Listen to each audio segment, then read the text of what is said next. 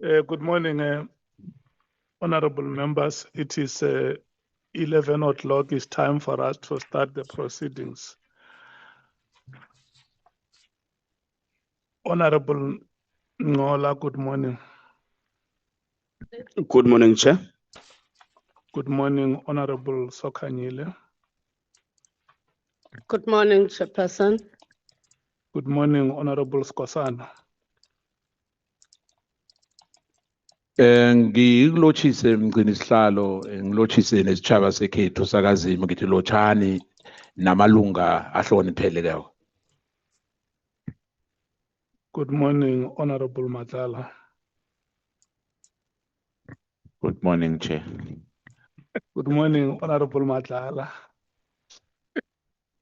Good morning, Chair. Honorable Madlala, not Matlala. Yeah, that's why I'm repeating it so that whoever is listening can understand that it's you from the MKP. I hope you are standing in for Mr. Honorable Shongwe. Thank you so much. You are welcome. Honorable Kola Barnett. Good morning, Chair. Honorable Cameron. Good morning, Chair. Honorable Malema. Good morning. Babela Mokgwaduba. Madume Mokhalaka. Honorable Matthys. Good morning. Good morning, President. Oh, I mean, good morning. No, withdraw. Well, I am greeting my president, but good morning, Chair. Good morning, Honorable James. You look exceptionally good today, Chair. Yes. Thought that you and I can start off on a good foot here today. Good morning to you too. Okay. Let me say good morning, Honorable Pambo. Good morning, Chairperson, Home. Good morning, Honorable Mkhalipi. Oh, morning, Chair. Good morning, Honorable Tambo. Morning, incoming. Good morning, Honorable Chief Whip, Honorable Ntuli. Advocate Arense, good morning to you.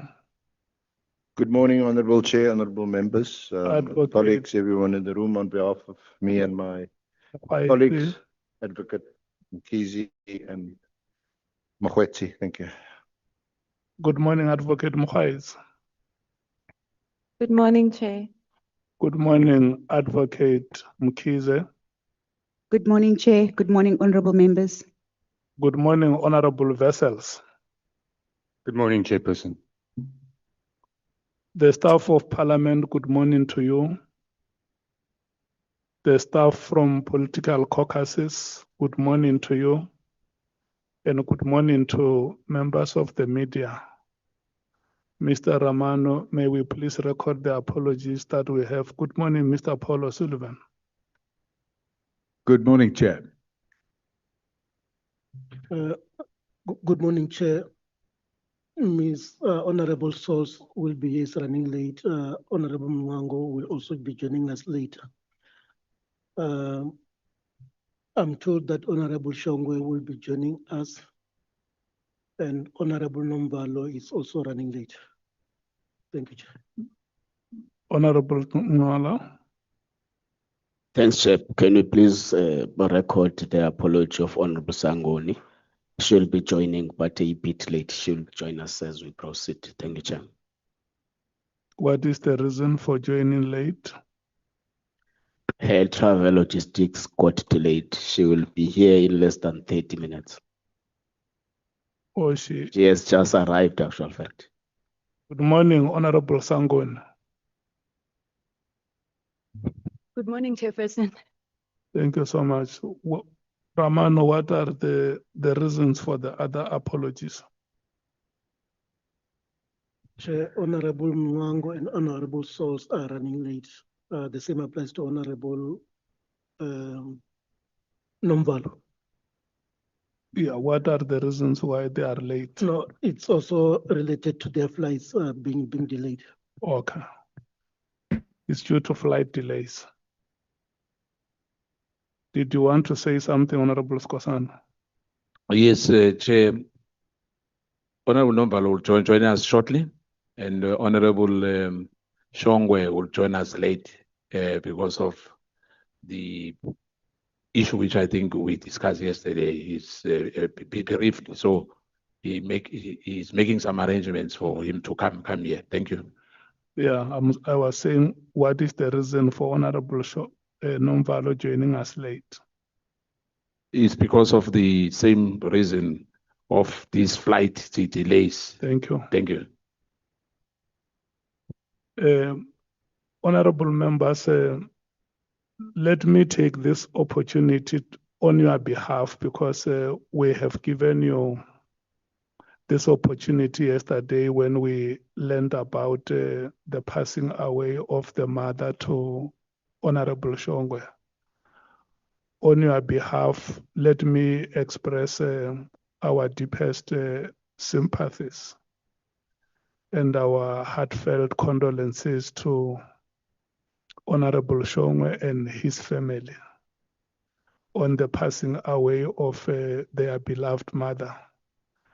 And I listened to you yesterday when all of you said that we will put the family in our prayers so that they can gather strength and courage to give the beloved mother a dignified send-off. And we hope that indeed they will have that strength. And we want to wish them all the best in the preparations for the interment of the remains of the beloved mother. Advocate Arendse, may you please confirm that the witness that is here before us today is the witness that we have expected. Thank you, Honorable Chair, Honorable Members. We have present today Mr. Paul O Sullivan. He has also deposed to an affidavit which has been commissioned and signed, and we will hand up to you the commissioned and signed affidavit once you've sworn him in. Do you have any remarks that you want to make? Just to thank Mr. O'Sullivan for being here, attending in person, and for cooperating fully with the evidence leaders over many consultations online, and for being here today and facilitating the work of this honorable committee. Thank you. Okay. Good morning once again, Mr. Paul O Sullivan, and welcome.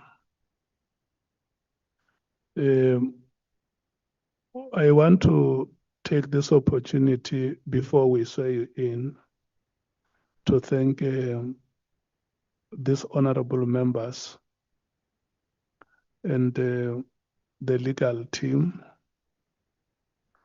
Thank the office of the Speaker and the Speaker herself in particular, and the security team of Parliament, and yourself, Mr. Paul O Sullivan, for the engagements that you had, which brought us to the situation that we have now, having to have you arrive here without any confrontation, but through understanding. So we want to thank you so much, and hope that all of us will cooperate to have 2 fruitful days with you, which will help the committee in its work.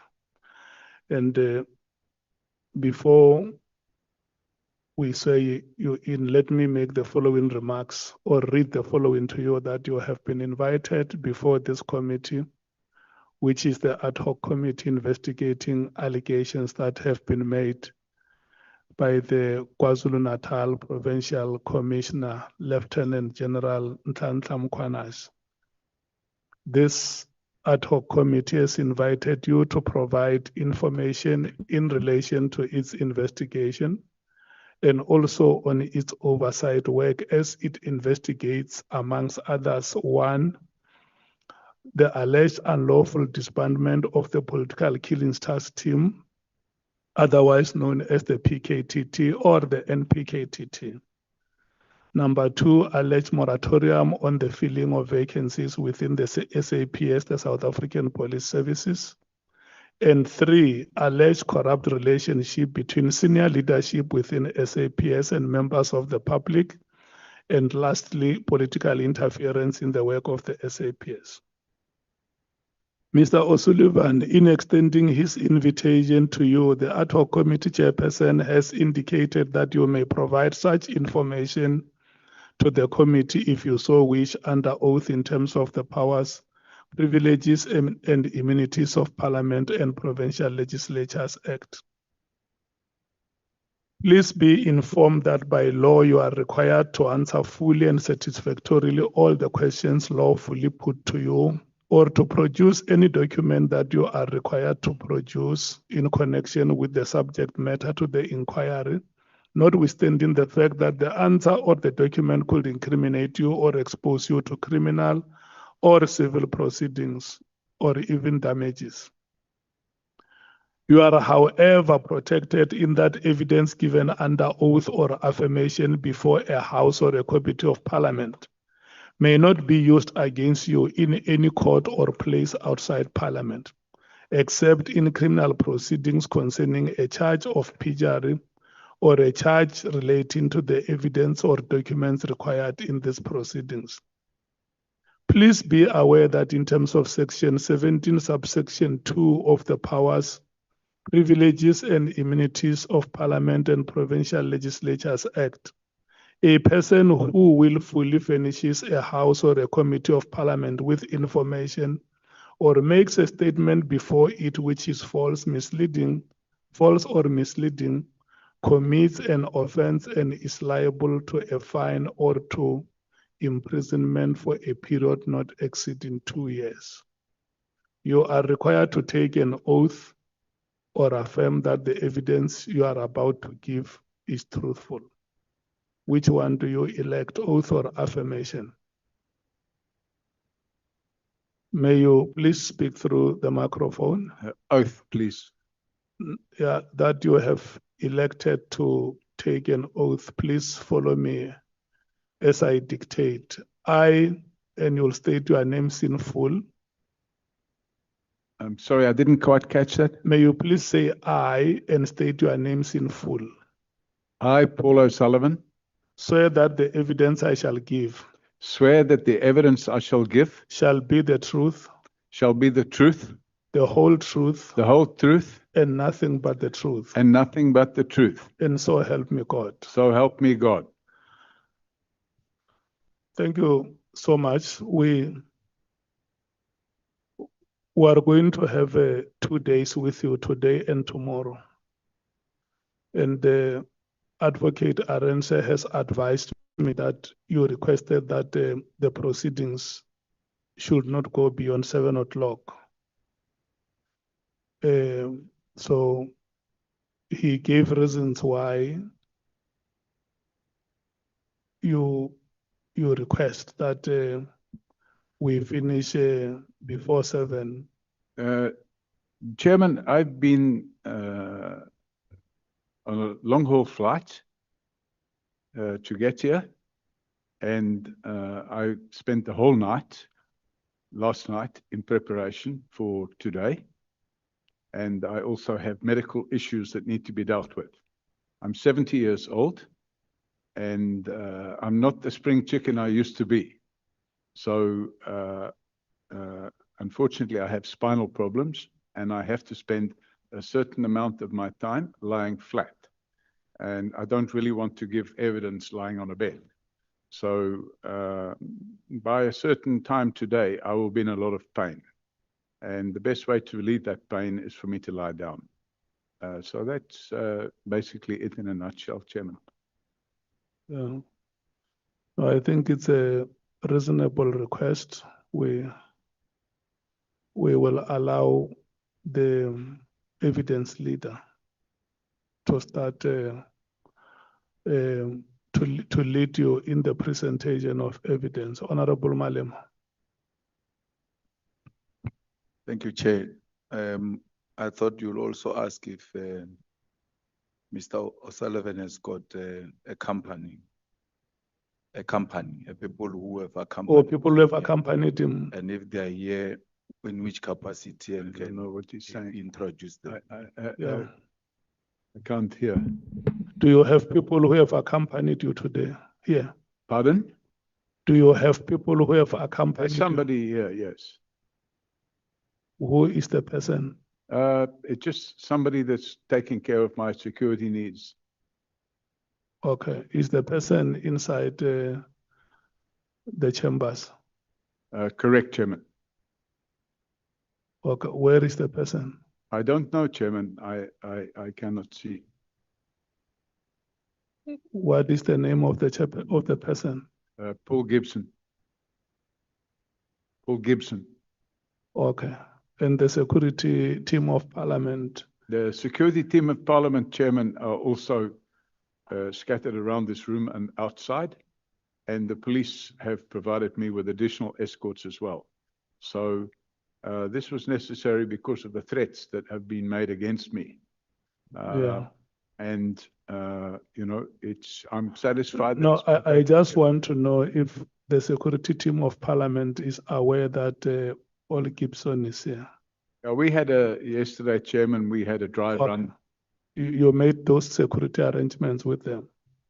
Sorry, Chairman?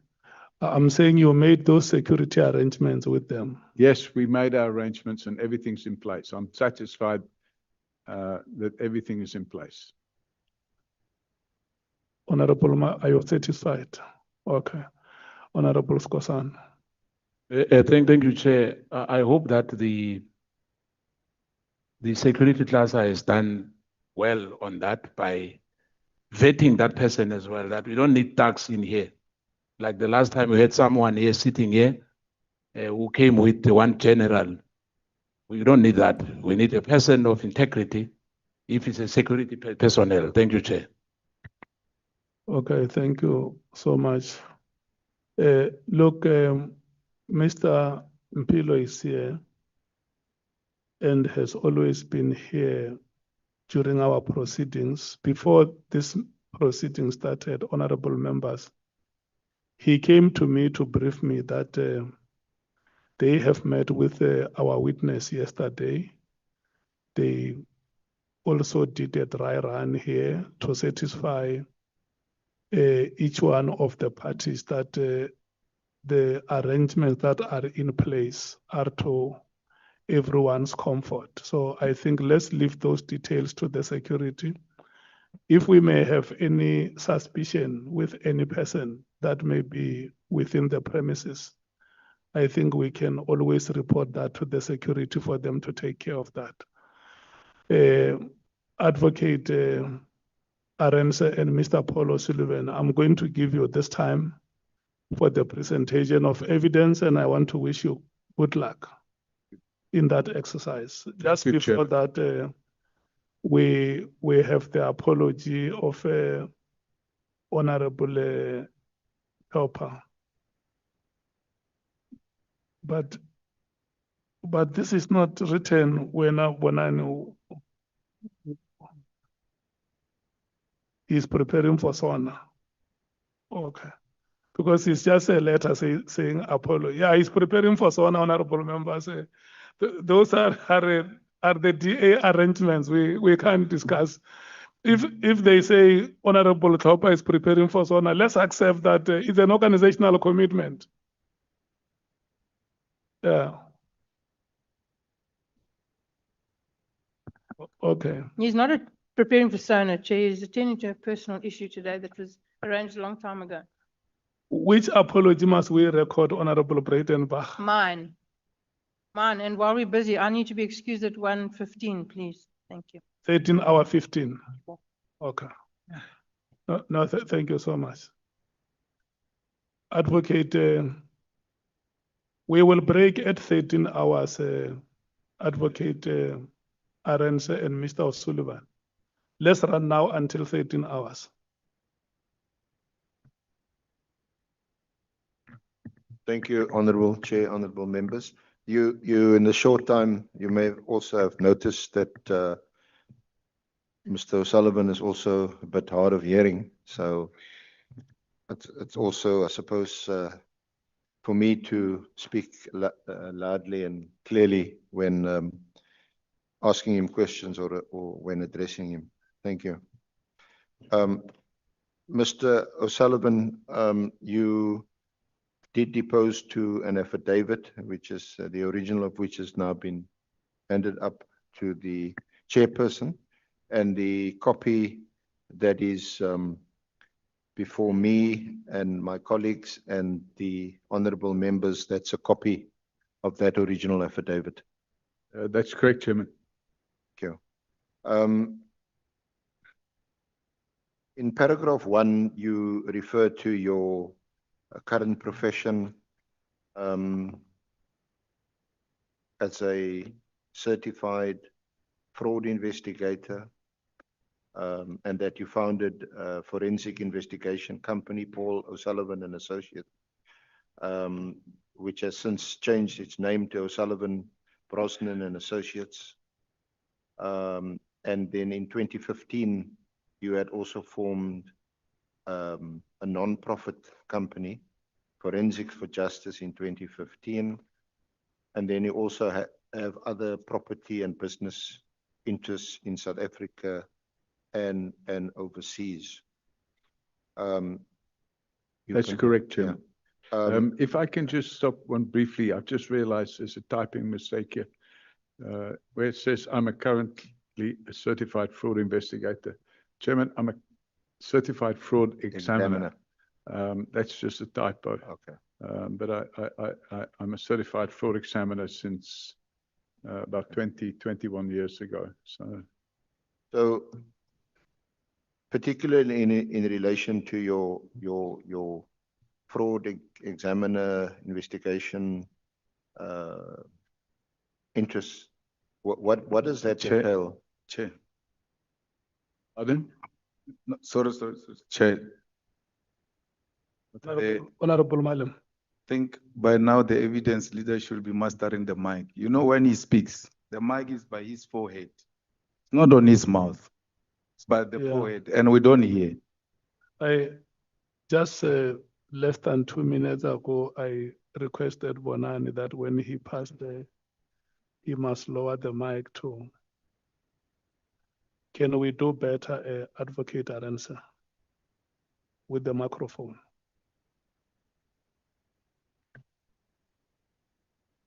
Mr. O'Sullivan, I asked, what is your business or your work entail as a certified fraud examiner, investigator, and the one company, O'Sullivan, Brosnan and Associates, and the other company, Forensics for Justice. What does that entail? Chairman, so I formed O'Sullivan, Brosnan and Associates in 2012.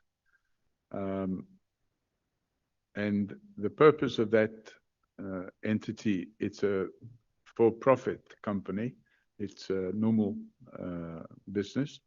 And the purpose of that company is to carry out forensic investigations. The company is made up of criminologists, certified fraud examiners, attorneys, and accountants. And we carry out in-depth forensic investigations into fraud, mostly in the corporate sector, Chairman. And some of those investigations would run into hundreds of millions of rand. And obviously that's done through contracts that are entered into with the corporate client. And the intention is to raise profits, and those profits are then used to run the non-profit company, which is called Forensics for Justice. And Forensics for Justice was formed primarily to investigate state-sponsored corruption, and with a focus on corruption within the criminal justice system and state-owned entities or companies. And in that regard, we investigated a lot of corruption within Transnet, Eskom, PRASA, South African Airways, a number of state-owned companies. And obviously we carried out a lot of investigations into the police and the prosecution service, where there was some rogue, and we didn't focus on constables and sergeants. We focused on generals and deputy directors in the prosecution service, or directors in the prosecution service. What was the motivation or your motivation to inquire into these entities and to do this kind of work? Or do you do that on behalf of your clients, your corporate clients, or members of the public that request or require you to do these investigations? No, Chairman. So if I turn the clock back, I wasn't really interested in the public sector at all. And I wasn't really interested in, when I say interested, I had no desire to investigate the police or the prosecution service or anything like that. But in 2001, some criminals tried to murder me. And it was after I cancelled the security contract worth about 300 million rand. And they tried to murder me, and they brought an urgent application in the High Court to have the contract cancellation set aside. And then at that moment in time, for reasons which I later found out were corruption reasons, the then Commissioner of Police, Jackie Celebi, got involved. And he took steps to neutralize me from cancelling the contract. And one thing led to another. And after a few years, I realized that actually he was engaged in corruption. So I decided it would be in the public interest to not have a chief of police that was corrupt. So I assembled several lever arch files of evidence, and I handed it over to the Scorpions.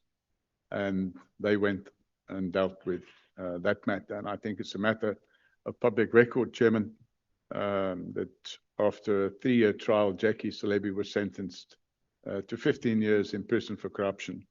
And I can say that I probably spent about 7 years of my life providing evidence for that investigation to the Scorpions.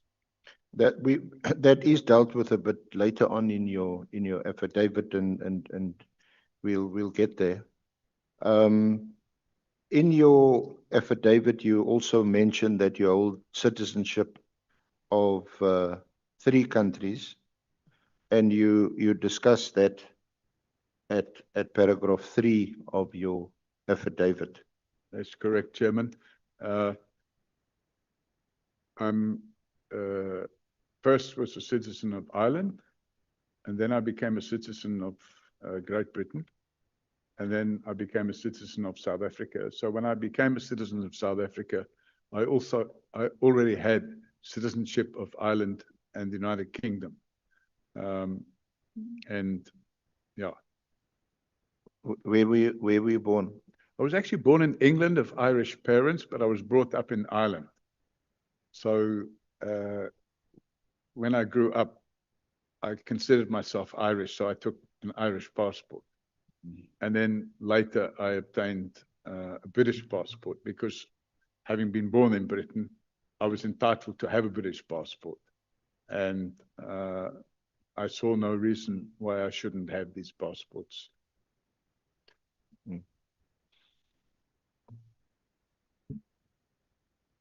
A question had been posed or asked, whether the reason why you hold citizenship of 3 countries is that you are or might be an agent or a foreign agent, or you're working or doing work for foreign entities, countries. I think, with all respect, Chairman, I've been in this country now 40 years, and I can categorically state that I have not performed any foreign agent activities in that 40 years. And in fact, my loyalty is to South Africa. If we go back to 1995, as an example, one of my daughters, a young girl then, she's obviously fully adult now, we were putting on at work, we were putting on for the Rugby World Cup. I gave all my staff the afternoon off from 11 in the morning. And we got one of these big screen TVs, which was like a projector because LCD TVs didn't exist then. And I set up a competition amongst the staff that whoever could come along as the best dressed rugby player or rugby supporter would get a prize. And I said that they could invite their family or children to this function. And I brought, at that stage, I only had 2 children. I now have 7. I brought my 2 daughters with me, Roshin and Sinead. And Roshin was a very strong rugby supporter. And she came along dressed as a Springbok. And one of the guys there said, yes, but you're Irish. So do you support Ireland or do you support South Africa? And she said, actually, I support 3 teams. First, I support South Africa because I'm South African. Secondly, I support Ireland because I'm Irish. And the guy said, but what's the 3rd team that you support? She said, whoever's playing against England. So that gives you the flavor. And that was in 1995, which is, my math's not, 31 years ago. So 31 years ago, we all considered ourselves South African. And I have children that were born here and went to school here, and they considered themselves South African. And I would consider it criminal for me to support a foreign government.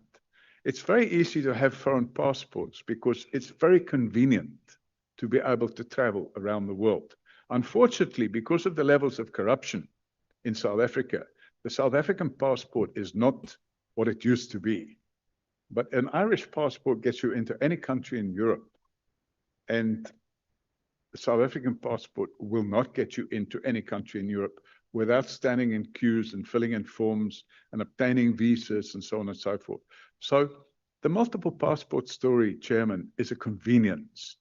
And I have taken the oath a short while ago, and I want to remind everybody that having taken that oath, I'm stating clearly under oath, I have never acted as a foreign agent in this country.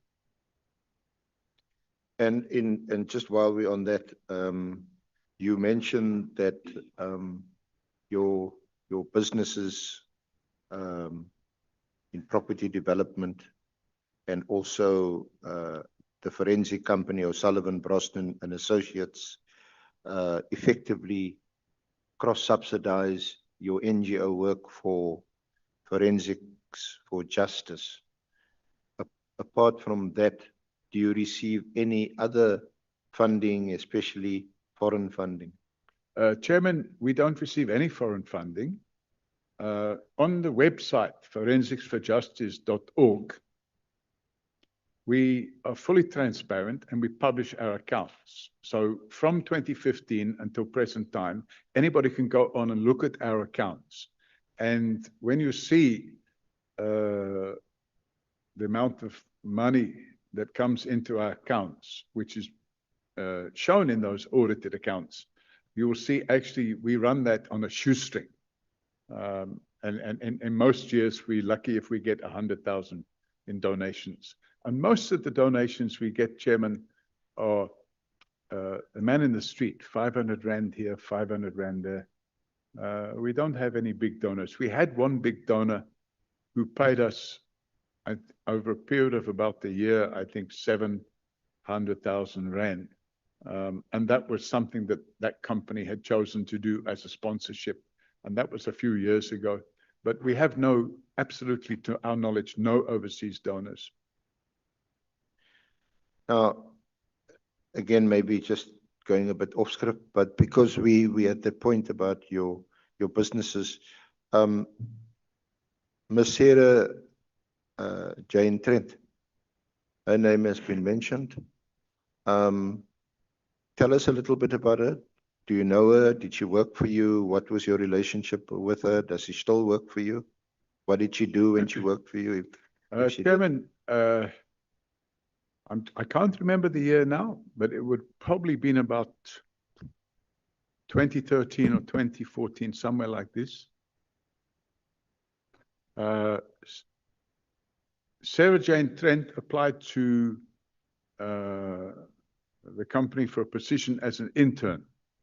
She had completed her law degree, but she hadn't completed her articles and she hadn't taken her board exams. And she applied for a position as an intern.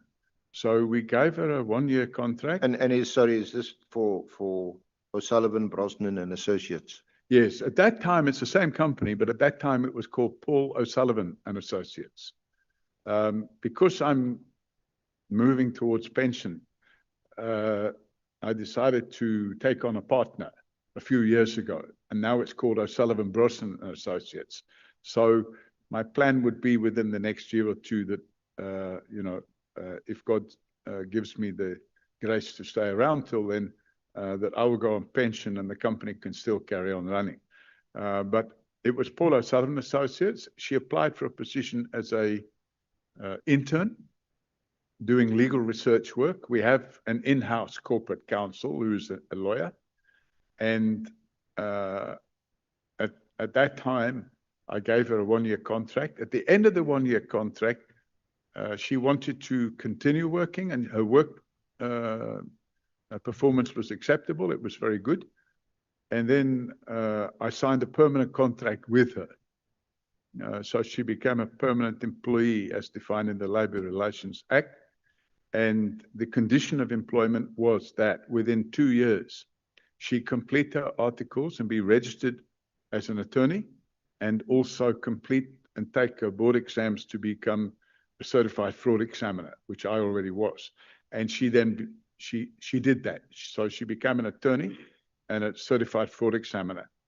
And then that coincided with my decision to form this non-profit company, Forensics for Justice. So I invited her to be the executive director. I was the founder of it, but I invited her to be the executive director of Forensics for Justice, which meant she was the person that would have to assist with those pro bono investigations that we would carry out. But she effectively reported to me and she carried out my instructions. And what's the current? Just a moment, Honorable Mathis. Pardon? I didn't hear that. Thank you, Chair. Can the evidence leader tell us on which page of the statement we are on, and particularly on the matter of Sarah Jane, because I didn't see it in the statement. Thanks. Okay. Point taken. As I respond, Chair, I did say it's not right. It's not in the statement right now, but I prefaced my remark by saying I'm going a bit off script because we are talking about your company and the non-profit organization, and the name of Sarah Trent has come up. Can you now at this stage just, and that's what the witness has been doing. Oh, thank you so much. I'll continue, Chair. Honorable Mathis. Chair, the evidence leader, since he started, has not even said we are on paragraph 1, we are on paragraph 2. He's not leading. He's always going off script. We don't know where we are following. I mean, there's just a basic thing on leading evidence. On paragraph 2, you are talking about this. Can you expand? That's all we're asking so we can follow properly. Thank you, Chair. And we raised this even last week, and he's doing the same thing again. Advocate Arendse, may you please repeat what you said? Thank you, Chair. So we were still discussing your interests, your business interests, and your non-profit organization, referring to one in which is still in paragraph one of your statement. Before you proceed, I just wanted you to explain to Honorable Mathis what you are doing so that all of us are able to follow you.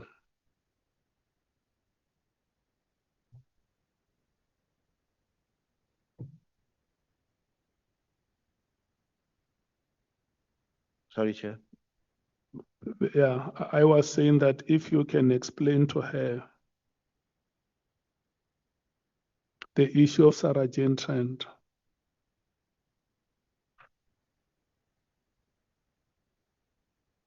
May you please explain to her so that she understands what you are. It's not that I don't understand. I get that the senior counsel is even saying he's going off the beaten track.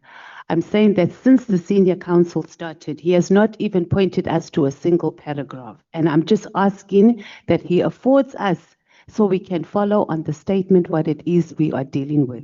So if he gets to a certain paragraph, I'm on paragraph 5, and I'm going to ask also here about Sarah Jane. She doesn't appear anymore. If you go back and you look at hindsight, since the senior counsel started, he has not even indicated we're on paragraph 1 or 2 or 3. So we're just asking for that basic indulgence, please, Chair.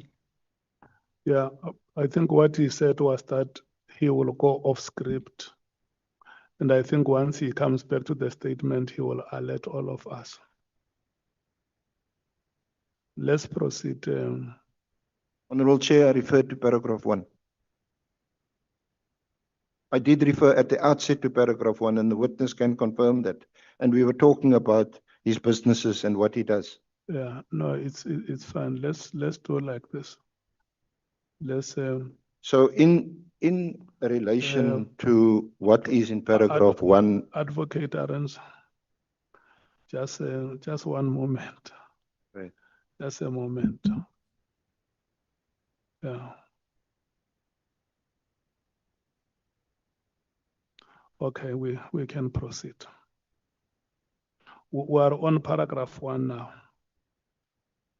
we are on paragraph 1, Yeah. where Mr. Sullivan indicates that his company, Paul O'Sullivan and Associates, changed its name to O'Sullivan, Brosnan and Associates, and he explained how that took place. He also indicated that he formed this company, Forensics for Justice, and explained how that took place. We discussed, which is not mentioned in paragraph 1, about funding, sources of funding. Why? Because this issue has been raised before the Honorable Committee on previous occasions. So while I was there, I asked him about it because he discussed the funding, and I asked the question about whether it's foreign funded and so on. And while we were there, he discussed people who work for him. So I said, the name of Sarah Trent has come up in this committee. In fact, she's now been identified as a witness. So can you just also tell us about her? And that's where we were. That is sufficient, Advocate Arendse. Let's proceed. Thank you. Mr. O'Sullivan, so just what is Ms. Sarah Jane Trent's current position in relation to Forensics for Justice? Is she still the Executive Director? Chairman, in March, about I think it's almost 4 years ago, actually, Ms. Trent expressed a desire to move on. I think she'd been with me at that stage for about 7 years. And she expressed the desire to move on. So she resigned as Executive Director in March 22 of is that 4 years ago? Almost 4 years ago.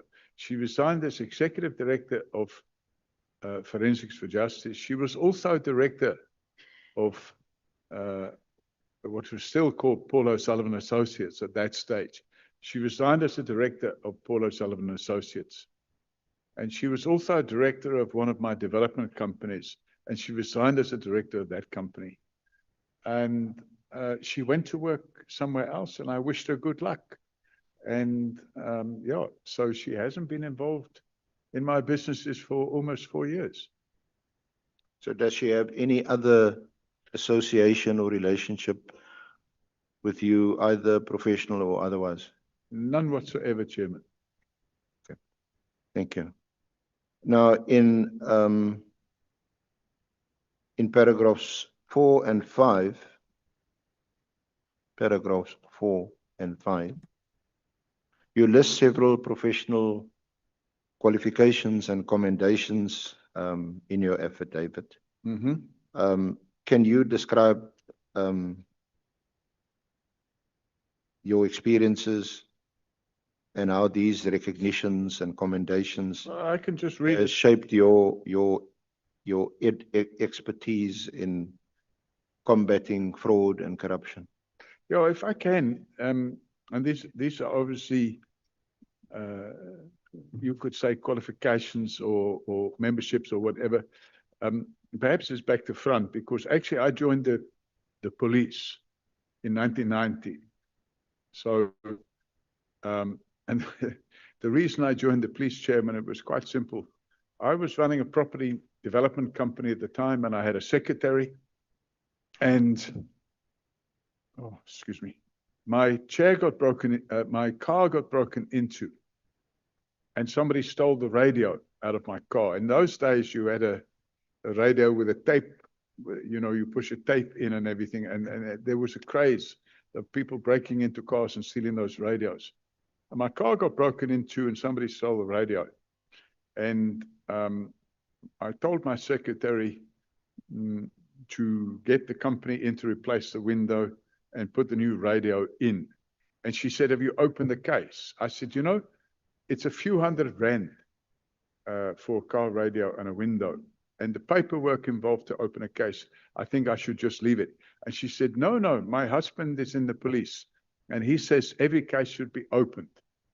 And in fact, you should meet him." And I met him. Very nice guy. I can't remember his first name now, because it's a very long time ago. But he was a major in the police. Edwards, his name was. And he was the station commander at Halfway House Police Station. And I met him, and I opened the docket.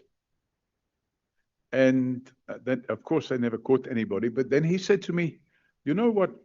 You can become a police reservist." So he explained to me how it all worked and everything. You have to fill in forms and whatnot. And they have to check to make sure you don't have a criminal record. And then you do the training and you become police reservist. So I did that.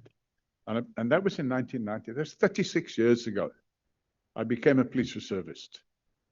And I realized that it was important in this country, not just to be a taker, but to be a giver as well. So I started contributing. And my contribution was to work hard as a police reservist, and that's what I did. And then I realized that it would be important to get relevant training and relevant skills for the work that I was doing. So I went on a number of courses at my own expense. And eventually I became a certified fraud examiner. I became a member of the society, the American Society of Criminology. There's no South African Society of Criminology. I became a voice stress analyst, a certified voice stress analyst in 2001. I became a certified aviation security specialist in 2001. And that related to my work at the time.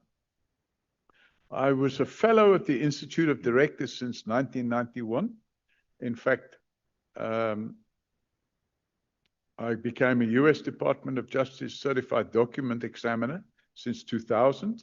That flowed from the work I was doing in the border police, because in I was originally in the police in Boysons, and in 1996, I got badly injured. Mr. O'Sullivan, can I just interrupt you? You've now just jumped to, or if I could just indicate to the honourable members, we're discussing. Initially, I asked you about the recognition and the commendations which are at paragraph 4 and 5. Okay. And if you wish to highlight anything there, and then you had also jumped to paragraphs. Okay. The volunteer, I'm sorry. your heading volunteer Yeah, I work would as try well and as follow service. yeah. That's from paragraphs 14 through to 20. Okay, so in paragraph 5. So at the moment you've now jumped to paragraph 6, your professional background. Okay, let me go back to paragraph 5. Yes. Sorry, Chairman. My mind sometimes is ahead of my eyes. Is there anything you want to highlight there in paragraph 4 and 5? Yes, I think Advocate, may we take Honorable Malem? I think I've dealt with paragraph 4. On paragraph 5. Thanks, Chair. Pardon? What? Honorable Malema. Yeah, I wanted to check. I'm happy that the evidence leader is now referring us to paragraphs, because I thought they were still going to come to paragraph 3, where the witness suggests that we can't ask him questions about anything before 1990. I've never had a witness who gives an affidavit saying to us, you can't ask me this or that, because when he took an oath, he committed to answer all the questions and do so truthfully. And he can't say to us, so how do we treat paragraph 3 after he has taken an oath? How do we treat it? What is this paragraph worth of? Are we on to that paragraph, advocate, or are we still going there? They were on paragraph 4 now. Yeah. Mr. O'Sullivan, in paragraph 3, highlighted now by Honorable Malema, is that for reasons of personal and family security, you will not engage in discussions concerning your family, background, education, or business interests in South Africa or overseas prior to 1990. For what reason, or why do you mention that? Chairman, just for personal security, over the last 15 years, there's been 10 attempts on my life. In 1996, I was shot 3 times. There have been multiple attempts on my life.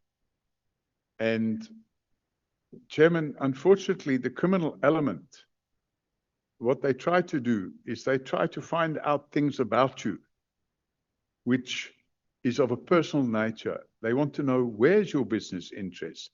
Where are your children living? Where are your properties? So I've made it clear that I'm not going to be providing any of that information. It's just not going to be advanced. And we can sit here all day and you can ask me a million questions. I will not provide that information.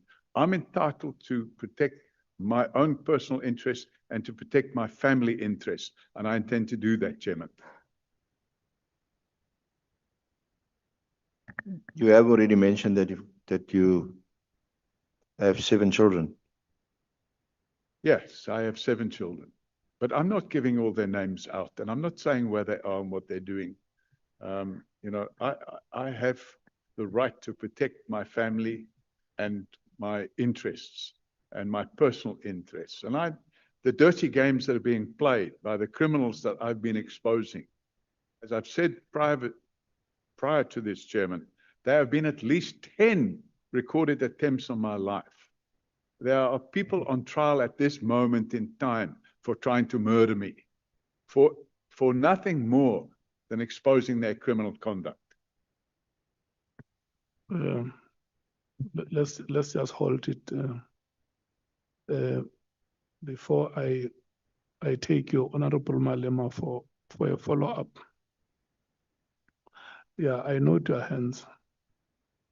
I don't think that it will be fair for you to make a statement that we can sit here for the whole day. I can't hear. Sorry, Chairman, I can't hear what you're saying. Yes, I'm saying that I don't think it's fair for you to make the statement that we can sit here for the whole day. Surely you could get a better way to say it, isn't it? Well, we don't have to sit here the whole day, Chairman. Yeah. I prefer to just get on and give my evidence. No, I'm saying on the question, whether you are prepared to answer for matters before 1990. Yeah. And then you say, no, we can sit here for the whole day. I'm not going to say anything. I don't think it's a better way to say it. You could have found a polite way to make that statement. Do you agree with me? A point taken, Chairman. Thank you. Honorable Malema. No, thanks, Chair. I don't think it is correct for the witness to write his own questions and answer them. He can't say to us, we can't ask him anything about things that happened before 90. What if the business you are talking about started engaging in wrongdoing before 1990 and is still doing the same thing now and want to refer back to where it started? What if there is an allegation that you are handling certain activists of the liberation movement that happened before 1990? And that's why you've got certain relationship you have with them today. So it cannot be correct, and that has got nothing to do with criminality. That has got everything to do with trying to demonstrate that you have captured criminal justice system way before even 1994. So it can't be correct, Chair, especially after taking an oath that is going to answer every question here and answer it truthfully. And therefore, we need to make it very clear as a committee that is going to answer every question presented before him here. He's under oath. And it's not going to tell us here that we can sit here the whole day and ask him questions. He's not going to answer those questions. He's going to have to answer those questions. He has taken an oath to answer the questions. And that must be made very clear to him. Honorable Skosana, Honorable Nomvalo, you are going to speak, honorable members. There is no need for you to be. Thank you, Chair. Indeed, paragraph 3 is problematic because,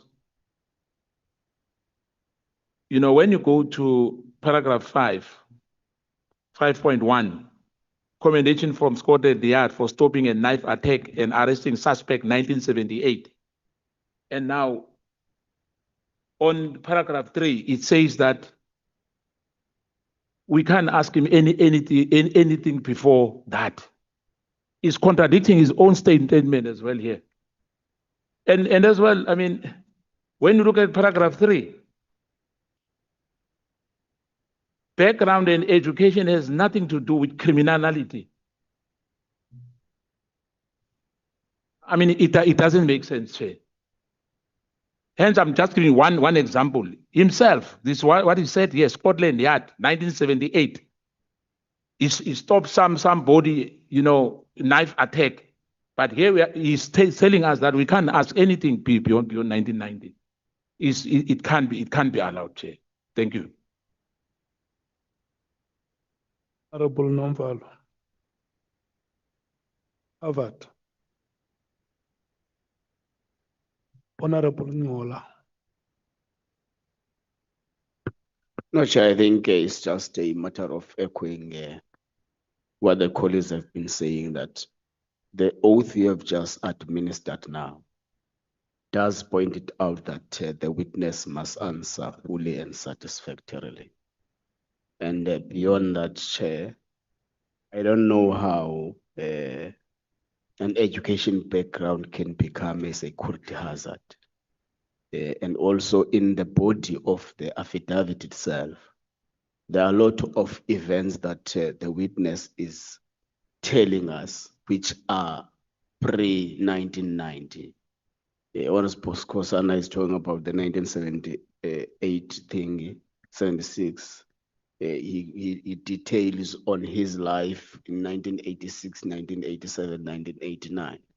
Now, the nature the nature of the paragraph itself is actually limiting us from diving down to what is saying in the body also of the affidavit. So I think we shouldn't accept that there are matters before 1990 that should not be responded to. Thank you very much.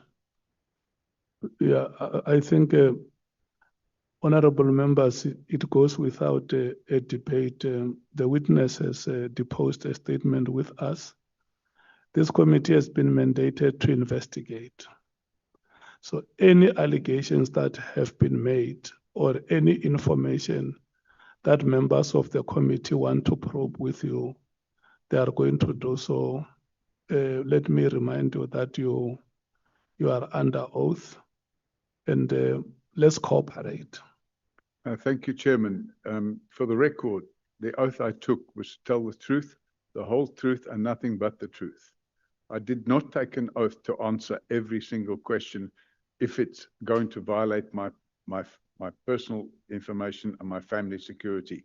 And if we take, Chairman, paragraph 3, and we take paragraph 5.1, Chairman, the two are not related. Mr. O Sullivan, let's not go to the statement now. Okay, thank you, Chairman. Listen to me. Look at me. You have the evidence leader in front of you. The evidence leader is going to lead you paragraph by paragraph. Okay, thank you, Chairman. And then the oath that you have taken here says that fully and satisfactorily, you are going to ask questions that have lawfully been put to you. Thank you, Chairman. So if we on your statement, you have deposed a paragraph that speaks about an event that happened prior 1990s on your statement. The honorable members have a right to ask you about it. If there could have been any witness who came here and made a statement or an allegation about an event that happened before 1990, and you were involved or you are alleged to have been involved, you will have to respond to that. These members, if by chance they have any matter prior to 1990, they want to probe with you, please respond to those questions. Thank you, Chairman. But for now, I want you to follow the evidence leader. The points I'm making here must not be points for debate. Yes, thank you, Chairman. Yeah. And without sounding argumentative, the reality of the situation is that the qualification about prior to 1990 says, for personal and family security, I will not engage in discussions concerning my family, background, education, or business interests in South Africa or overseas prior to 1990. If any member has a question they want to put about any event that took place prior to 1990, and it doesn't impinge on my family security and my safety, I have no problem with that question. Let me say this to you. Let's cross the bridge when we come to it. Yes, I think that's a good idea, Chairman. Because what we will not allow here is for you to prescribe what you should be asked and what you should not be asked.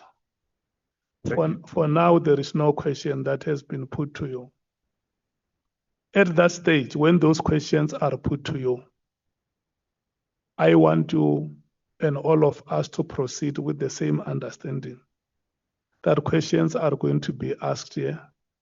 Questions have been asked with all of the witnesses that have appeared before this committee, and they have responded to those questions. There are witnesses, for instance, Some of them were asked very, very sensitive questions, including their romantic relations. Not only here, even in the commission outside here, or even in society out there, those questions have been asked. So I don't want us to be agitated. I want us to understand that you are here before this committee. You are going to cooperate, all of us. We are going to cooperate with you. You are going to cooperate with us. We are a committee probing allegations. And for us to successfully probe those allegations, you have to honestly come forward and respond to the questions that members are asking. Yeah, thank you, Chairman. I want to confirm that I'm here to cooperate and I'm definitely not agitated. Some of the members may be agitated, but I am not. No, Thank there you. is no member who is agitated. Okay, thank you, Chairman. It is me who will say that. Okay. Yeah. Honorable Malim. No, thanks, Chair. It's not about whether the question will arise or not. That statement by its own nature is wrong and it must be removed. Before we proceed, we must agree paragraph 3 must be expunged from that affidavit.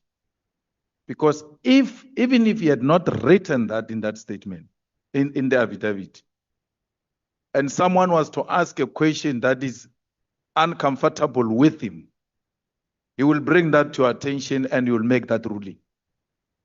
Now, if we allow him to proceed with this paragraph 3, it means we allow him to tell us which questions to ask him and which questions not to ask him. We know how we work. We cannot be told in an affidavit, you are not going to ask me questions that happened before 1990. If we allow that to happen, we are setting a wrong precedence. He can't tell us that. He needs to remove that paragraph. We need that paragraph removed. He can't tell us which questions to answer him, which questions not to answer him. If there is a question that is security threat or incriminating or any other matter, you are well placed to deal with those matters. We cannot be told by a witness that you can do anything before 1990, I will not answer. You can even sit here the whole day, I won't answer anything before 1990. We are going to come out of this committee looking like clowns that were told by witness which questions to ask him, which questions not to ask him. He's going to be speaking about other people here. He's going to be speaking about other people here, and he doesn't want to be asked questions about himself. Well, he must be asked questions about himself because he's also going to talk about other people. And he already calls them criminals. So he needs to remove this paragraph 3. It's not about whether the question will come or not. This is just like a principal telling us that we must not go beyond 1990 on this textbook. It can't be corrected. It has got everything else to, it smells like supremacy. And we can't sit here with our clear conscience and allow it to proceed like that. We need to be advised from evidence leaders' point of view. I may not know the law. In a situation like this, what do we do? Where this paragraph in a signed affidavit is very problematic. It tells us from right at the beginning, you are not going to ask me anything about 1990. Even if you try, we can sit here the whole day. I want to answer that. And then we say, let's proceed. That is a very disrespectful statement, which must not be accepted by this honorable house. Thanks, Chair. Advocate Aransa.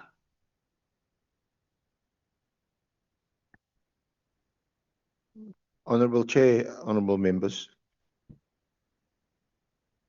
In relation to no witness that has appeared before this honorable committee, including Mr. O'Sullivan, are we bound by what a witness says in his or her affidavit that they place before the committee? In fact, I've already asked several questions which do not appear on the statement, and where Honorable Matthys had said, where's the reference to it in the statement? So we are not bound by the four corners. As evidence leaders, we consult with a witness, all the witnesses thus far. Some of them insist that they want certain things said in an affidavit or removed from an affidavit. We exchange drafts with them and we settle the affidavit not on the basis that this is a document that's been agreed. Otherwise, you don't need us. You can just place the affidavit before the Honorable Committee and the witness can read it and they can ask him questions. We place it before the committee to facilitate the leading of evidence, but in many instances, in some instances where I've been criticized, we go out of the affidavit because we tell the witnesses in consultation, including Mr. O'Sullivan, that we will put to you contrary versions of other witnesses or other information or other evidence that we have gathered, and we will ask you about that. And again, it's not for them to agree that that's the case or not. That is the nature of them giving evidence. The purpose of putting a written affidavit before the Honorable Committee is to facilitate the interaction with the witness. What is important is the oral evidence given before the committee. I'm glad Honorable Madema raised the issue of what is contained in paragraph 3, because I was going to ask Mr. O'Sullivan, if it's one can understand, and hopefully we all understand, that issues of safety and security, especially regarding your family and your personal security, all of us would be concerned about that. But there seems to me no reason why we cannot ask Mr. O'Sullivan about his life, his career, his qualifications preceding 1990, especially in the context of a question I've already asked him, which is not in his affidavit, is there's an allegation that you are funded by foreign agents. Are you a foreign agent? That's what people are curious about. And because of his role in crime fighting, crime prevention for some 36 years, he's become a prominent figure in South Africa. And it's entirely relevant that people want to know, where do you actually come from? And what have you done before you came to South Africa? Okay. So, with your leave, I want to ask him that. And if he doesn't want to answer me, then I'm sure honorable members will ask him when their turn comes to ask him questions. I want you to proceed with the leading of oral evidence, and we proceed by the decision that that paragraph does not belong here. We don't accept it.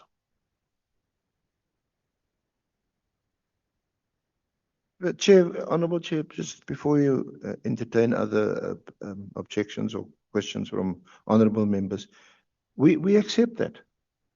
No witness can tell this honorable committee or the evidence leaders that certain questions are off limits.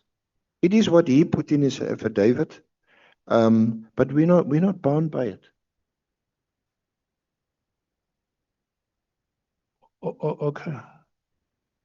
Can I see those who want to speak? Can you raise your hand? Chief Whip, Skosana, Honorable Skosana, Honorable James. No, thanks, Chair. Good morning to you and good morning to colleagues. No, Chair, the reason I'm raising my hand is because I think we are now traveling to a wrong direction.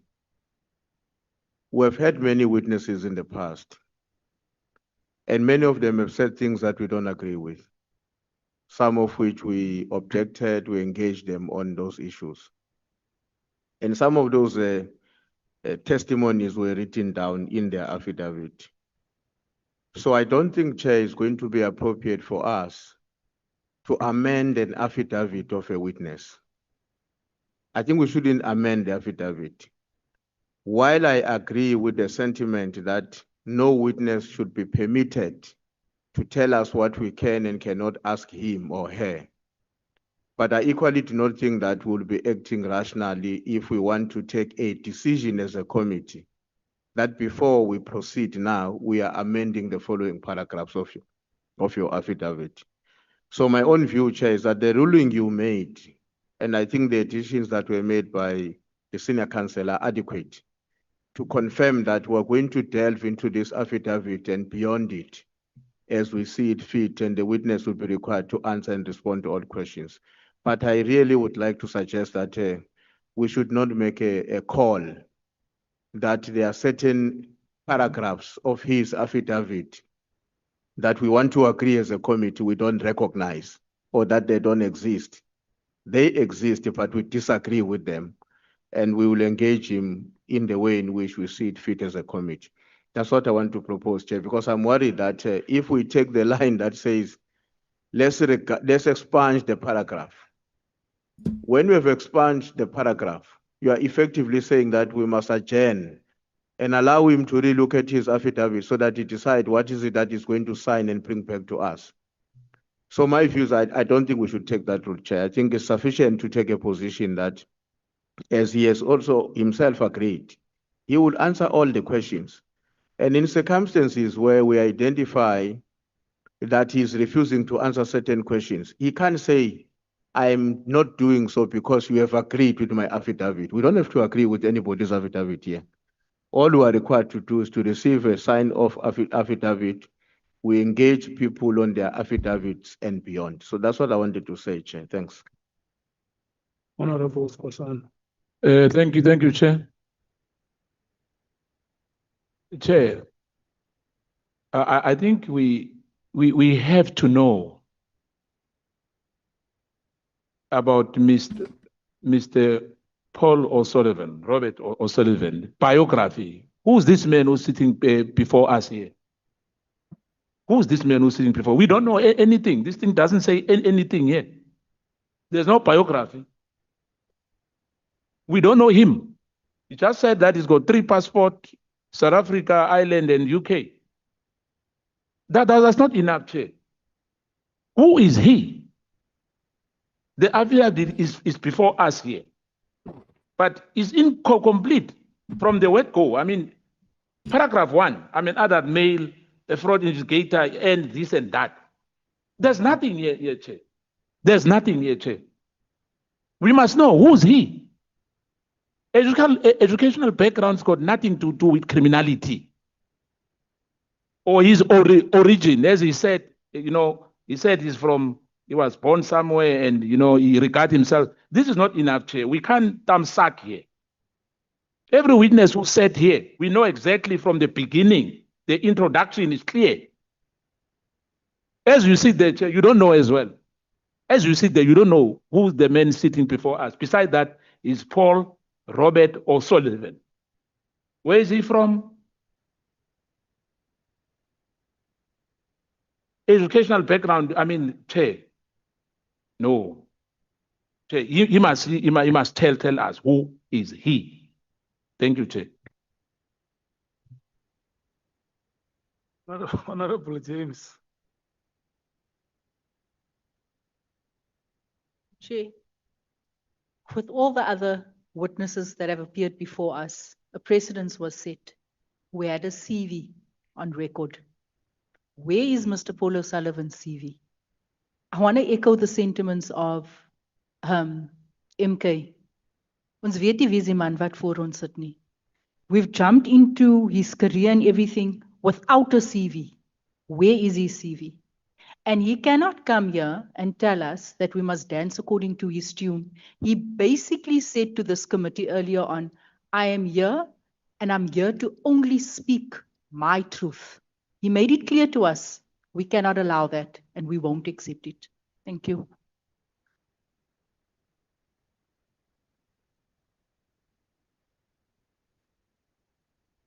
Your hand was not up. No, it was up, Chair. No, it wasn't when I noted the hands. Chief Whip, I hear the point that you are saying on the affidavit. And that paragraph, to my understanding, is that it is not a testimony. It's a condition for this committee. So if we allow such a condition in a statement and saying, look, we can't amend the statement. You know, a condition is something very difficult for us to continue with a statement that has a condition in it. And if we say we disagree with this condition, I would be persuaded to agree with you where a witness alleges something that, look, what you tell us, we disagree with this. This may not be accurate. But where you have a condition that says you will not or you shall not ask me anything, it becomes very problematic. And that is why, maybe for lack of a better word, I said the committee cannot accept a condition like that one. Maybe whether we expunge it or we don't expunge it, we disagree with it or we agree with it. Let's all agree that the committee does not accept this condition in its proceedings. And where I stand, I strongly feel that we will be reduced into a mockery if we are going to allow any witness to come before us and lay terms within which we are going to engage with him or her.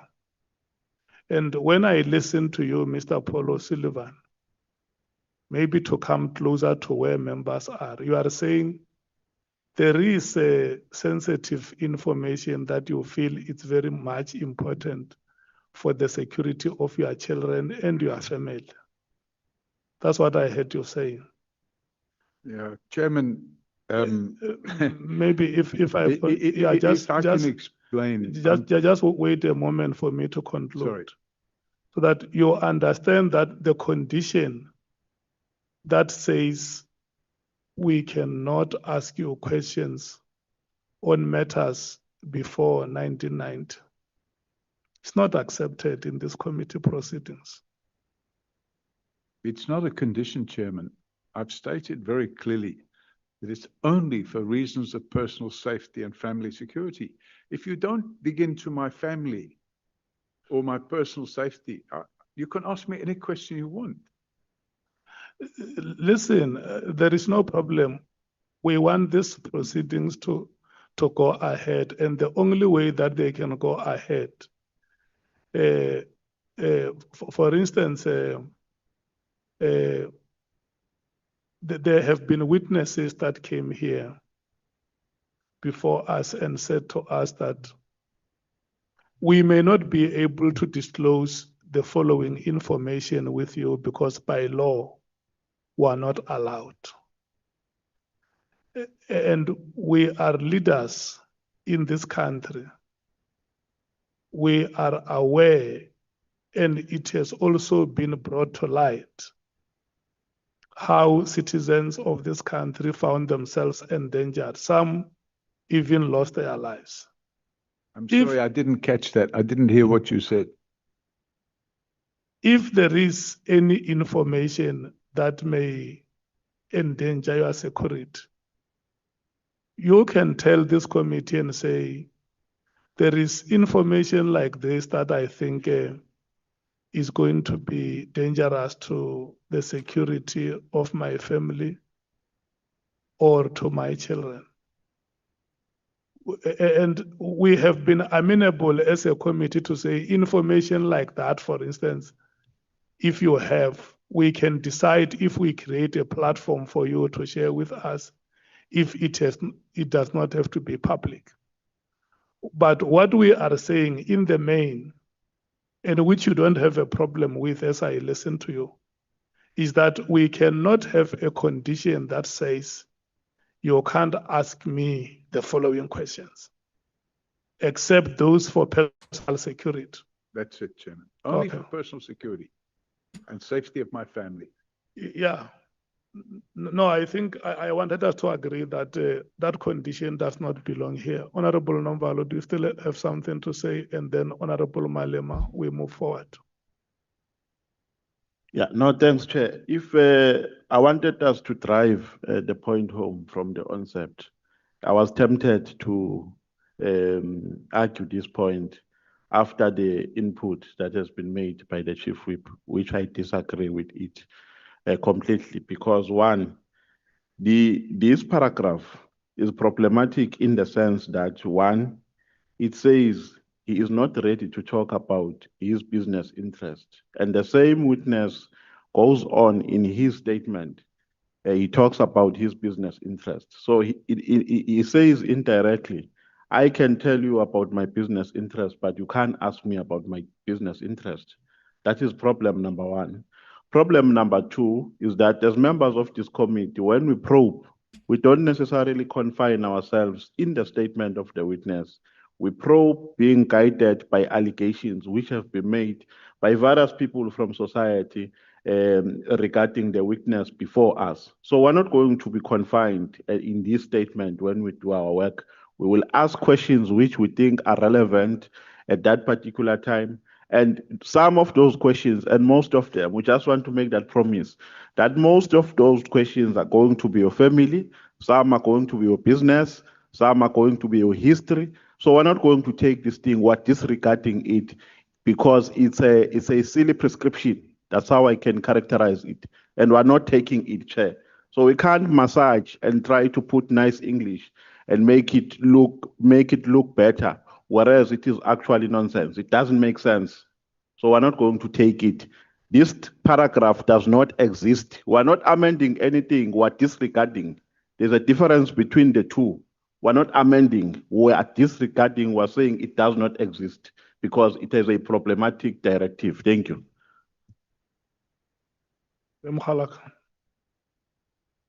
No, Chair, I fully agree with what you said, but it is entirely incorrect, if not a deliberate decision to lie to the public, that we've never asked a witness not to amend his affidavit.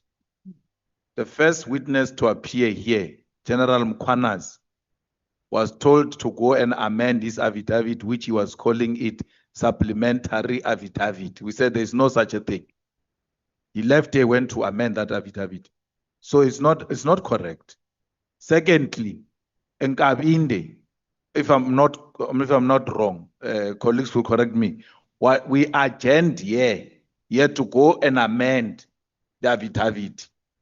So if people say it will be irrational, what do they mean? Was it irrational when we asked General Mkhwanazi to amend the affidavit and asked Nkabinde to amend the affidavit? But I'm amenable to proceed in a manner you are suggesting, and not under the lie that was told here, but under the conclusion that you made that this paragraph number 3 is not worth the paper written on it. We're going to ask questions beyond 1990 and they're going to be answered here. Thanks.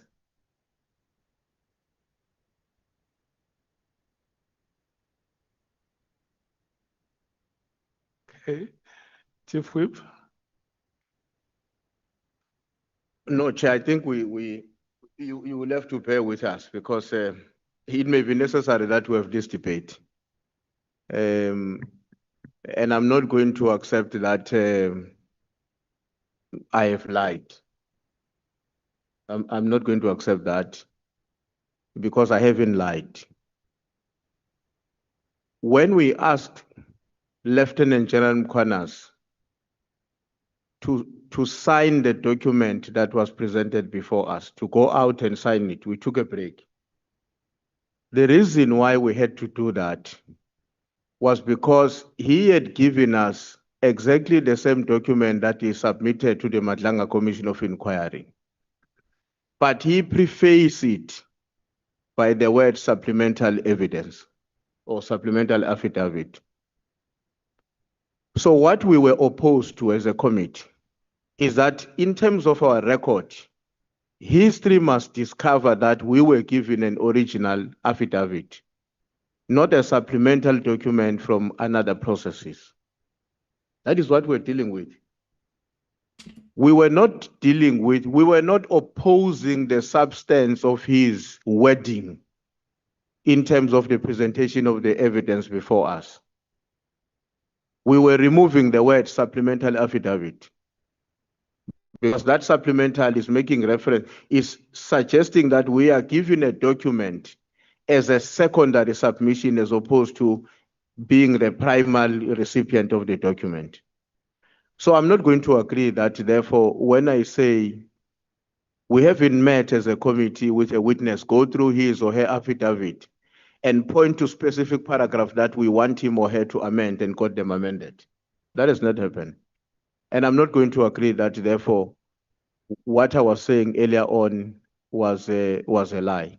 And that is why I'm saying to you, if we have to discuss this issue and not deal with what we have to deal with in the context of what you suggested as a summary, I think we should do so. But I really would not accept that I have lied when I haven't lied with what I was explaining.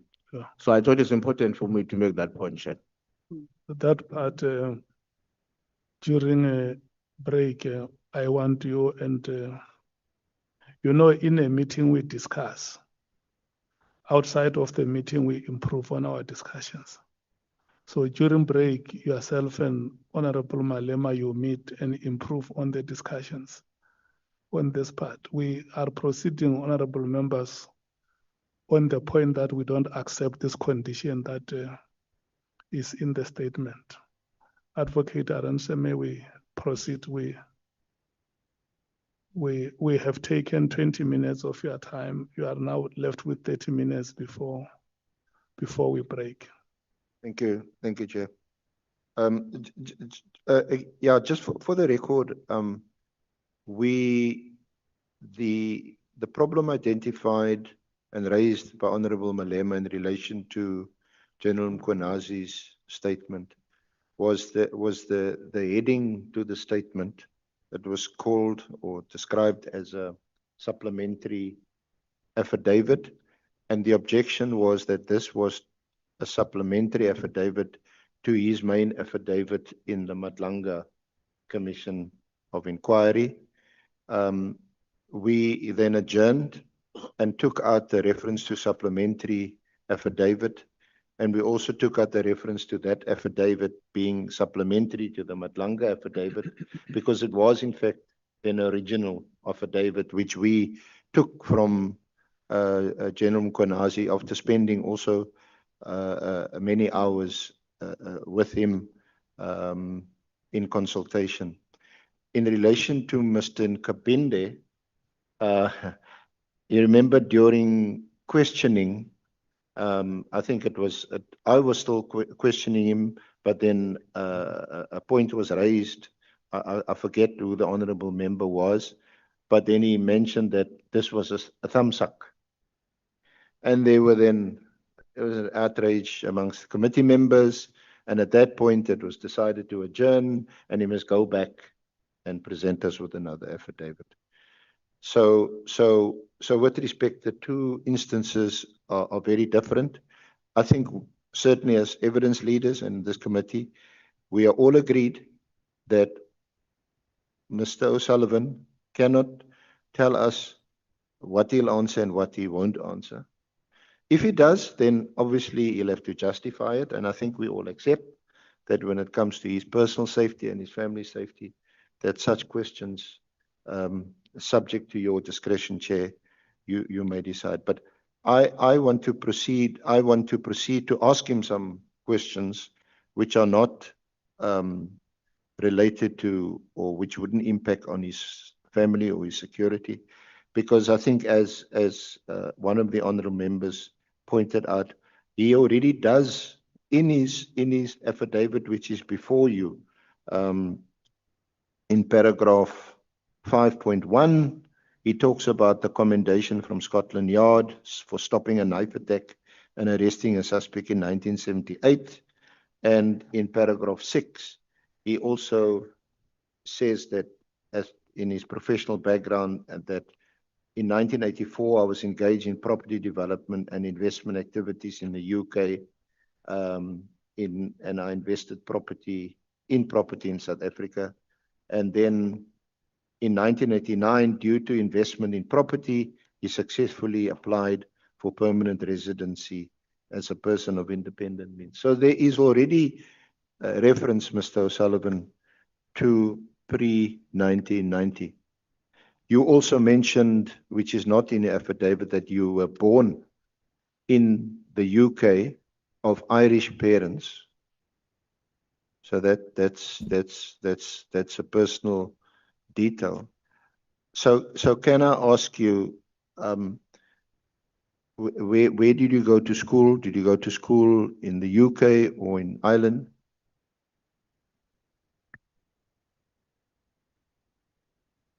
Chairman, I went to school in Ireland Okay. and in the UK. Okay. And after your schooling, did you go to any tertiary institution, any university, any college? I studied in London and in Manchester. What did you study? Electrical engineering and electronic engineering. Are you a qualified engineer? Not anymore. You know, you have to have what they call continuing professional development. And I ceased engineering work probably 30 years ago. I stopped being involved in engineering activities about 30 years ago. I was registered with an institution in the UK, and I never registered in South Africa because actually I decided that engineering wasn't for me.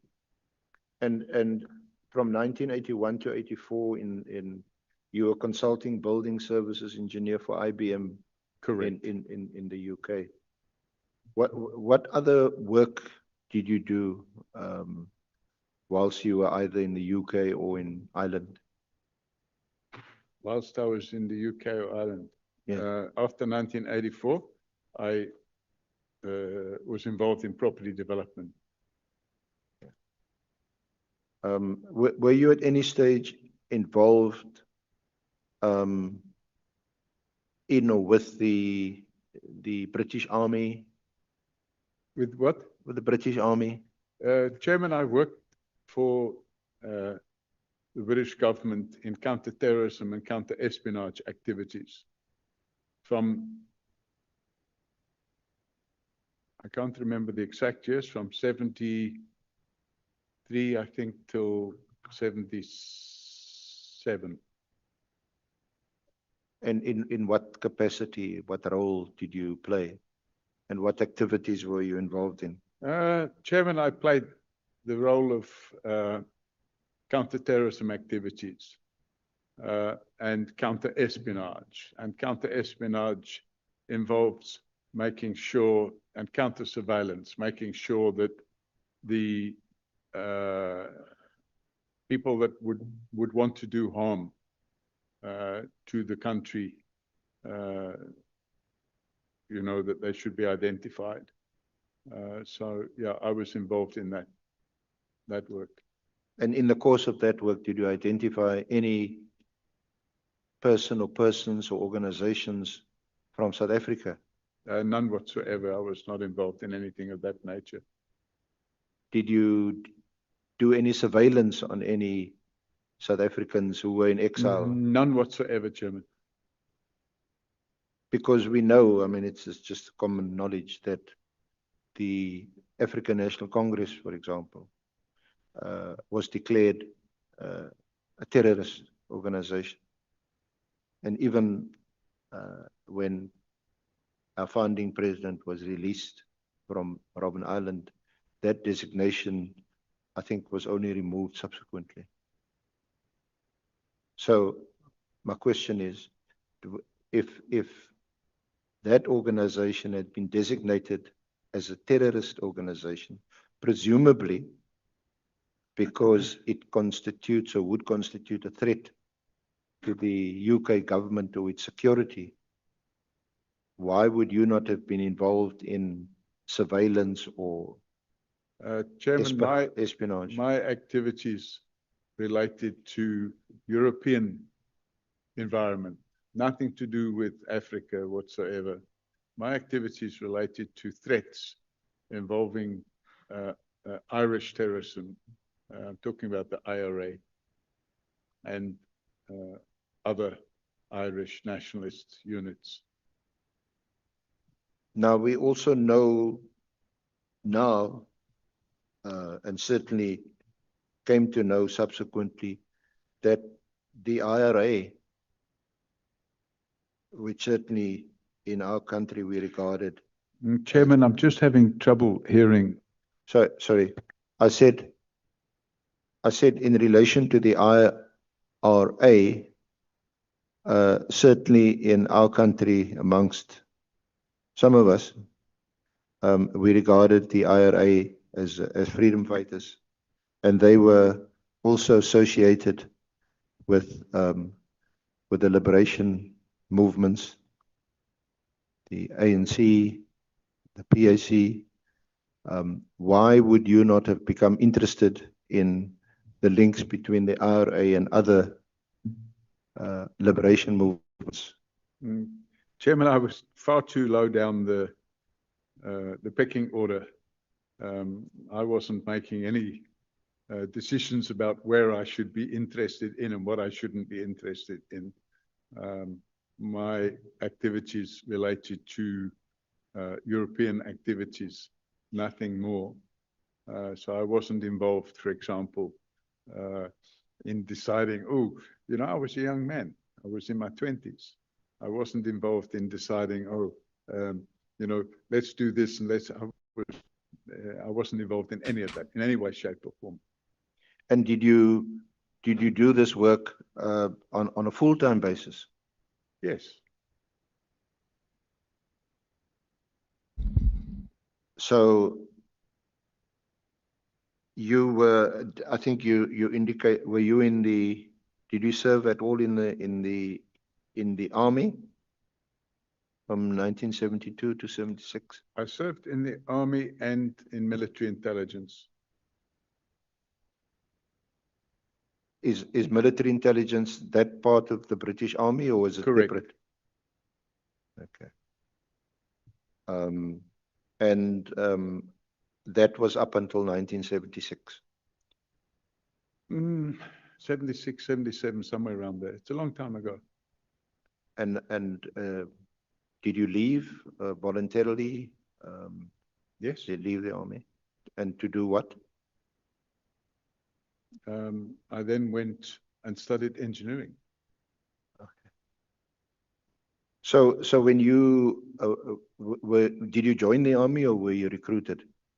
I joined. And was that shortly after you left college or school? No, it was after I left school. I hadn't got any tertiary education at that stage. In fact, I started my tertiary education while I was serving. I realized that actually, this type of work wasn't for me.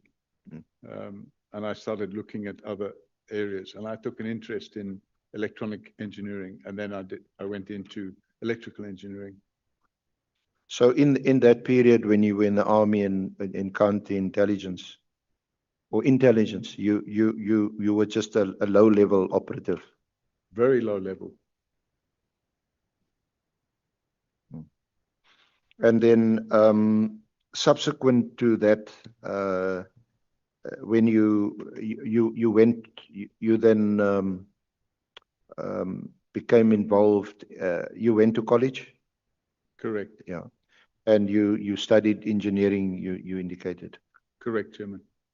And was it from 1984 that you became interested or took an interest or engaged in property development? In fact, while I was at IBM, I was in property management at IBM in building services.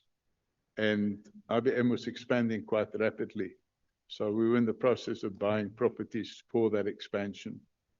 And in about 1984, I realized that there were other opportunities in the property arena, and I decided to pursue those. And I left IBM. Now, in 1989, that was pre-democracy, and we still had an apartheid government in place. Did you come to South Africa to only expand your property interests, or for what reason did you come to South Africa? In fact, Chairman, in late 1988, the property market in the UK collapsed.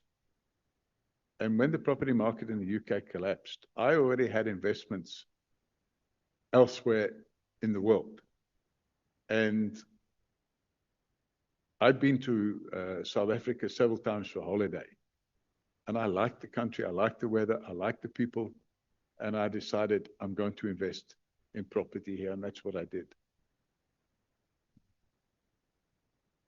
Did you have any connection or relationship with any persons, organizations, or the army or the police that were involved at that time in 1989 when you came here? None whatsoever, Chairman. Did you know, or were you connected to anybody in any of the security forces at the time? None whatsoever, Chairman. Okay.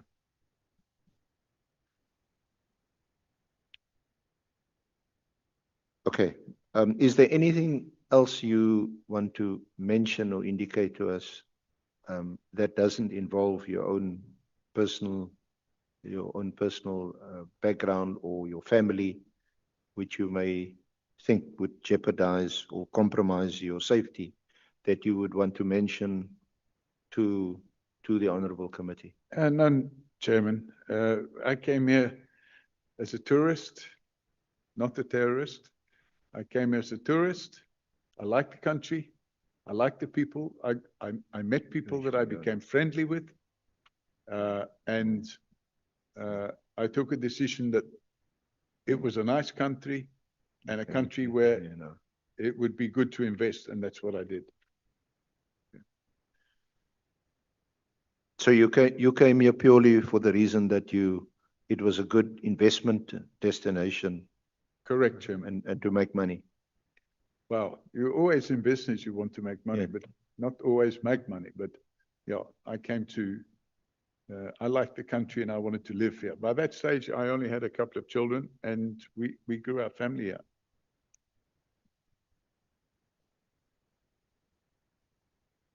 Now at paragraphs, if we could just go back to the affidavit. In paragraph 6 and 7, you described your professional background in property development, investment, and then you moved to South Africa in 1989. Correct. Okay. Is there anything specifically that so that we can move on? In paragraph 6 or 7 that you want to highlight? Oh, I mean, by the time I came to live here, I already owned property here. I'd purchased property already. And it's pretty much what I've said in the statement. Okay. Honorable Malem. No, Chair, just for clarity, when you say military intelligence, you mean military intelligence section 6?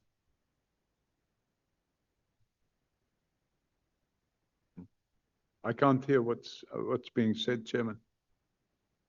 He is asking you about military intelligence. He says it is section 6. I don't understand the question, Chairman. My question is, when you refer to military intelligence, you refer to MI6? No, Chairman. Didn't mention MI6. So you were never a member of MI6? No, Chairman.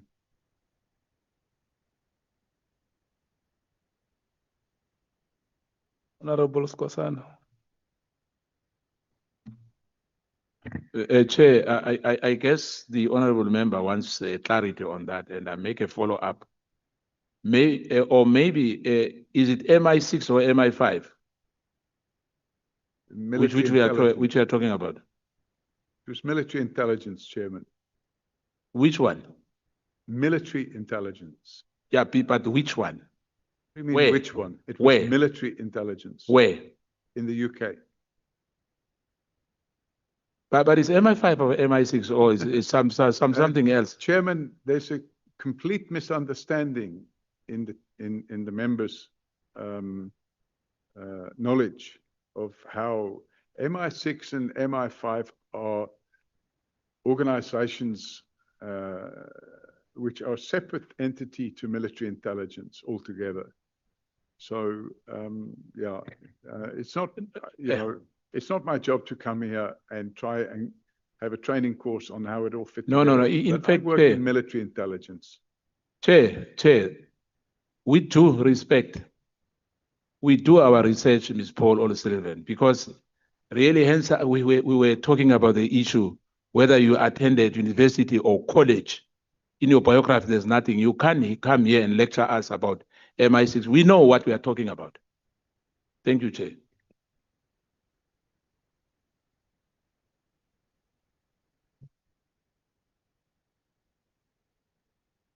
Thank you, Honourable Chair. Mr. O'Sullivan, just before we move to another section, do you have any training or did you have any training prior to coming to South Africa in forensic investigation? No. When you say forensic investigation, perhaps I should qualify that, because obviously I had training in investigation, but not forensic investigation. I had training in investigation, but it was a different type of investigation, because you were investigating, for example, people's backgrounds and stuff like that, but I didn't have any forensic training. I got the forensic training that I have now whilst I was living in South Africa. Okay. So the forensic, if you could describe it as such, training that you did have was while you were in the British Army or in the intelligence section of the army. Correct, Chairman.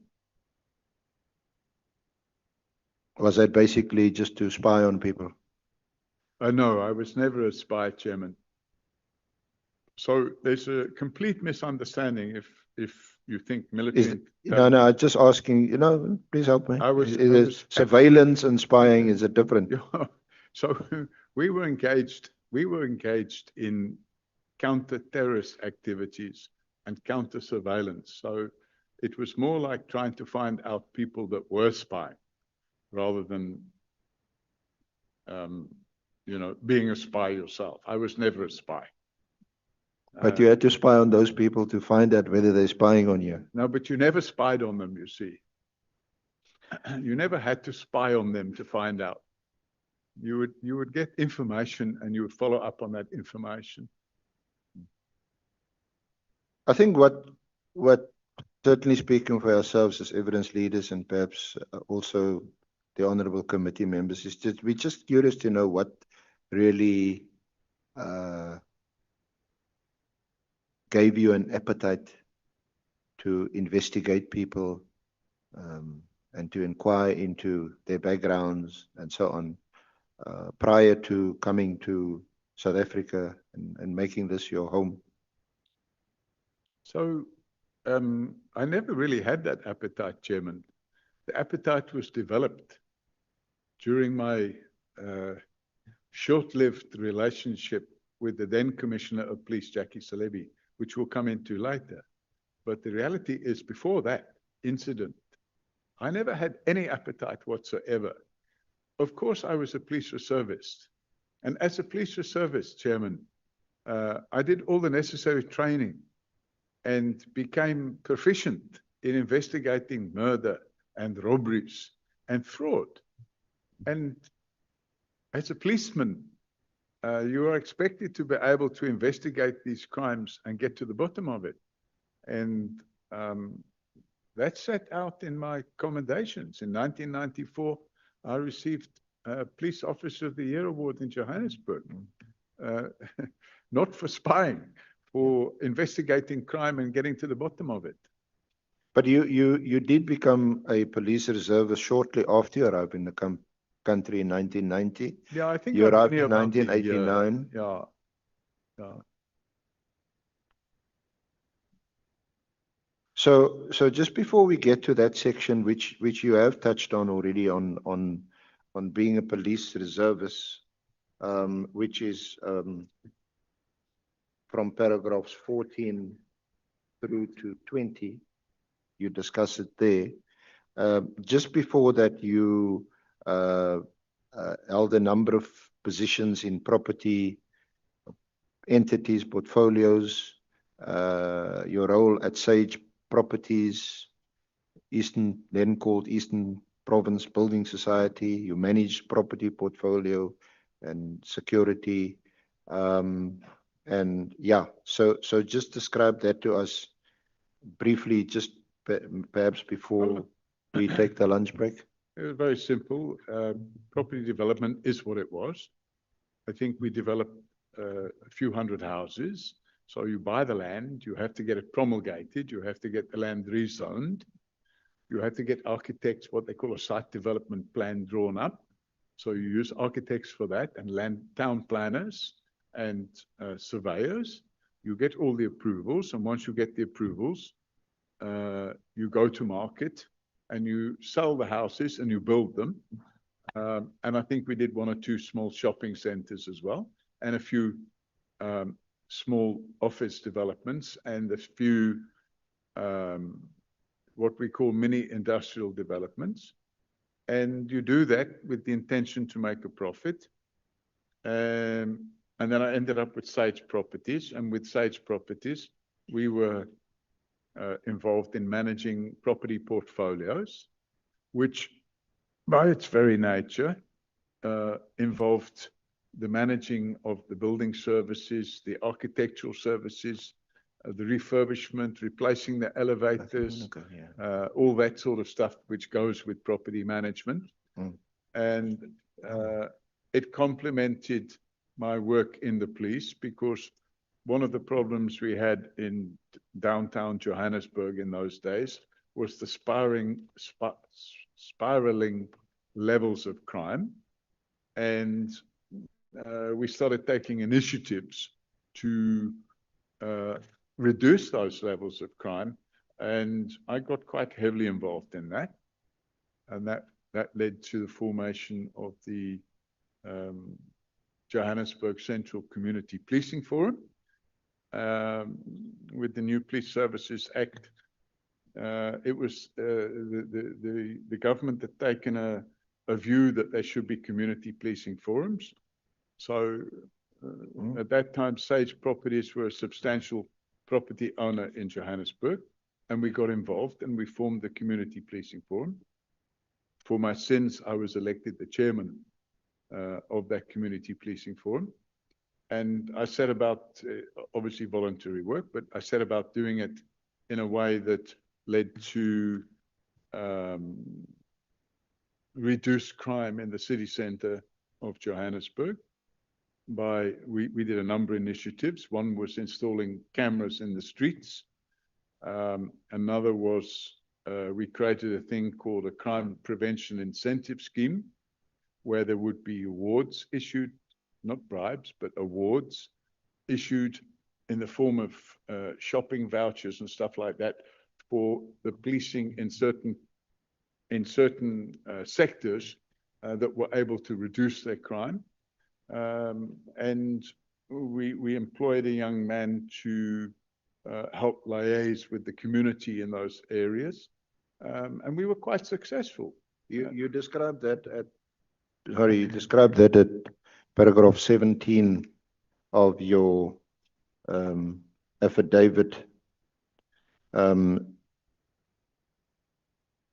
Yes. Yeah. So you just jumped a bit because I want to just briefly also deal with your volunteer work as a reservist, which you mentioned earlier that your secretary's husband, a certain Major Edwards in SAPS, had heard of your background, persuaded you to join South African Police Reserve. And before we deal that, Honorable Chair, is this a convenient point to take the lunch adjournment? I want us to recover 15 of the 20 minutes that we lost. So it's until 1:15. Thank you, Chair. So at paragraph 14,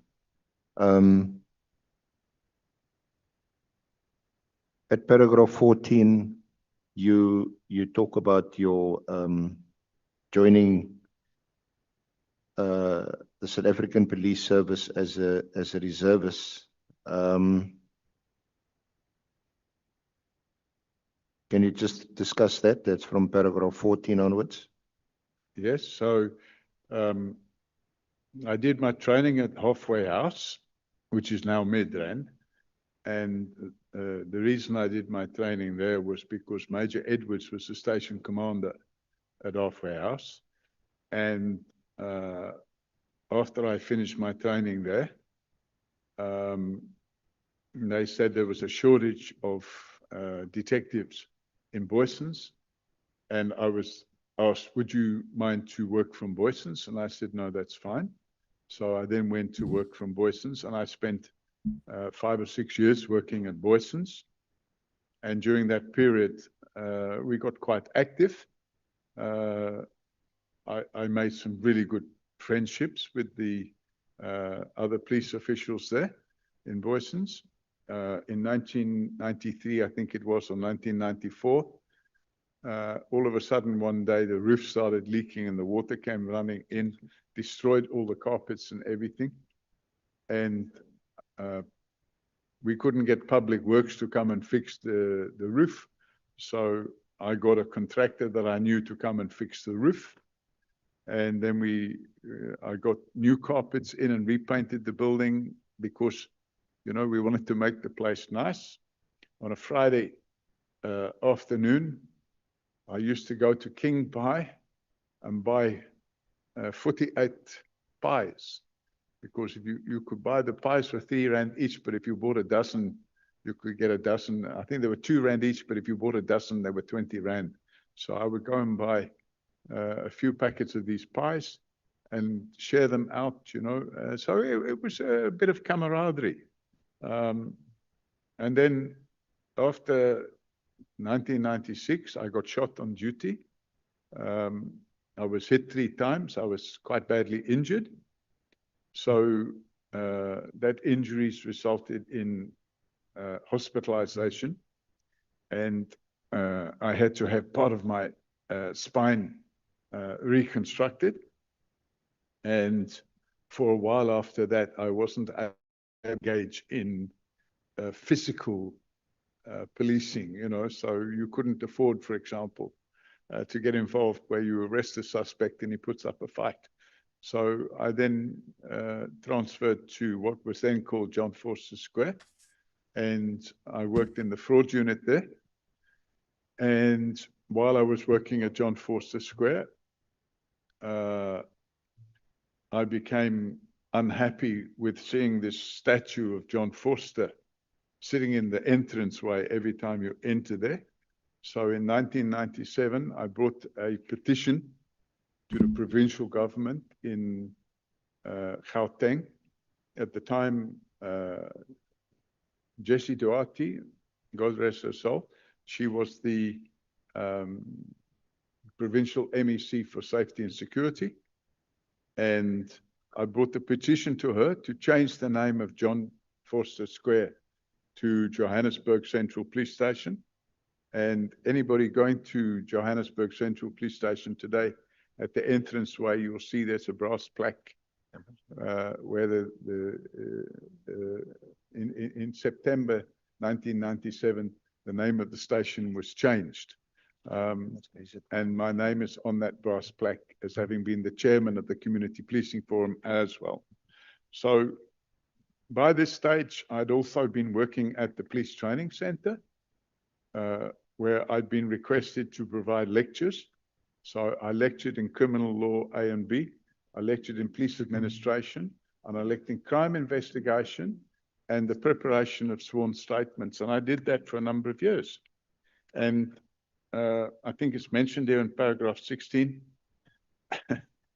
that in 1997, one of our students was Cyril Ramaphosa, who's today the president of South Africa, but then he wasn't even a politician, he was a businessman. And he sat in on the training course that I was running. And we subsequently issued, because he was a very good student. In fact, I remember one of the modules I had to train the student police officials on was the Constitution. Now, the Constitution had only been issued in 1996, and now we're in 1997. And it was very important that these police officials should understand. Sorry, just so that we can just plate the photograph. If we could get some help to flight Annexure A54 of the Annexure bundle.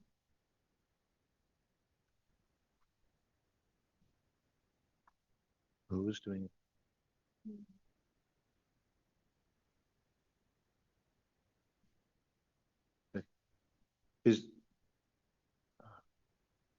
I don't know, it looks like there isn't anyone to assist us. But it's at page 54 of the Annexure bundle, Honourable Chair, honourable members.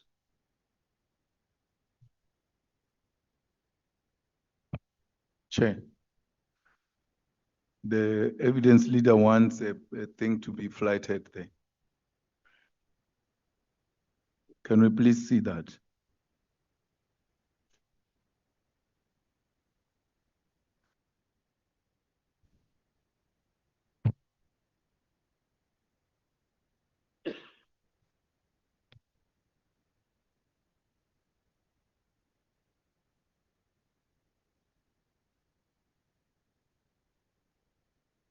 Yes, it's at A54 and paragraph 16 of the affidavit. So while we waiting there, may we proceed, Honourable Chair?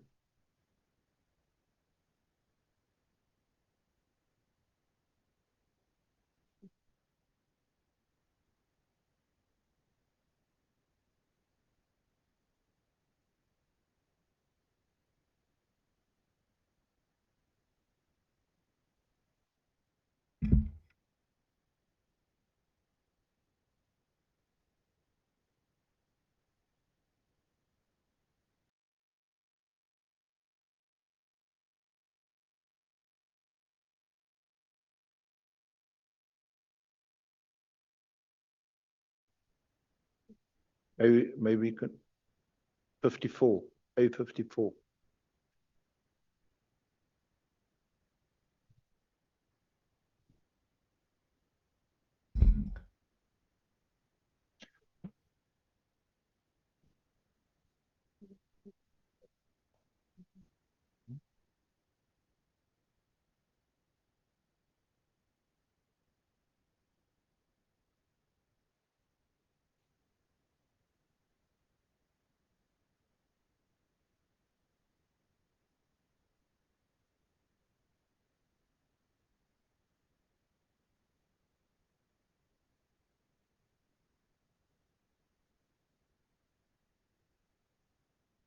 So if I may, in the meantime, continue, Honourable Chair.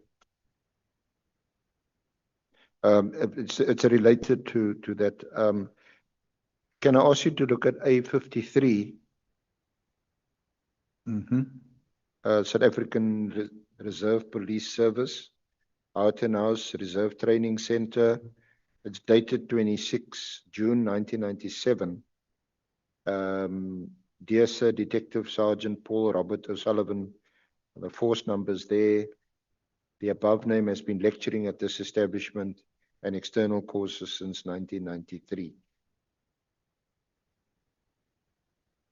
currently lectures in the following subjects.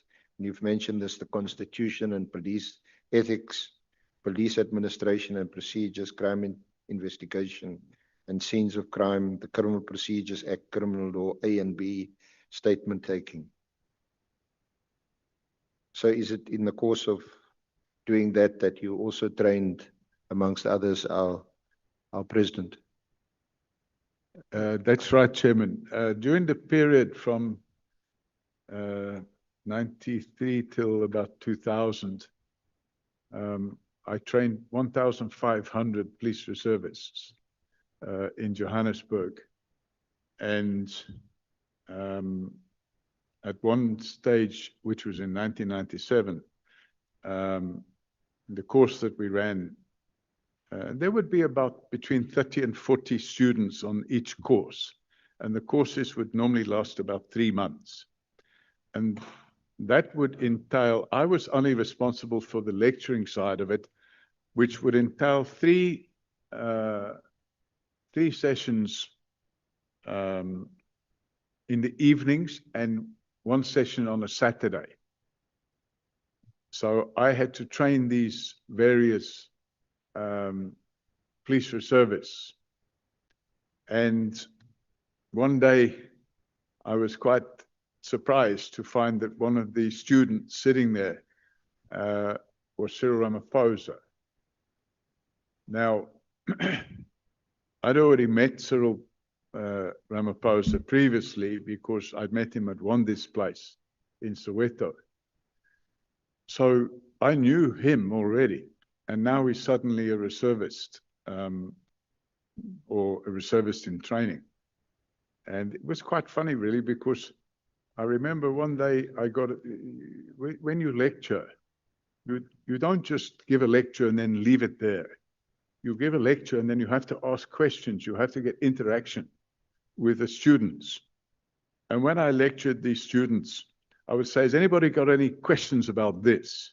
Now, one of the areas we lectured on, as is mentioned here, is the Constitution and police ethics. And the Constitution was new at that time. And my area of interest, insofar as these students was concerned, was the Bill of Rights, because I wanted to make sure that we wouldn't be training police reservists who wouldn't understand the rights of citizens. What training did you yourself receive in the Constitution or in relation to the Constitution and lecturing on the Constitution and ethics? So I'd been to the police training center in Paarl. It's actually not far from here, where I did detective training and training of that nature. And then when the Constitution came out, I sat down, I can't remember the guy's name now, but I sat down with a constitutional lawyer in Johannesburg because I wanted to understand the Constitution. And the reason I wanted to understand it is because I wanted to make sure that the new police officials we were training would understand that the citizens of the country had rights that they previously didn't have. And the sort of things that bothered me as a policeman would be when I saw a person being arrested, that they used to assault them. And that worried me. It wasn't something I liked to see. And in one case, I can remember in 1994, I arrested an individual who had murdered a woman. And while he was in my custody, 2 police officials wanted to assault him. So I had to actually tell them that if they assault my prisoner, I'm going to arrest them. And that was problematic. But I decided to take a strong approach to that. So when I trained the reservists, I made sure that those reservists understood that if they breached the constitutional rights of any suspect, they themselves could face criminal prosecution. So I got myself up to speed on that. But the point I was making was when I lecture, I then get feedback from the students to make sure they understand what I'm saying. So I would give them an example and I would say, if so-and-so happened, would that be correct? and they would say yes or no, depending on what the example was, I would give them. And then I would say, have any of you got any queries now? Do you understand everything? Do you have any questions? And one student popped out a question. I can't remember what the question was, but it was about constitutional rights, because that was the only area we were looking at. We weren't looking at the rest of the Constitution. We were primarily concerned with arrested and detained persons and the rights of prisoners. And he popped the question out like that. And I turned around and I asked another student, what do you think the answer is to that? And then I thought, oh, but I've got Cyril sitting here. So I point to Cyril. I said, Cyril, do you agree with that? And he said, why are you asking me? I said, because you were involved in the drafting of the Constitution. That's him on the screen. Pardon me? It's him on the screen. Yes. So I was a bit younger then. I had some hair. So I asked Cyril, do you agree with his answer? And Cyril said, yes, he's correct. You know, and so that was the sort of thing that we used to deal with. Okay. And then at the end of that particular course, everybody gets what they issued with an appointment certificate, which says, okay, you are now a police constable. So Cyril became a police constable. And on every course, if you scroll up again, you can see it's gone now, there's a shield. And actually, I created that shield. I paid for it out of my own pocket. And we used to have a little thing where you engrave the name of the best student. So on each intake of students, I would invite the other lecturers to nominate a student for best student. And bearing in mind, in those days, Cyril was not involved in politics in any way, shape, or form. But he was nominated, and it was agreed that he would be the best student on that particular course. So when we gave him the shield, he keeps it for a year, then he must hand it back. When we gave him the shield, the media were there and the picture was taken. Yeah. Honorable Nombalo. Yeah, no, thanks, Chair. I was interested in Mr. Paul O'Sullivan's response regarding the question that the senior counsel has asked. I think the question is, what official qualification did you get in order for you to qualify to train others about the Constitution? Now, the response that I heard is that he met a lawyer and then he asked about the Constitution because he was interested. So is that the only qualification that he got? Because I think the question was about an official qualification that he got that made him to qualify to train others about the Constitution of South Africa. I was interested in the response, but I'm realizing now that the senior counsel is moving on despite the wrong answer that has been given. Must I answer, Chairman? Chairman, at that stage, there were nobody in the country that had any qualifications in the Constitution. They didn't exist. There were no constitutional lawyers. They didn't exist. There was no constitutional court. It hadn't been formed.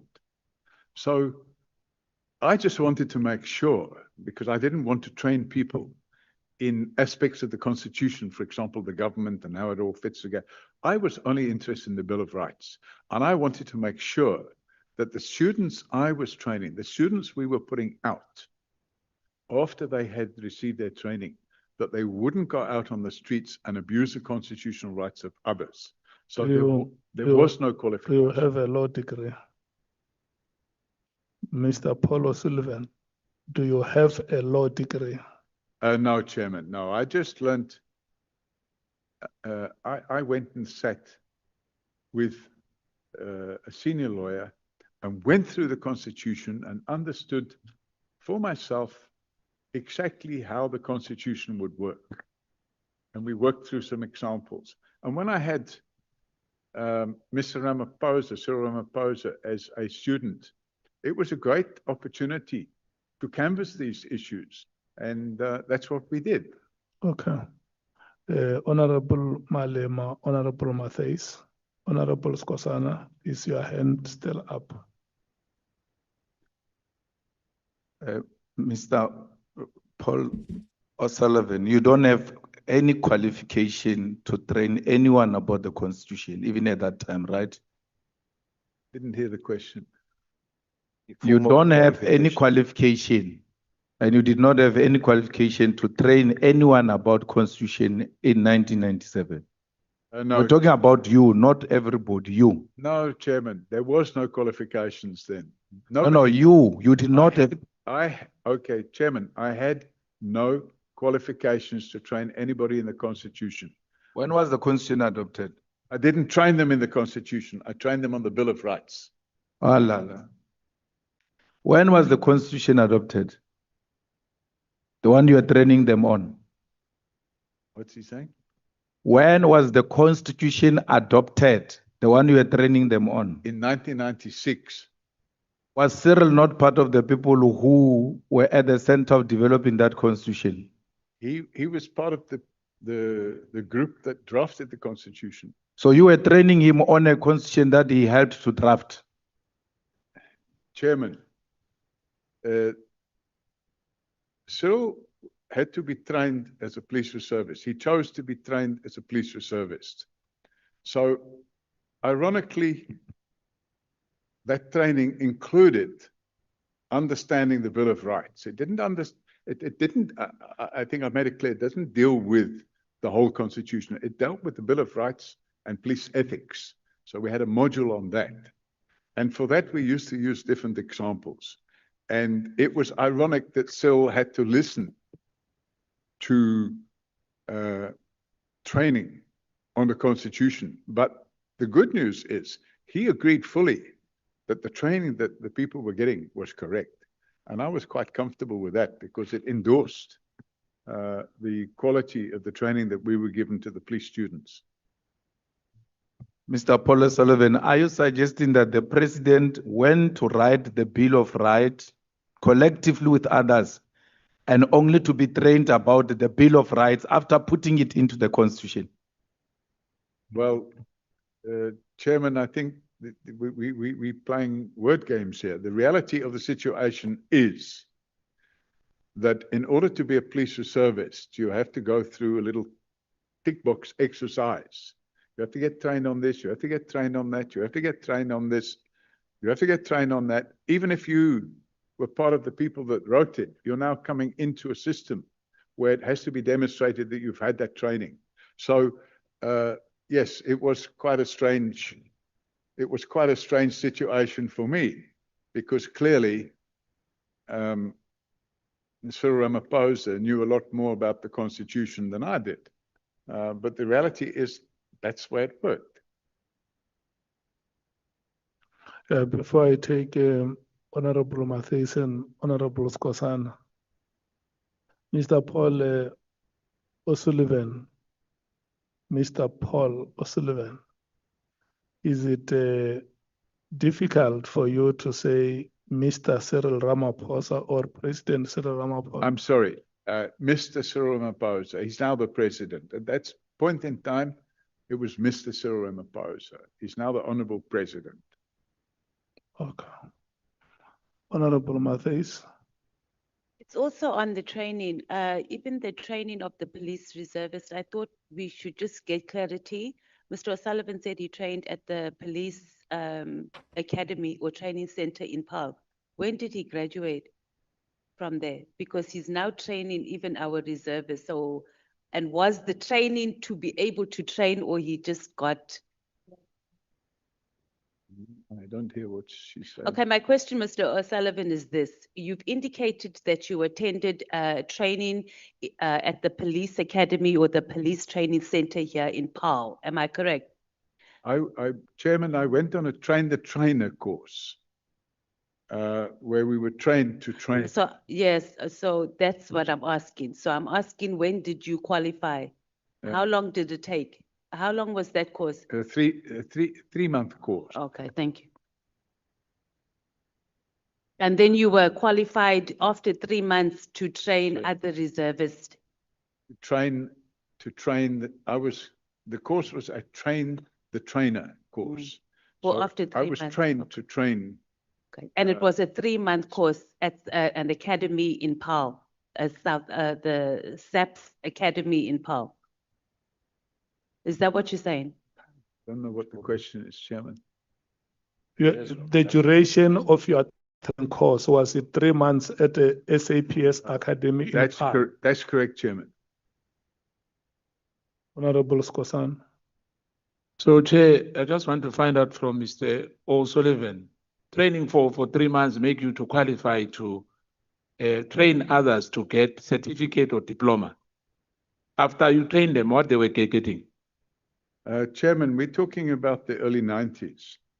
1997, not early. I received a certificate that stated I'd been on that course, but I mean, yeah, where that is today, I don't know, because we're talking about more than 30 years ago. Yeah, but my question is what they were getting after you trained them? Pardon? What they were getting after you trained them? Diploma, certificate, or nothing? They got an appointment certificate. They got a certificate that stated they completed their training. And the certificate included the modules that they'd been trained in.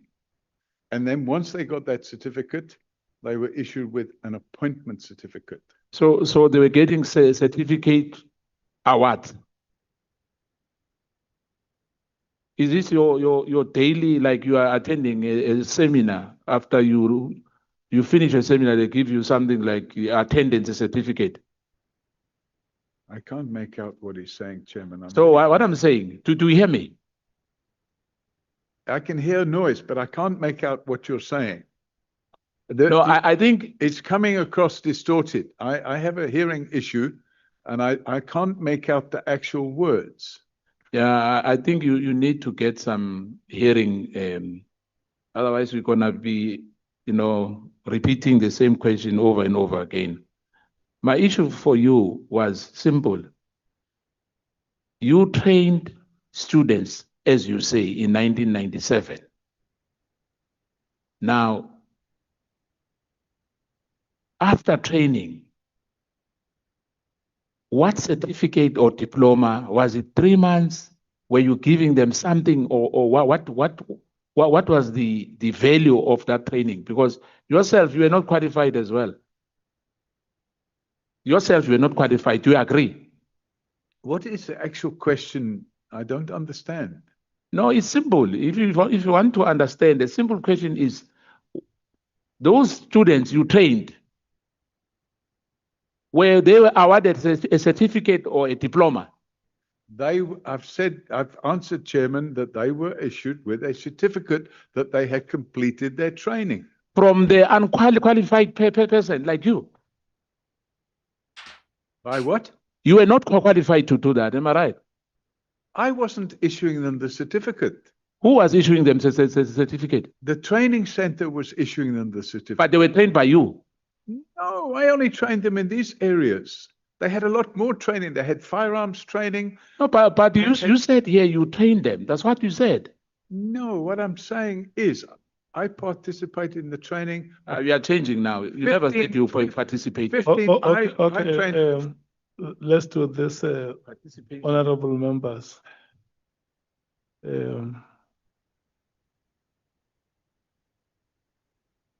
For clarity, Chair, on record, he said he trained them, not participated. Okay. He said, Thank you, Chair. he said that he attended training the trainers course in Paarl. And from there, together with other trainers, they went to train the attendees. And so those attendees, some would have been trained by other trainers on firearms. He was training on a constitutional law. Thank you, Chair.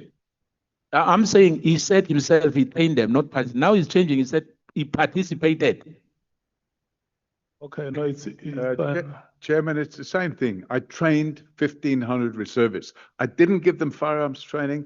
I didn't train them on how to wear their uniform. I didn't train them on how to salute. I didn't train them on how to march. I didn't train them on how to arrest somebody.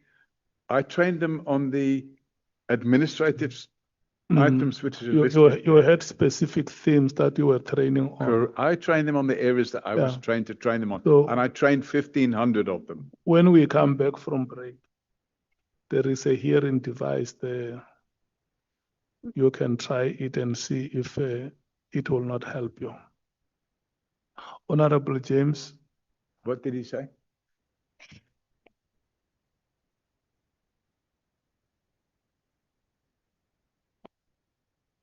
Okay.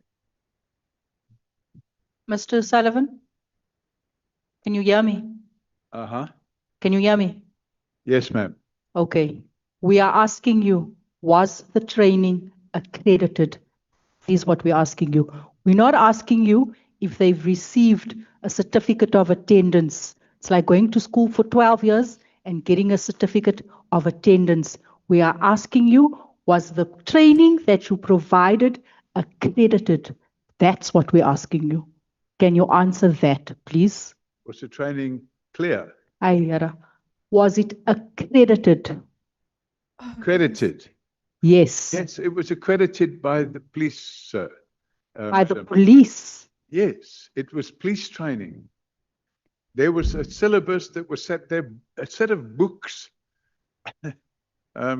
Chairman, we're talking about 30 years ago, but there was a set of books which we had to work through, and the books were issued by the police, and they were a syllabus, and you had to take them through the syllabus. And at the end of it, they got a certificate stating that they completed the training. They had to have exams. They passed the exams. If they failed the exams, training was terminated. okay. And by the way, Chairman, I didn't write the books. I just trained them. Honorable Malem.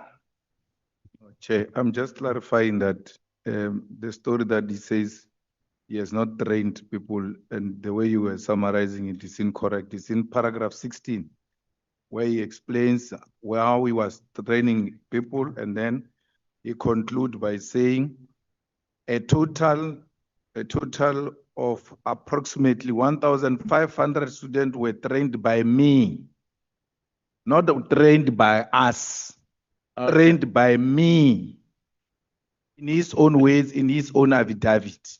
Me. No, but I don't think you trained them. I trained them. I trained them in the subjects of constitutional police ethics, police administration and procedures, crime investigation, scenes of crime, criminal law procedures act, criminal law A and B, and statement taking. I trained 1,500 reservists in that training. I agree with you. Unqualified as you are, you trained 1,500. I agree with you. You said that. In crime investigation. Okay. Okay. May honorable members, may we rise and take a break. We will come back at 14 hours.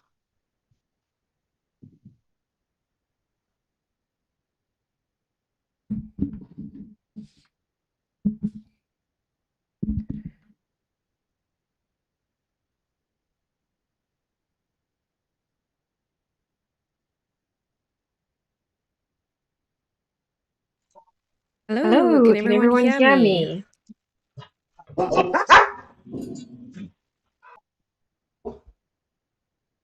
It's just my dogs reacting to my voice. Wow, what a morning.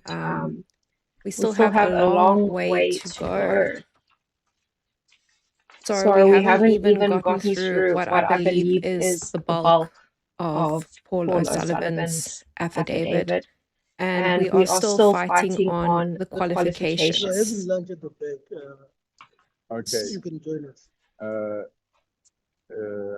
don't really eat that much, but I can have a snack. The mud is They turned his mic off. So, is there an echo by me? Okay, let me see here. Let me turn Parliament off. Is that better? Is that better? Parliament should be off. 1, 2, 3, testing 1, 2, 3. The echo's still there, everyone. Otherwise, I need to sort my mic out. Okay, I don't see anyone complaining in chat yet. Well, welcome everyone. Still echo. Okay, I'm gonna have to sort my mic out.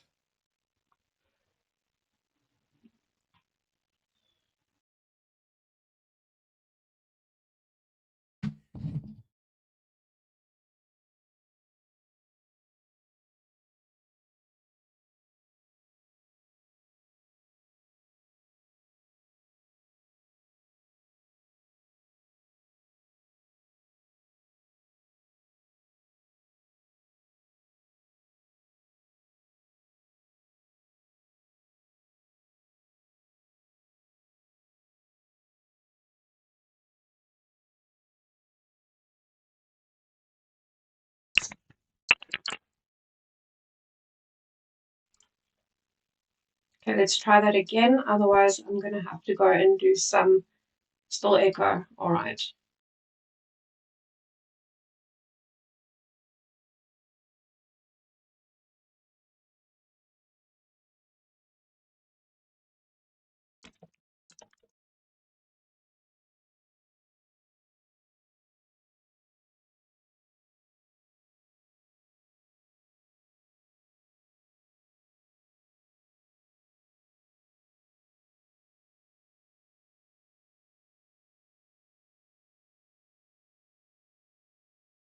Or was it better?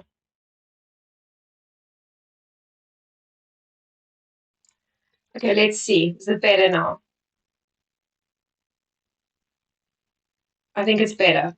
I turned the stream off and plugged my mic in. So it seems as though it's better. Wow, what a morning. Yes. So Brendan is saying Malema touched a nerve. He went very red. What was that about and why don't they dig deeper there? I think they will dig deeper into his questions. I think Paul O'Sullivan's qualifications are going to be in the MP sites with their questions because some of the documents that I've seen that Paul O'Sullivan had under oath basically said that he was teaching law at a university, lecturing law at a university. What we've learned now is that that is nowhere near a university. It was a police college. So we're going to see what else they attack on his qualifications. Someone told me that he has an arts degree. I haven't seen any mention of that yet. These are all obviously based on all my sources and documents that people have shared with me. But I think his qualifications are definitely going to come into focus later on when the MPs do the questions. And that's going to be very interesting. And we haven't even gotten to the bulk of his affidavit, because in his affidavit, I believe there's going to be mention of his allegations against General Mkhonasi as well as General Khumalo and that crime intelligence slush fund. So it's going to be interesting to see what the allegations that he puts forward. And based on the rate that we are going, it's been a very slow start to the day. I don't even know if we're going to get to questions today. I do hope so. But yeah, an interesting start. Let me just see my notes. Does anyone have any questions, any thoughts on this morning? I find that his intelligence background is very interesting and that it's not mentioned in his affidavit. So his affidavit starts when he basically came into South Africa, which is 1989. So it's very interesting. But yeah, let's see what the rest of the day has for us. I'm going to take a 20-minute comfort break. I'm going to try and fix my mic a bit, but I will see everyone back later.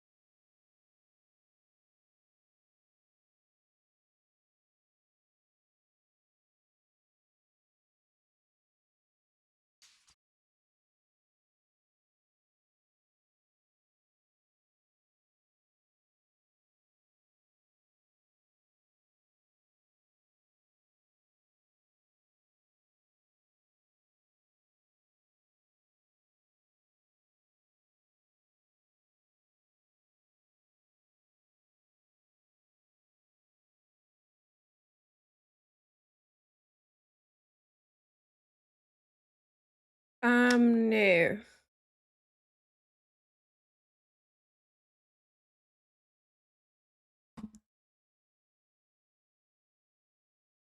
Maybe a Chucky. Another one.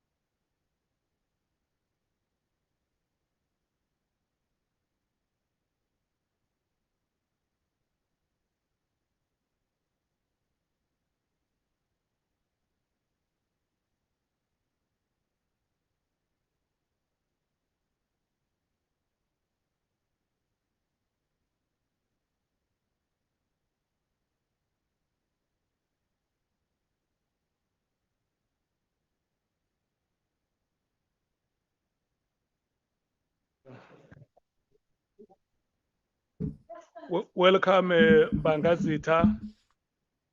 Welcome, Honorable Mwango. Thank you so much.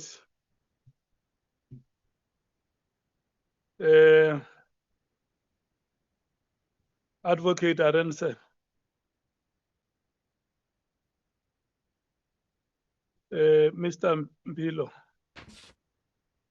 I'm told that you are disrupting the senior council. Eh?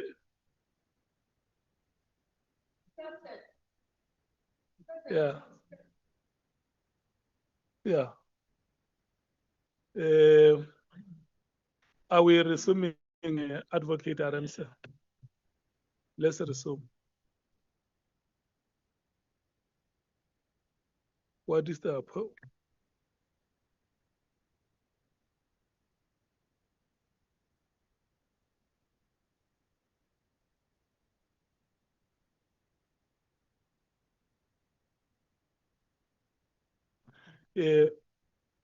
honorable members, we have released Honorable Breitenbach, like she requested to be released at 1:15, and Honorable Thopa, where he is, he's following the proceedings. He says the apology should read that due to logistics and traveling arrangements, not preparations for the SOPA.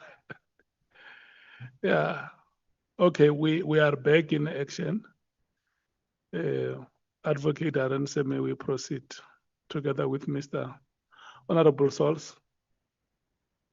Chair, I just want clarity quickly around our seating arrangement. My seat is occupied by MP from the Economic Freedom Fighters. I didn't want to bring it to you, so I showed courtesy and brought it to the leadership. But now I'm not listened to, so now I'm bringing it to the House. I can't be No, putting my seat here. You know, I know Honorable Malema to be a very sociable And maybe it's only when it comes to me. and kind neighbor. And maybe it's only when it comes to me. So may I just request you to apply the laws of good neighborliness? No, Chair, it was never brought to our attention. We'll Honorable resolve Malema. it. There's no problem. It was never brought to attention. Ask your DSG. Yeah, DSG didn't tell me. I didn't know there was a problem. Thought the commander is very strict. There's no glitch. Now we'll deal with it. All right. Also, you feel relegated there. You are in the lower division. Are we sorted now? Yeah, no, I understand that there is. May I take my seat next to I understand next to the commander in chief? that And is good my seat will never neighborliness. be occupied again. Yeah, All right. that proximity is good for you. No. Okay. Thank you so much. Advocate, are we ready? Thank you, Honorable Chair. Honorable Mr. Paul O members. Sullivan, welcome back.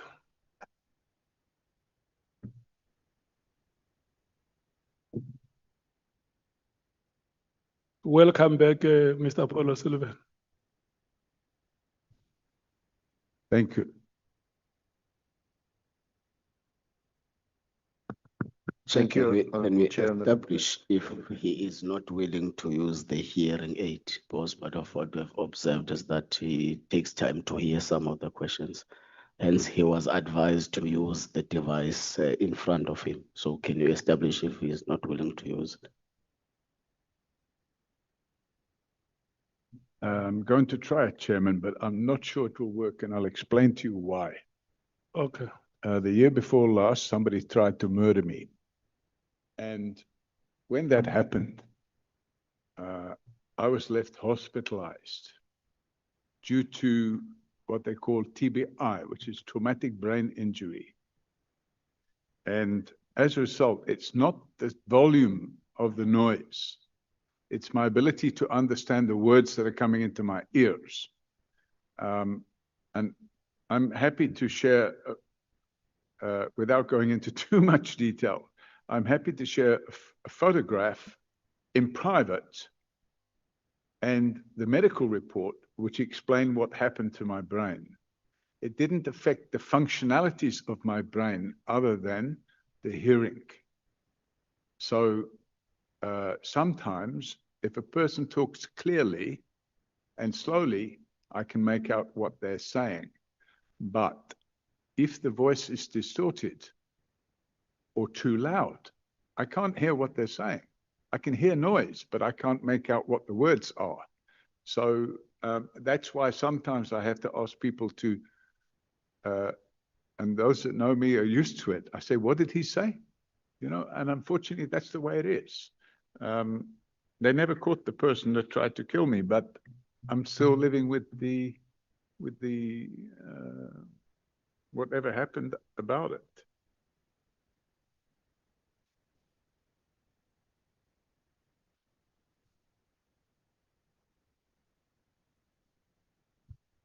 So I must just go like this. Or how must I do it?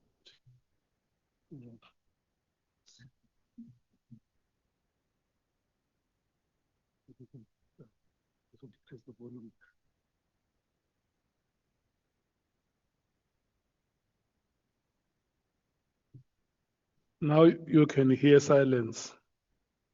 No, I can hear you, Chairman. Oh, you hear me now. Okay. Advocate Carri-Ann, sir. Honorable Chair, may I proceed? Excuse me, Chair. Shouldn't the earpiece be turned in? It doesn't look like it's fitted properly. It's on the side of his. Yeah, you can get closer and help. I must, what? Can someone help him? Who said that? No, Chair, Mr. Ramano deserves a He can't suspension. hear.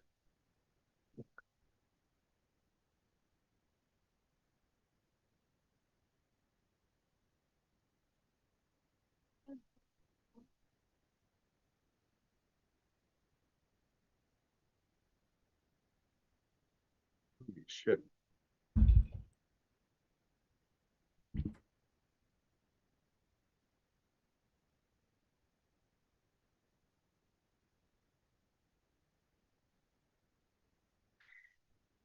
Honorable Pambo, you see Honorable Souls is all smiles.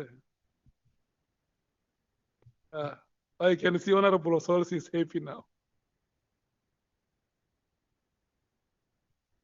Seniority prevailed, Chair. Okay, thank you so much for the understanding. No, it's Advocate Arad Semi. It's correct, Chair. Seniority is prevailing.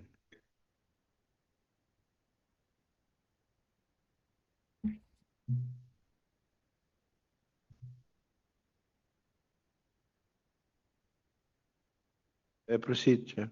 Thank you. Mr. O'Sullivan, are you ready? Yeah. Oh, good, thank you. Thank you. Just to recap and maybe to summarize from the line of questioning about your credentials as a police reservist trainer and more particularly as a lecturer, because you said you lectured in subjects of police administration, crime investigation, criminal law, and also the Constitution, and probably the most important part of our Constitution, which is human rights. Yes, the Bill of Rights and human rights is the same thing.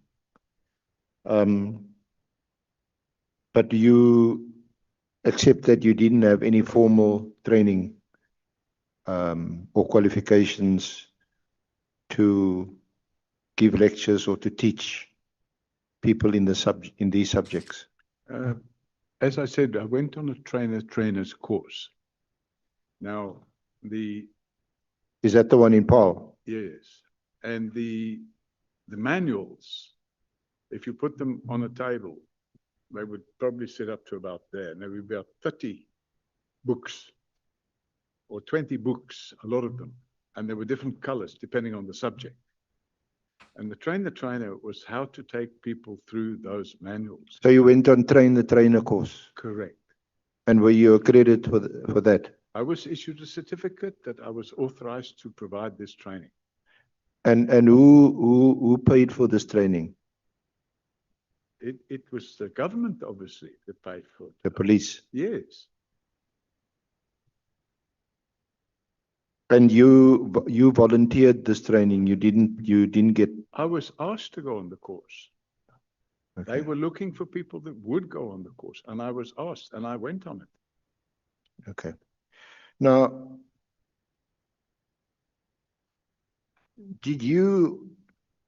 I just want to just ask some questions about your entry into this country.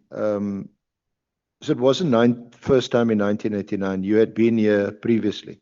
Oh yes, I've been. When did you first come into South Africa? I can't remember the year, but it would have been in the 70s as a tourist. Yeah. So, I mean, I remember going to Kruger Park. I remember staying, some of it you can still remember. I remember staying at the Fig Tree Hotel in Nelspruit, which was 7 Rand a night, or 7 Rand 50 if you had breakfast. So it's a long time ago. And I enjoyed it. I came here for holidays. And I probably came once or twice a year for holidays. And did you visit what was then Rhodesia before it became Zimbabwe?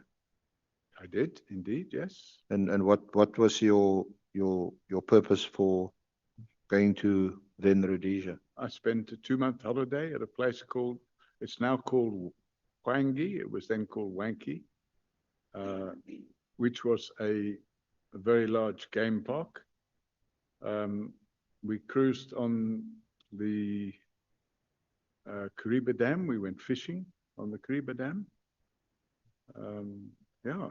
You didn't interact there with the Rhodesian police, their special forces, or the army? None whatsoever, no.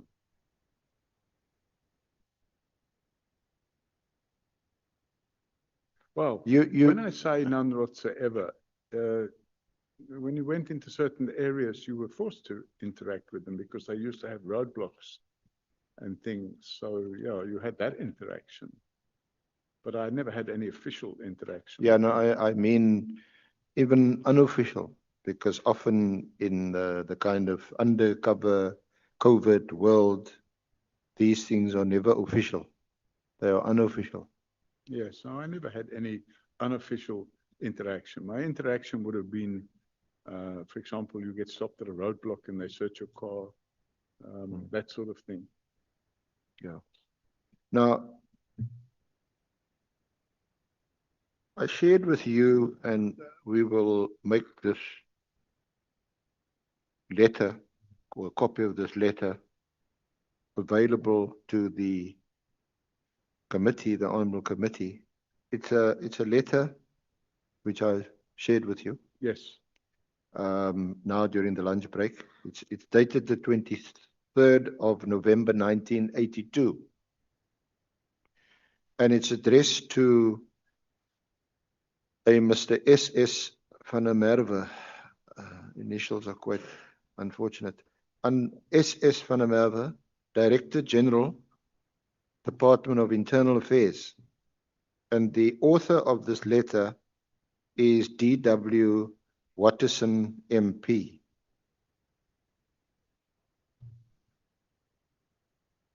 Now, I do because, well, not because I'm a bit older than most in this room, but I do remember a member of Parliament, Watterson.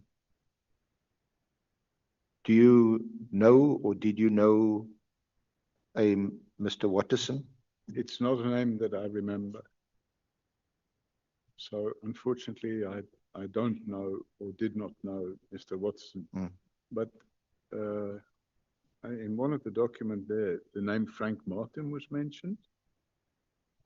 Frank Martin spent some time in a Yeah, I'll get If to you Frank can Martin. please speak closer to the microphone. Sorry, Chair. Closer to the microphone, Mr. Paul O Sullivan.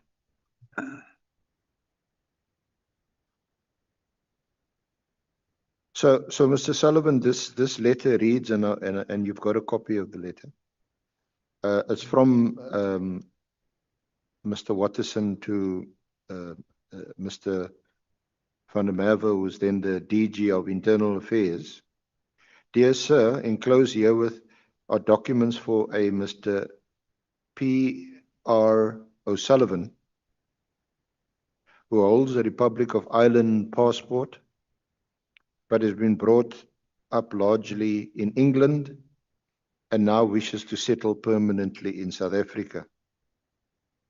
I first met Mr. O'Sullivan in the UK in an ex-servicemen's club with Mr. Frank Martin, senior MEC in Natal, about 2 years ago. He was very keen to settle in South Africa. We were both impressed with him as a suitable settler for South Africa. Intelligent, well-educated, and of a very conservative political attitude. I believe he would be a very useful addition to the white community of our country. Upon conversation with him, it appears that he has voluntarily undergone military service overseas and is very familiar with modern armored weaponry. If allowed to remain in South Africa, he would be very willing to undertake military service. I regret having to worry you with another of these immigrant cases, but I believe this one is well worth the effort. His visitor's permit expires at the end of January 1983. Therefore, it would be appreciated if the matter could be handled with some expedition. Kind regards and best wishes for Christmas and the New Year. This is written on the 23rd of November 1982. What is it? Sorry, Clifford. Sorry.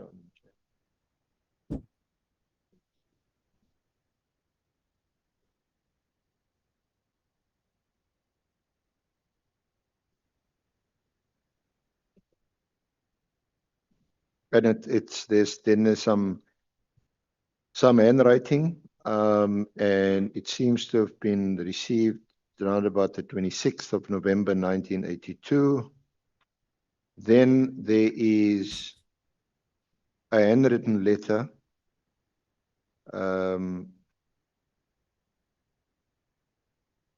which is dated, is that 20 November 1982, and it comes from you, and I think you confirmed that this was your handwriting, and this is what it says.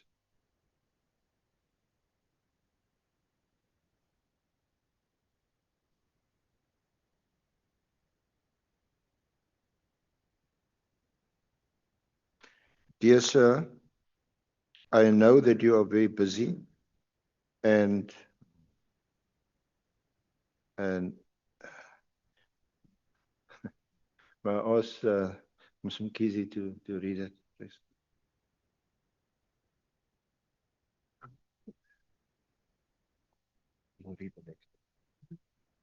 Dear sir, I know that you are very busy, and I'm sorry to have to take up your time. However, I am in a predicament and can think of no one else to turn to. The last time I came to South Africa, nearly 2 years ago, I obtained a work permit without any bother at all. I foolishly assumed that the same would apply on this occasion.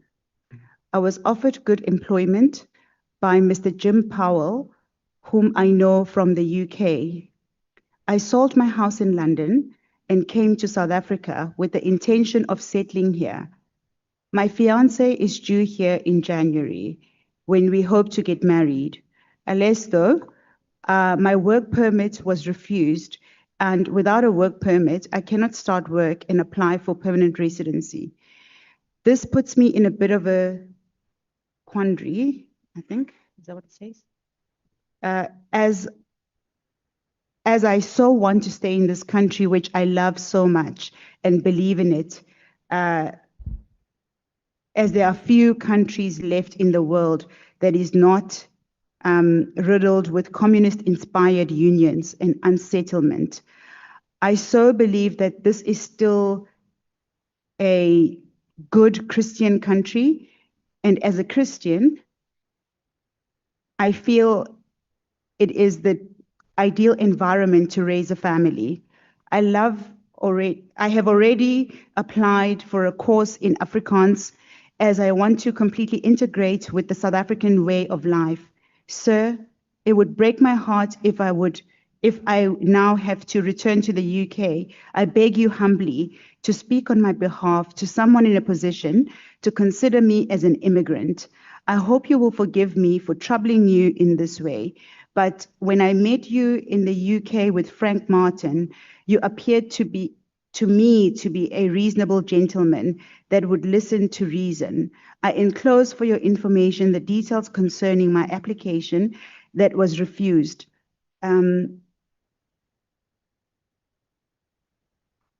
Here are some details about myself and copies of my certificates and references. I will pray that you will find an ear somewhere that will listen to you on my behalf, as it means so much to me. I have also sent a copy of this letter to Frank Martin, who has been a friend of mine for some years now. Humbly yours, PR O Sullivan.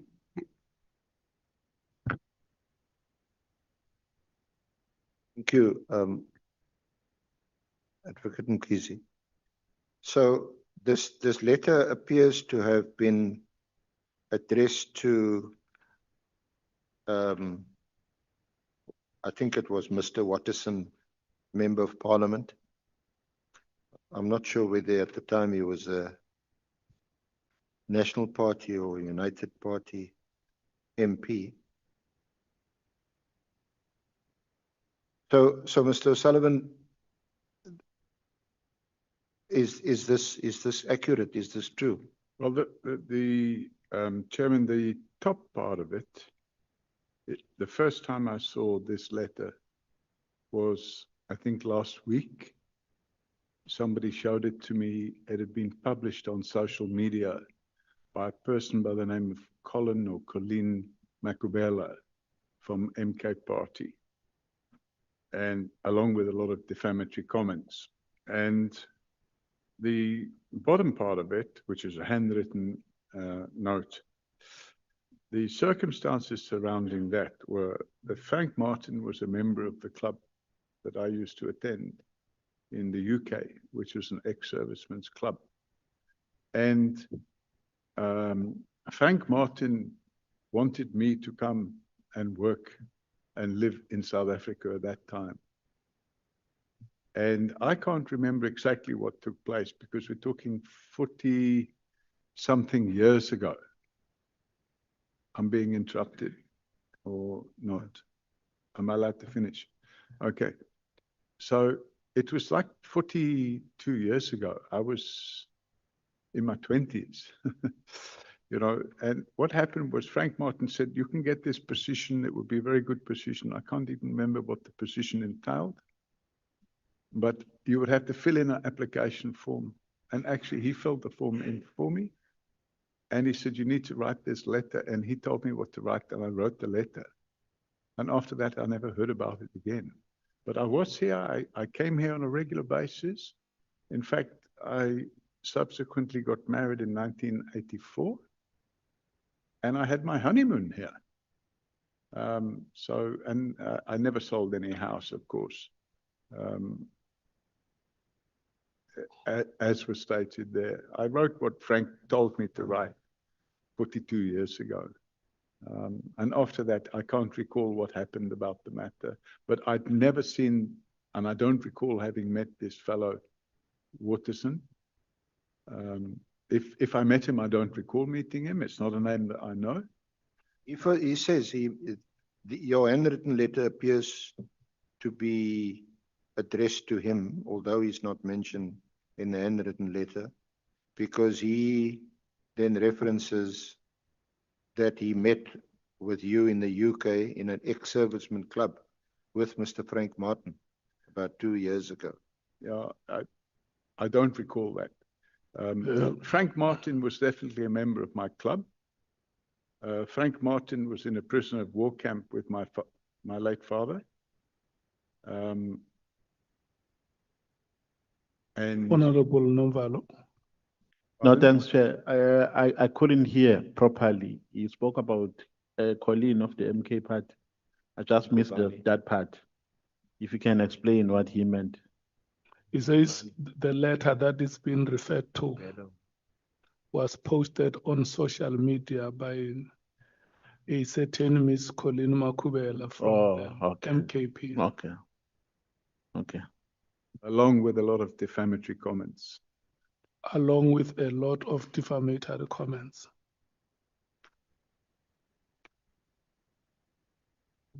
Can we proceed? Okay. So can we accept that this letter that was addressed by Mr. Watterson to the DG then of Internal Affairs in 1982, it appears to be an authentic letter? It certainly appears to be, but as I've said, the first time I've seen that letter, I think it was either last week or the week before, when somebody forwarded to me,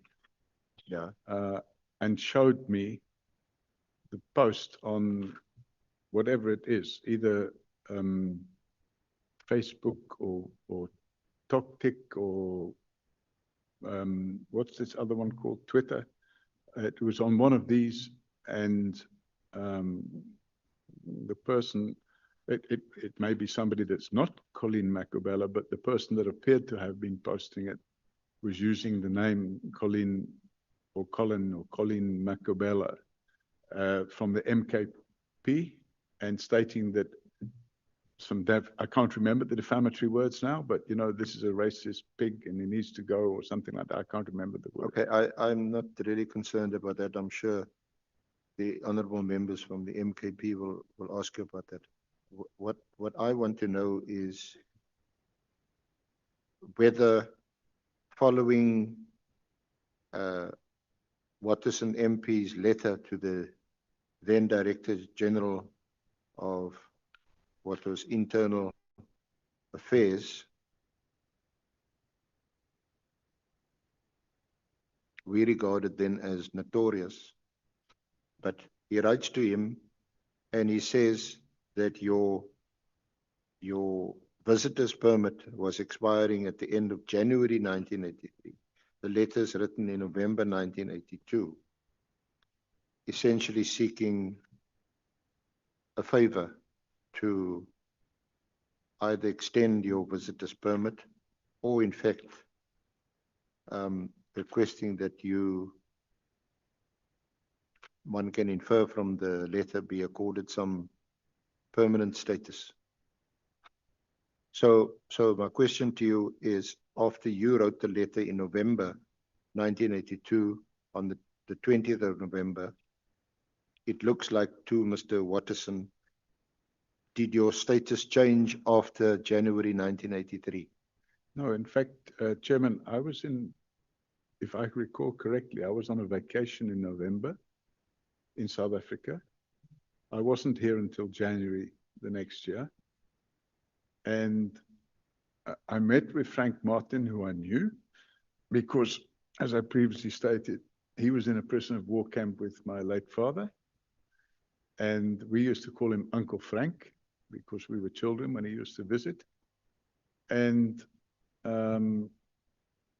while I was on vacation in 1982, he said there was some position, a very important position for me in the building services or whatever department or something like that in the Natal province. And I could get a good job. And would I like the job? And, you know, I was 20 something years old. It sounded like a good idea at the time. I said, yeah, it'll be all right. But I mean, I have a tourist permit, you know, they call it a visitor's permit. And but why do you record in your letter that you are in a predicament and can think of no one else to turn to? If you were on a visitor's permit, which was now going to expire in January 83, then presumably you would just leave before the visitor's permit expires and you go back to the UK or Ireland. In fact, I spent 3 weeks there, not 3 months. But when you enter the country, and it's still the case today, you're given a visitor's permit for 90 days. So I came here for holiday. You get a visitor's permit for 90 days. I met with Frank in Durban, and Frank offered me a position. Actually, I didn't meet him in Durban. I met him in Pietermaritzburg. And he offered me a position, an engineering job, and it would be good pay. And I said, yeah, but I don't have a work permit or anything like that. He said, oh, I filled in these forms. He filled them in for me. He said, just sign this and here, write the letter in your own handwriting. And he told me what to write, so I wrote it. And as I say, it's 42 years ago. I can't even remember. I would have completely forgotten about it if somebody hadn't have sent it to me last week. Well, did you forget? You forgot to mention it in in your evidence and in your affidavit? Didn't you think it was material? No, I didn't think it was material. You worked here according to your own letter. You had obtained a work permit without any bother, and you foolishly assumed, I'm reading from your letter, that the same would apply on this occasion. You were offered good employment by Mr. Jim Powell, whom you knew from the UK. You sold your house in London with the intention of settling here. Now you write and you say you're in a predicament because you're sitting with a visitor's permit and you had intention of going back. Chairman, as I said, I came on holiday. I just wrote what Frank suggested I should write. I cannot remember now what happened 42 years ago. But, you know, I wrote what Frank suggested I should write and I gave it to him. I didn't send it anywhere. He handled it. And this letter that's attached to it, I see it for the first time. But this seems to be your predicament recorded in your own letter. So I wrote what yes, Frank suggested I write. From your letter. Alas, though my work permit was refused, and without a work permit, I cannot start work and apply for permanent residence. I don't. So this is the predicament you say, because this puts me in a bit of a quandary, as I want to stay in this country, which I love so much, and I believe is one of the few countries in the world that is not riddled with communist-inspired unions and what is it?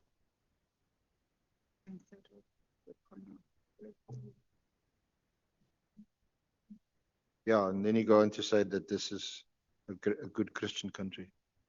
So this is an appeal to a politician to help you to obtain a work permit and permanent residence. This is not a casual visitor who's coming here, the visitor's permit expires and now you know you must leave the country. I left the country before that letter even was typed, because I was in Durban. I'd had 2 weeks holiday, I had another week to go, I think.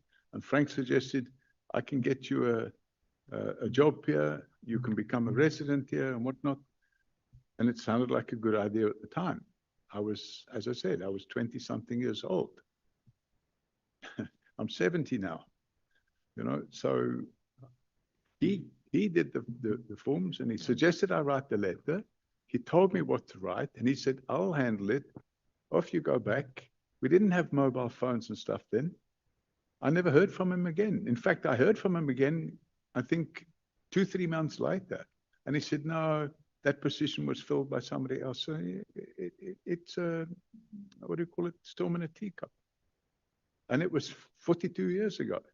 But there's absolutely, and I mean, I've just read again now that handwritten letter. It says, So what are you saying, that you were not in fact in a predicament or in a quandary? Not in a predicament. You wrote what he told you to. Yes, at the time I was fully employed.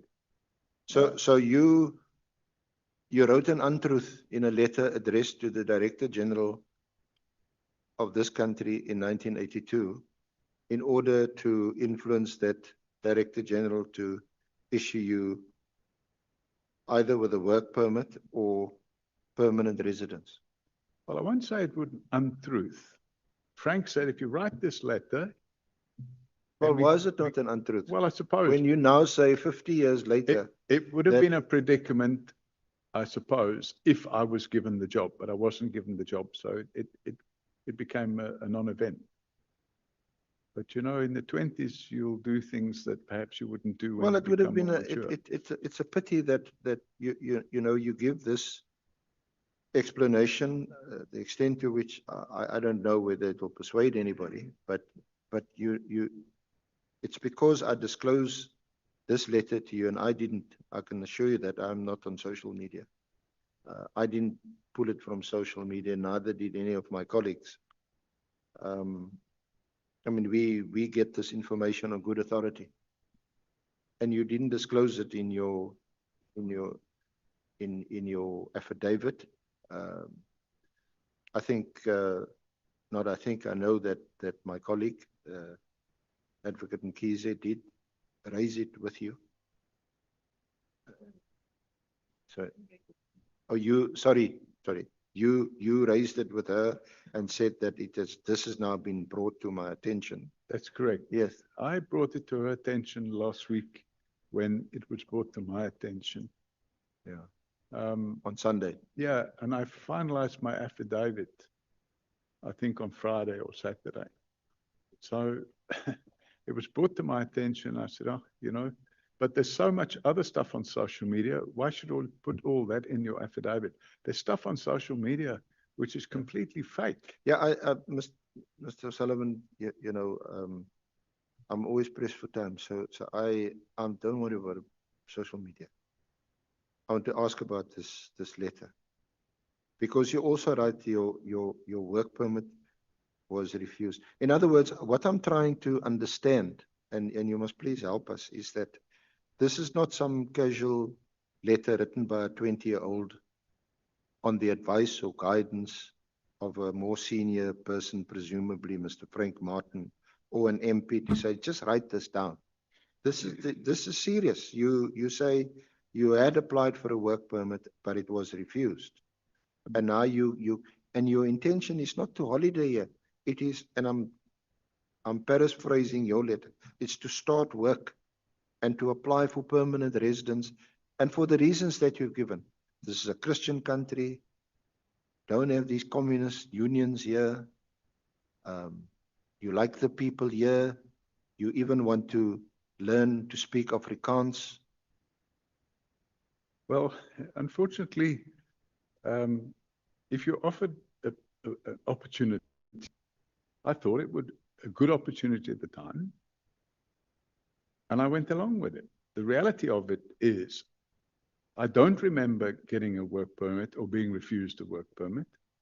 I never came to work here in pursuit of that. And I only later, in 1989, which was 7 years later, applied for a residence permit on the basis of being a person of independent means. So I didn't see it as being anything other than that. Well, we now know from your evidence that we accept that these letters as authentic. Because you see, this changes the reasons why you came to South Africa in 1989. The impression you create in your affidavit and the early part of your evidence is that, in fact, the market or the property market, I forget now, but you can correct me, in the UK had collapsed, and you were looking for business opportunities, and you came to South Africa in 1989. So the impression you create is that you're entirely disinterested in this country, other than this is an opportunity to invest and to make money. You said, no, of course, if you invest, you want to make money. But that's the extent of your interest. Now we read a letter that you wrote to a member of parliament to say, look, I'm in a predicament, I'm in a country, in a quandary. This is some 7 years before you eventually came here in 1989. And that you had already applied then for a work permit. You had already applied, and I'm paraphrasing from your letter, for a course in Afrikaans, as I want to completely integrate with the South African way of life. Do you accept that this puts a different narrative or background to why you entered South Africa in 1989? No, I don't. And the reason for that, Chairman, I didn't just come here to invest and make money. I had been coming here every year for a holiday for many years. And I invested in property here before I took a decision to come and live here. I had already acquired property in 1987, but I didn't apply for permanent residence then. I bought another property in 1988. It was in 1989 that I decided, you know what? I like this country. We must go and live there. And then I applied, and my application was granted. Yes, but let's deal with that. Was in 1989 and after that, because unless again you were told to write this and you didn't really mean it, in other words, it's not true. You say, sir, and I quote from your letter, it would break my heart if I now have to return to the UK. You're actually desperate to stay here because, as you say, you're in a quandary, you're in a predicament. And then you go on to say, I beg you humbly to speak on my behalf to someone in a position to consider me as an immigrant. So in 1982, November, you expressed a desire. You pleaded, you want to stay here as an immigrant. You didn't want to return to the UK or to England. It was probably an exaggeration. The reality of it is, So you exaggerated. In that you wrote some untruths. I wouldn't say you untruths. exaggerated. I exaggerate. Can we take Honorable Nomvalo? Yeah, thanks, Chair. No, we just wanted to make a request on record that may the witness, even if it's during lunch or after hours, produce evidence showing that a member of Parliament, Honorable Colleen, posted some defamatory something about him, because we stated on the record that our member has never done that. She has never posted anything on any social media platform. But we request that you provide that proof to us, even if you can provide it after today's session. You can ask for your team, from your team, to look for it now. Can I answer, Chairman? Yes. So Chairman, I don't have social media. Somebody showed it to me on a phone. And it looked to, I mean, from what I can remember, it showed the person as being Colleen Makubela. And that's why I can't remember if it was on Twitter or TokTik or whatever. I can't remember. It's TikTok. TikTok. Yeah. Somebody showed it to me. And yeah, I can't go back and look for something that I don't have. The person is from the MKP. And I think I pointed this out earlier, that it appeared to be a person called Colleen or Colin Makubela from the MK party. So yeah, if I can't find that, then I can't find it, but it appeared to me. Yeah. So I'm trying to do the best I can, but I don't have social media. So yeah. Honorable Nomvalo, your question has been responded to. No, unfortunately, Chair, he is not sure of what he's talking about. Then I think we are helpless under the circumstances, because our member has never posted anything of that nature. Hence, we make a request that he provides proof to us, because our member is even ready to depose to an affidavit. She has never posted anything of that nature. You confirm to him that you have a member called Colleen Makube. Do have a member called the former chief whip of the MK party. I think she's all known to us, but she has never posted anything of that nature. So I think it's wrong and unfair for the witness to say something that is untrue about her while she is not even here to respond for herself. Honorable Skosana. Thank you, Chair. I guess this issue of casting aspersions without evidence, I always question witnesses, We had witnesses last week. When you ask for evidence, they are evasive. Now Mr. O Sullivan say he saw from someone on his phone.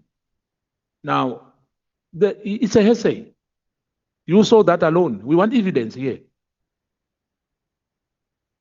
Because now we are painting someone, and without any substantiated evidence to the honorable members here. We can't deal with gossip here. Thank you, Chair. Can you just say you disagree with that statement and we move forward? Honorable Malem. No, Chair. They're raising a serious issue. If the witness is not sure, instead of you asking them to say they disagree with the statement, you should ask the witness to withdraw that. Because he cannot just come here and then say thumbsucked things here. If he's not sure, the only way to close this matter is that he withdraws that and then we move forward. Because he's not sure if it's Honorable Colin who posted that. And to cast aspersion on our fellow member and then we just pass like that, it is unfair. So if the witness is not prepared to produce any evidence to that effect and is not sure, can we please request him to withdraw that allegation? Chairman, I'm going to go back to the person that showed me and see if I can get a screen grab or something of that nature. And if I can't get that, I'll withdraw the statement I made. Is that acceptable? No, the statement is withdrawn. What you are sharing with us now is information, is not evidence. Okay, the statement is withdrawn. It only becomes evidence when you can substantiate it.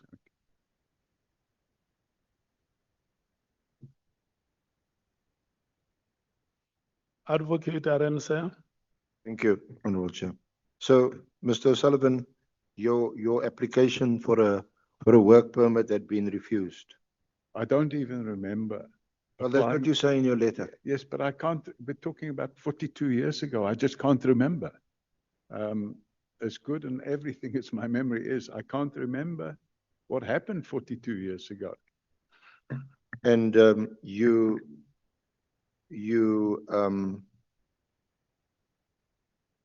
had then given some details of yourself and copies of your certificates and references. I can't remember. So can we have sight of these certificates and references that you enclosed with this application at the time? If we can get them from the person that supplied these documents, I would be happy to do so, but I cannot remember, Chairman, what certificates and application or whatever the case may be. So I really can't assist if I can't remember. Now,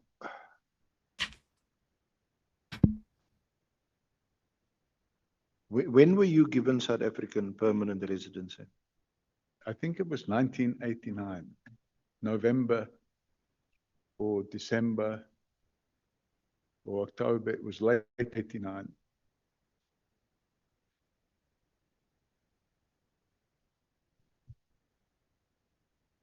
And at the time, of course, we were then still not a democratic country, and would what you have said in your letter that we discussed, would it have still been the case that you love this country?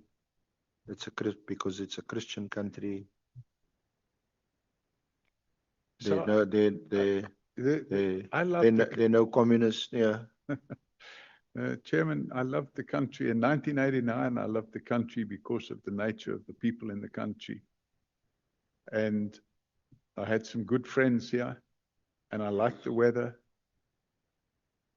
and there were business opportunities. Now, I asked you earlier about whether you said you had been to then Rhodesia, but you had no no interaction or connection or association with the Rhodesian police or security forces. Yeah, before we move to Rhodesia, may we take Honorable Ngola. Thank you very much, Chair. Chair, I consider the year that which Mr. O'Sullivan became a citizen very important for the proceedings of this Ad Hoc Committee. It is quite astonishing that he doesn't seem to be remembering anything. Was the SC is trying to bring to his attention a letter where some Mr. Watterson wrote to the Internal Affairs in respect of his application for citizenship in 1982. But he seems not to remember even the fact that they said is going to be useful to the white community in South Africa. I want to propose, Chair, that can the committee take on its accord right to the Director General of the Department of Home Affairs just for a confirmation of the year at which Mr. O'Sullivan became a citizen of the Republic of South Africa, so that we can be able to draw it closer to where may he perhaps made applications to be permanent. Thank you. Honorable Malema. Yeah, I fully agree with that suggestion, but also must be given the motivation why he was given that citizenship. We must check if learning Afrikaans was the only criteria which was followed or what. Yeah, remember Honorable Watterson at the time also motivated that he will be of good use to the white community in the Republic. So we will write that letter to check what was the motivation that was made for his acquisition of citizenship and inquire whether the Afrikaans qualification was, how important was that Afrikaans qualification? I'm not seeing any further hands, honorable members. My assumption is that you want us to proceed.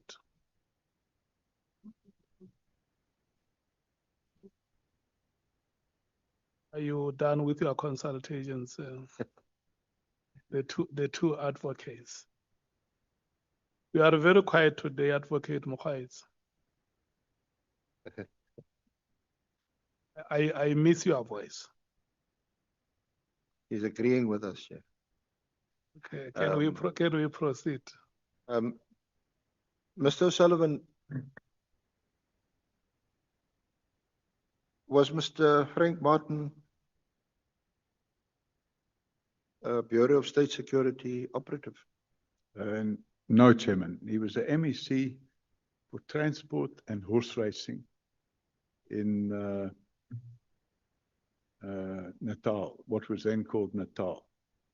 So you do remember that clearly?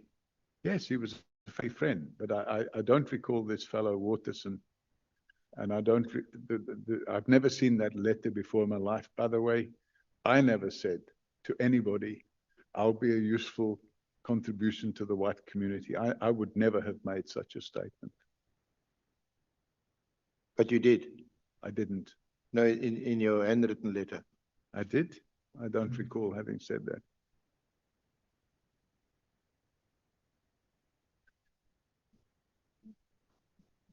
I don't recall having said that.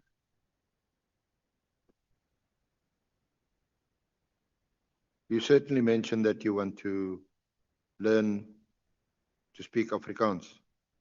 Yeah, I may have said that, but I don't recall having said that I would like to contribute to the white community. You said you had already applied for a course in Afrikaans, and I want to completely integrate with the South African way of life. Yeah, but did I say that I wanted to contribute to the white community? I wouldn't have said that, and the reason I wouldn't have said that is because I'm firmly anti-racist. So there's no way I would have said, I want to contribute to the white community. It just wouldn't have happened. Well, you said that you want to completely integrate into the South African way of life. What was the South African way of life in 1982? For us, what we had to have today, and I'm not giving evidence. Yes. It's just a fact. Was seemingly light years away, and for most of us, we said it will never happen in our lifetime. Yes, so I wasn't. So you were thinking specifically of a white South African racist-dominated society at the time, and you wanted to integrate into this way of life by specifically learning to speak Afrikaans, when arguably, I do remember, I'm old enough to remember MP Watterson was one of the English-speaking MPs. So, in my view, the South African way of life in those days was nice weather, outside activities, boating, swimming, braaivleis. Pardon? Braaivleis, all that sort of stuff. Yeah. But I was not interested in contributing to, for example, apartheid or anything of that nature. That wouldn't have been anything that I would have been interested in. No. Mr. Sullivan, that is directly in contradiction to your own handwritten letter, which says that it would break your heart if you were not granted this status because you want to integrate into this society. So I think, Then a white-dominated society, apartheid, separate development, forced removals, separate education, group areas, homelands. Yeah, in my 20s, at that stage of my life, I didn't even understand all of that. What was that? In those days, I didn't understand all of that. I didn't even know the existence of a group areas. Of course, I know about it now. I had no knowledge. I had some knowledge, but I didn't have full knowledge of all the things that were going on. And had I have become a citizen at that stage, I would have helped contribute. Are you saying you were naive? Pardon? Are you saying that you were naive? No, I'm not saying I was naive, but had I have... Well, then it's worse. What do you mean it's worse? If you can say, I'm young and naive, I didn't really understand politics, I just wanted to do... I'm not now naive. I thought you meant, are you naive? Then I probably was naive. Yeah, well, but in 1982, you were already an electrical engineer. You were a learned person, certainly more learned than the average person, I would think, even in England. Yes, possibly so. But, when you're in your 20s, you have a different view on life as you would have later in life. So, what I want to drive to is that you were at this stage then recruited. By who? By the security agency of this country at the time. Not a chance. Absolutely none whatsoever. Frank Martin wasn't involved.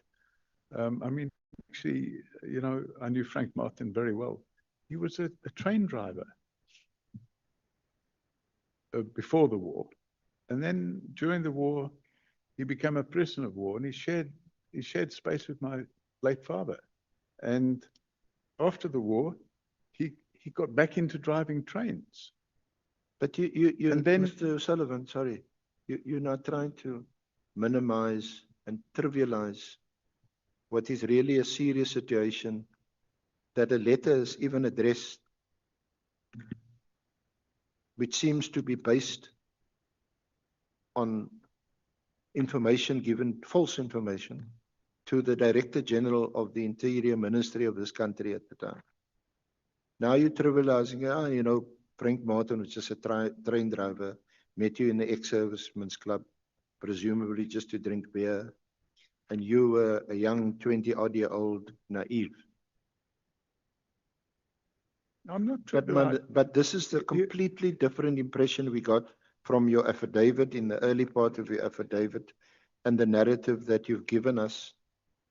Certainly, when consulting and when reading it, oh well, this is a fairly well-heeled, well-educated person coming from the UK. You know, we can't complain when people want to invest their money in our country, buying property, hopefully, you know, creating jobs for our people.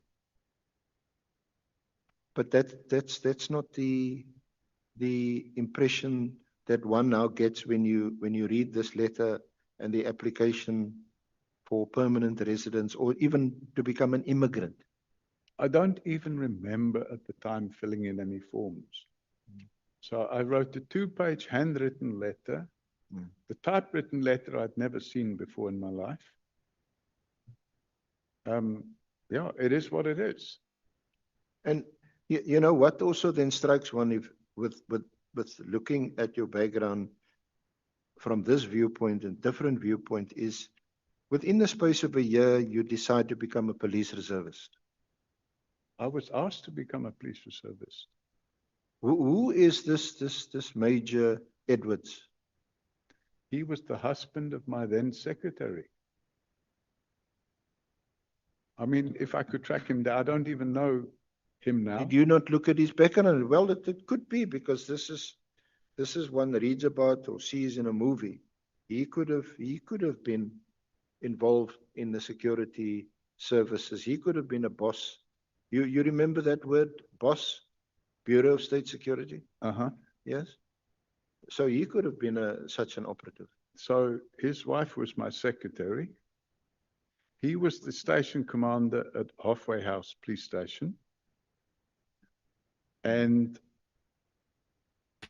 this suggestion that I should become a police reservist took place after the democratization process had started in South Africa.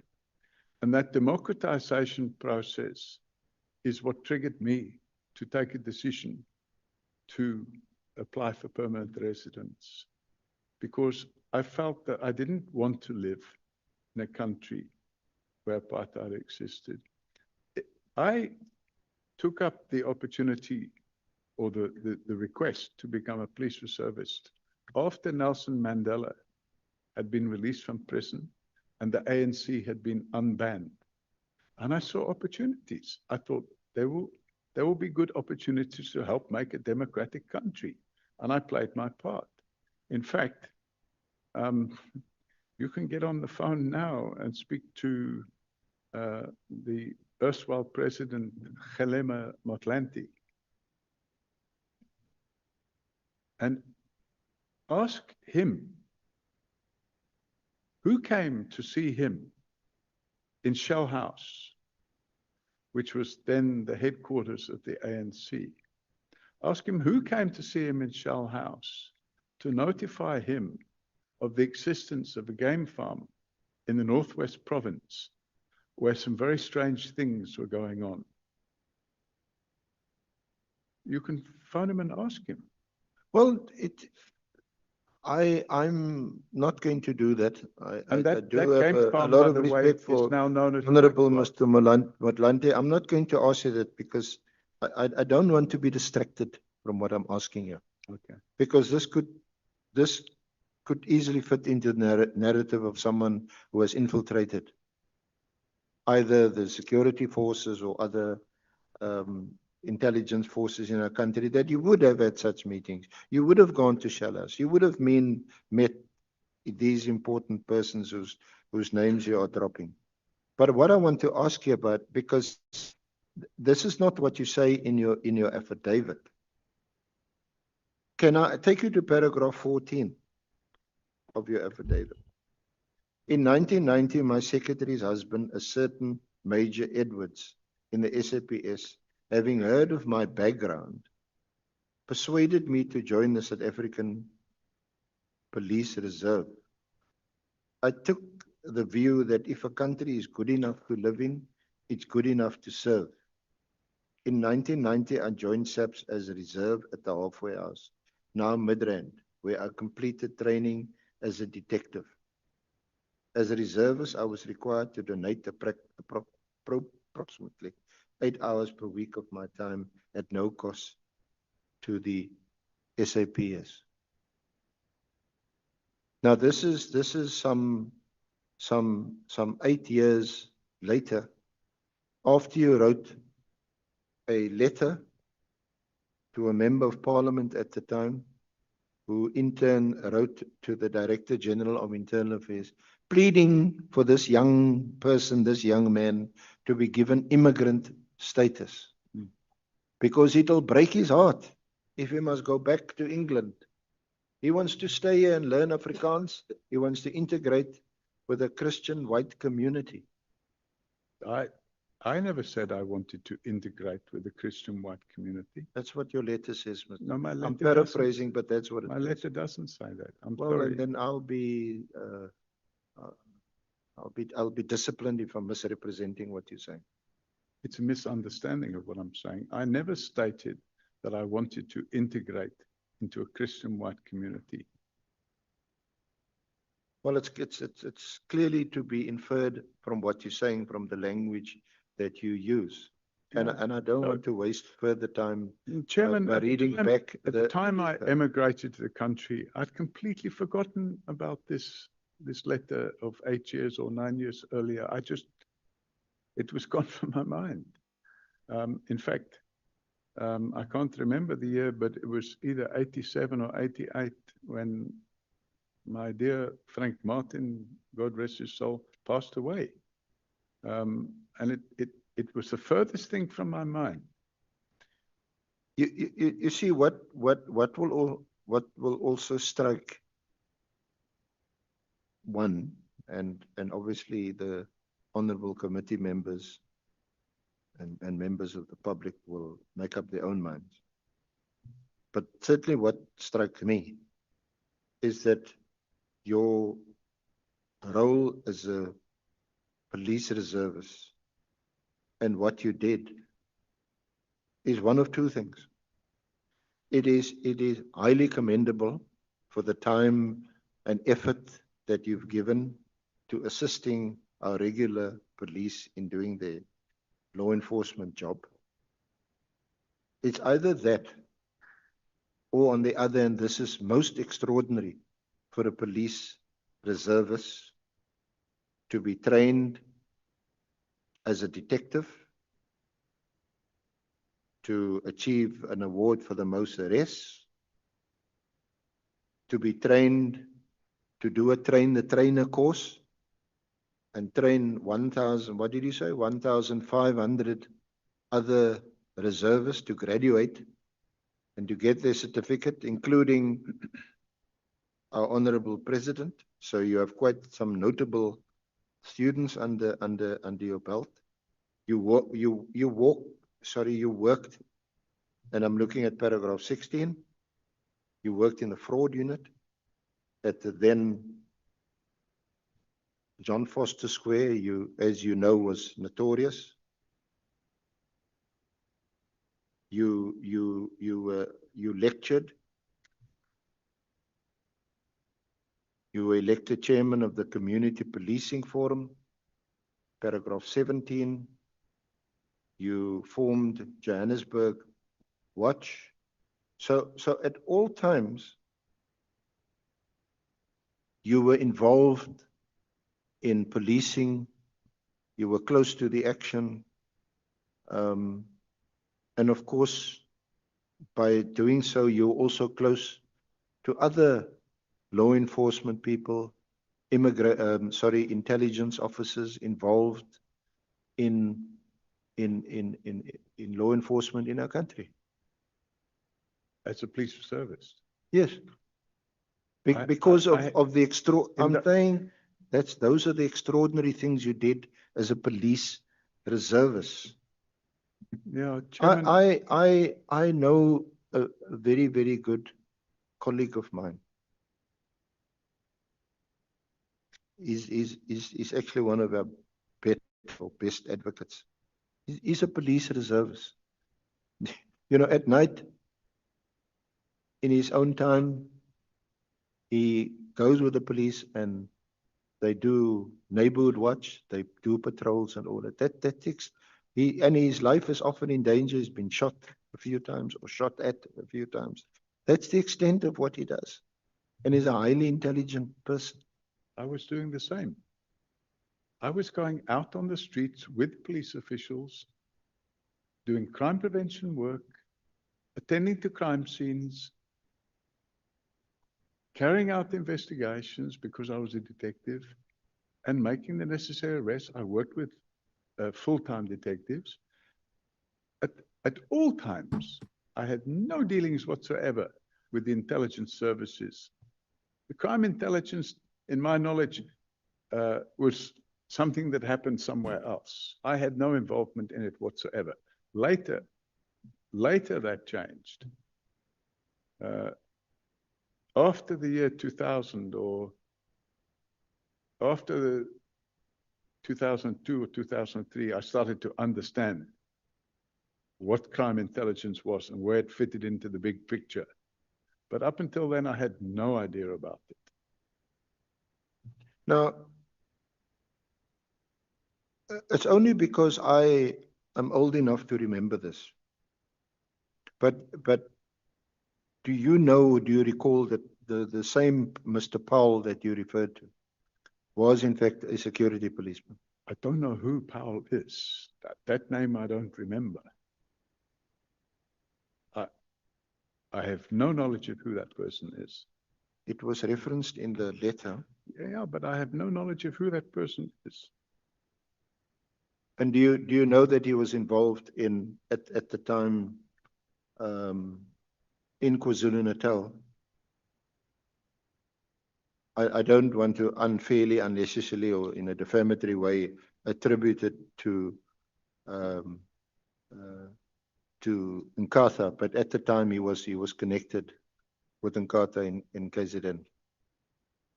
Were you not aware of that? None whatsoever. In fact, until I saw this, because I never kept a copy of any letter back 42 years ago until I saw this last week. If you'd have said to me, who's Jim Powell? I have no idea. No idea whatsoever. So before we move on or forward, Mr. Sullivan, is it your evidence today that you've at no stage ever been involved with the security police, either the one before 1994, before 1992, when things started to change in this country, or afterwards? As God is my witness, I was never involved with the security police in South Africa. And I'm stating that again under oath, never once in my life was I involved. And if anybody wants to make inquiries at Boyson's police station, and by the way, I have a lot more press cuttings than what you've seen there. There's another document there. I can't remember the page, but it's included. And if you have a look at it, Chairman, either just before or just after that picture of handing Mr. Cyril Ramaphosa the award. I'm just looking for it now. I'll give you the page number. By the way, well, we know, and I'm sure that the honourable members would have read your Chairman, affidavit. Important evidence. If one looks at page 55 of your affidavit, no, of the annexes, A55.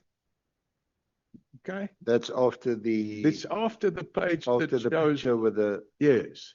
The honourable president. Yes. Yeah. Okay. That's an article that appeared in the Citizen newspaper in 1977. It says millions in forged post orders claim. And it refers to forged 100 Rand postal orders, which were circulating in Johannesburg. And we got approached at the fraud unit. We got approached, and by the way, that would have then no longer been John Forster Square, it would have been Johannesburg Central Police Station. We got approached with a view to trying to find out where these forged postal orders were coming from. And I spent time, my time and energy, and we tracked down who was printing and issuing these forged postal orders. And this details the court case in respect of that. And if you go back to the page before the letter that we dealt with for, which was 53, if we go to page 52, that's an article dated July 27, 1995, Chairman. It's the Southern Courier, which is a newspaper that deals with the southern suburbs of Johannesburg. And the headline is The Highs and Lows of Drugs. And if you have a look there, you can see the whole story is about people that are buying drugs on the street. And if you look at the bottom of the story, it says the technical aspects of this article were prepared for the Southern Courier by Detective Sergeant Paul O Sullivan of the SAPS. Seen in the picture is Detective Sergeant O'Sullivan together with female constable Vermaak, making an arrest of 2 suspects with dagga and cocaine. That's far removed from being involved with intelligence services. Well, before I ask Honourable Chair for my colleague Advocate Mkhize just to take over for a short while, I want to please be excused. I just want to say that it's also the perfect front to have these awards, meet all these important people, current president, former president, drop their names, and to continue some other undercover covert work. So on the face of it, yes, I've said to you it's impressive, and one can get a lot of credit for that kind of work. But it doesn't dispel or put pay to any theory that you have been or are involved also with other intelligence activities. Is that a question? The reality of the situation is, I've stated a few minutes ago, and I'm stating again, while I was a police reservist, I was never involved in any way, shape, or form with any intelligence activity of any nature whatsoever. And since living in this country, I have not been involved in any way, shape, or form with any intelligence activity whatsoever. And that is it in a nutshell.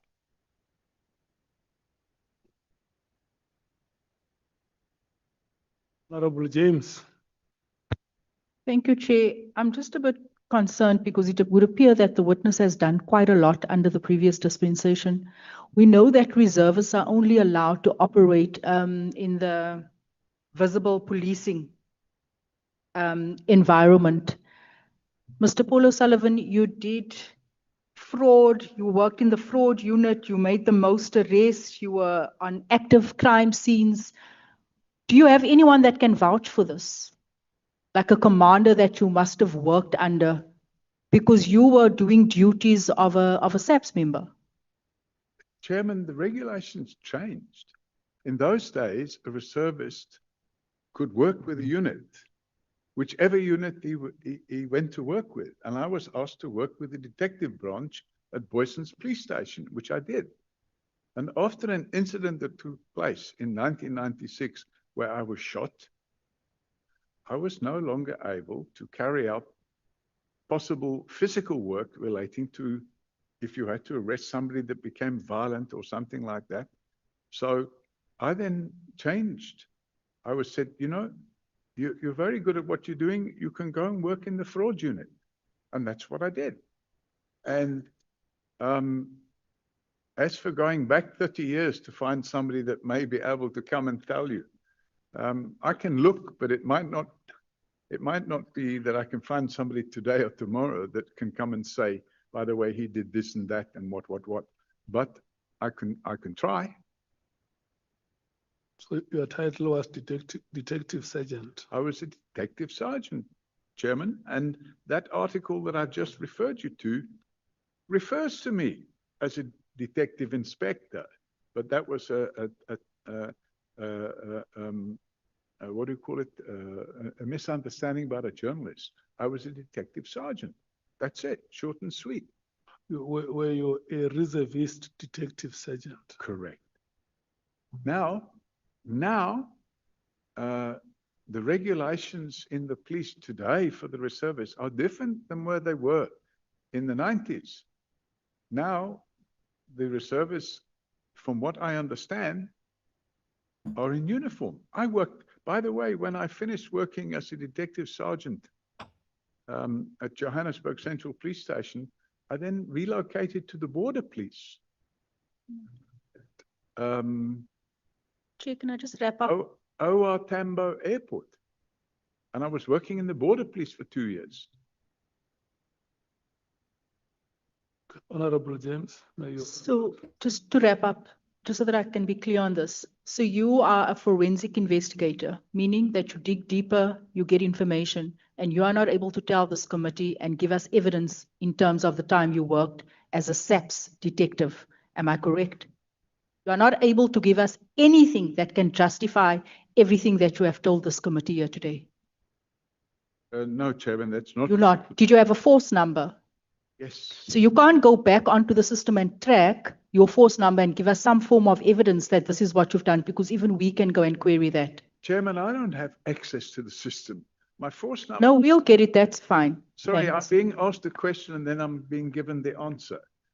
On page 53, A53, Chairman, there's a letter there dated 26th of June, 1997. And it says, Detective Sergeant Paul Robert O'Sullivan, force number 0245296-1. There's my force number. Thank you. You know, anybody can go on the system through the necessary channels and find out. I was a police reservist until Jackie Celebi cancelled my work as a police reservist. Yeah, we will come to the Jackie Levy matter. May his soul rest in peace. Honorable Matthews. Also on a point of clarity, when Mr. O'Sullivan joined this police reservist, were you a South African citizen then? Chairman, I wasn't a South African citizen. That's fine. I was a permanent resident. But in those days, the regulations required that you be either a citizen or a permanent resident. You were a citizen at that time? No, Chairman, I was a permanent resident. The regulations were changed in 2000 or 2000. Mr. Sullivan, you answered that already. And then just on the second point, Chair, so we need to do back office work here and get the regulations of what was happening with the police reservist unit during that, so we can just be workshopped on that, because I don't know which country would allow a non-South African to be this involved in our systems and having access to information. Thank you. I think No, we're not, just so we make sure we the follow. point has been made. Abazel. Thank you, Mr. O'Sullivan. We are at paragraph 18 of your statement. And we are still paragraph 18, page 7. And we are just about to wrap up your time as a reservist. At paragraph 18, this is now 10 years since you'd started as a reservist, and you were based at the airport, Johannesburg. At the time, it was Johannesburg International Airport. That's correct. And you say in your statement that you were at that point part of a national team in the Border Police of Johannesburg. What was your specific role? So the role of the border police, we worked together at the airport and in 2 or 3 areas. One area was to prevent drug trafficking through the international port. Another area would be to make sure that people weren't coming through with forged documentation, for example, a fake passport. People that were involved in human trafficking. So actually, I was very successful in helping to stamp out human trafficking. We achieved quite a bit of work there. The other area we worked on was counterfeit goods. What's that noise? You can continue. Is it just in my ear? Or? Yes. There would be importation of counterfeit goods. So we would go and do random checks together with the customs officers to identify counterfeit goods. Could you name the specific successes that you were able to achieve in that period? Yeah, we had quite a few successes. Chairman, may I refer to some documents to help expand on that? I would like to go to page A62. By the way, at that stage, I was a police reservist and I was in the group executive for aviation security. Yes, but I haven't reached the point at which you're an executive at AXA. I'm still just finalizing the point at which you were a reservist, specifically at the airport. Yes, so we would have made quite a few arrests on the human trafficking side. In particular, labor human trafficking. We would have made quite a few arrests on drug trafficking. We made quite a few arrests on people with forged travel documents. And I'm talking about passports. You would have what we call returned traffic individuals. So some people that we trafficked, they knew they were being trafficked and they wanted to be trafficked and they were trafficked for labor. And certain countries I don't want to name the countries in case I'm accused of defaming them, but certain countries in the Eastern Asia area, they would traffic individuals here who would come voluntarily so that they could then go and work in sweatshops or in spaza shops out in the bush. Yeah. And they would spend 3 years here. Their passports would be taken by their employers. And when they left, you could see that they'd overstayed their visa or their visitor's permit. And they couldn't leave the country now because their passport, they would hide it in their luggage. And they would go to the embassy and say that they came on such and such a date and their passport was stolen. And they would be issued with what's known as a temporary travel document. Thank you, Mr. O'Sullivan. Valid for a one-way trip. Thank you. You mentioned that at the time, as a reservist, it was volunteer work, and you were not receiving any pay for the work that you were doing. What work were you doing at the time that was not volunteer work, your full-time job? What was your job at the time? When I started working at the airport? At the airport, yes. In the border police? Yes. I was involved in property development. You're in property development, okay. You also mentioned at paragraph 18 that you worked in excess of 40 hours a week, which is the equivalent of what one would work in full-time employment. How did you manage to work 40 hours a week on volunteer work and still run your own property development entity? Yes, so it's quite easy to explain, Chairman. In those days, I was a lot younger than I am now. I was also hyperactive. So I would start work early in the morning, finish in the afternoon, and then go and put 5 hours in at the airport. And then on Saturday and Sunday, I used to work because I enjoyed the work. So, and I say average, I didn't work 40 hours every week, but sometimes I was able to work in excess of 40 hours. When I was having the opportunity to do so, I would do it. Yeah. Mr. O'Sullivan, Honorable Malema. Okay. No, Mr. O'Sullivan, it is actually incorrect and unbelievable that you will say you want to come to South Africa and be integrated into the way of living without knowing what was happening in South Africa in the 80s. Because the 80s were the most volatile years of our time. There were killings, there were state of emergencies declared. If I'm not wrong, in 86, I think it was declared twice. The youth were on the streets, people being killed. Even at your 20s, there's no way you can escape that point and come here and say, no, I didn't know what was happening. Maybe I was naive. That is incorrect.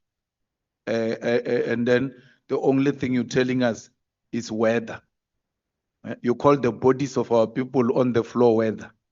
So that was what was happening at the time. People were being killed. And you wanted to come and join that kind of lifestyle of killing people. Are you not aware that people were being killed at that time when you were applying to become a citizen in South Africa?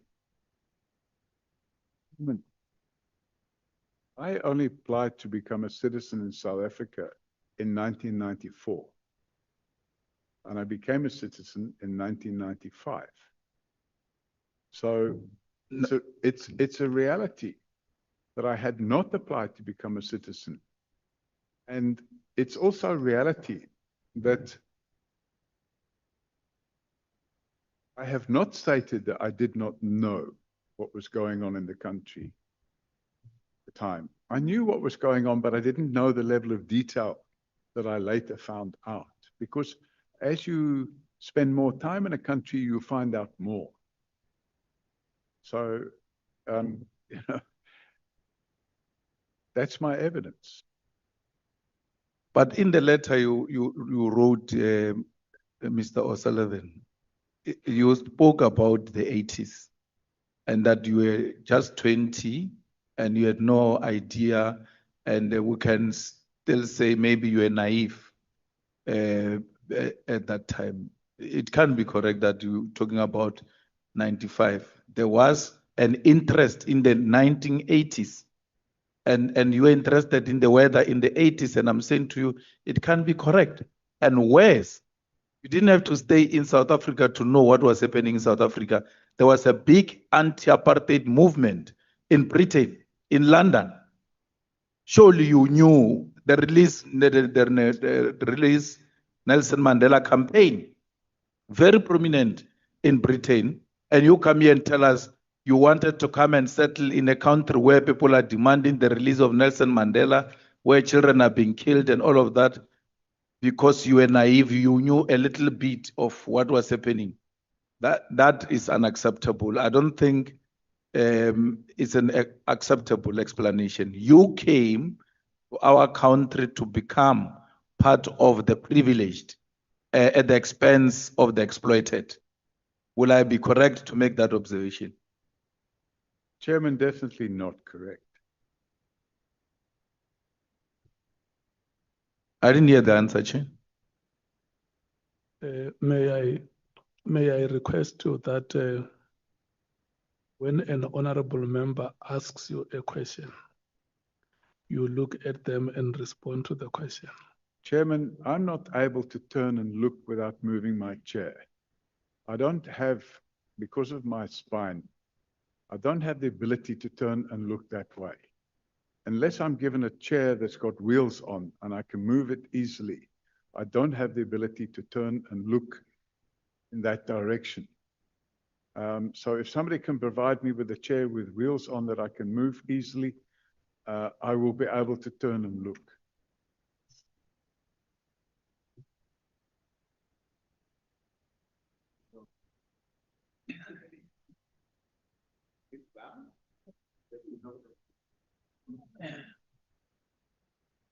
person who served in all our institutions.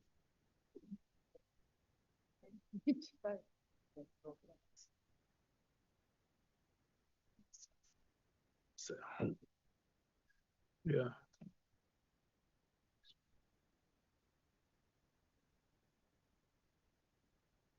Thank you, Chair. Now I can look. Yeah, I was worried about that because for the earlier part of the morning, you could imagine when honorable members ask you questions and Now we have a problem, Chair. I have to have a firm back behind me and this thing's moving. I can't lean, I have to be able to lean back without the chair moving. the chair does not have to move. Hang on. Oops. Yeah. Yeah, there.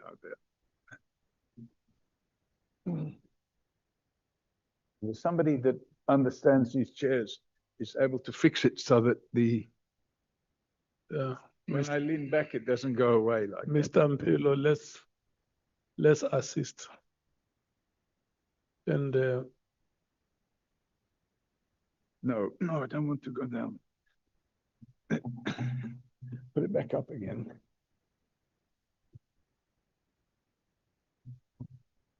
Ah, that's it. Thank you. Now it's fixed. is it fine now? Thank you, Chairman. Yes, I can lean like this without it going over like that. Can you turn it to my side? Let's see. Thank you, Chairman. Can you turn it to that side? Let's see. Okay. Thank you so much. Yeah, look at Honorable Malema and talk to him. Afternoon. Were you done, Honorable Member? I'd asked a question and then he gave an answer. That's when I said I didn't hear the answer.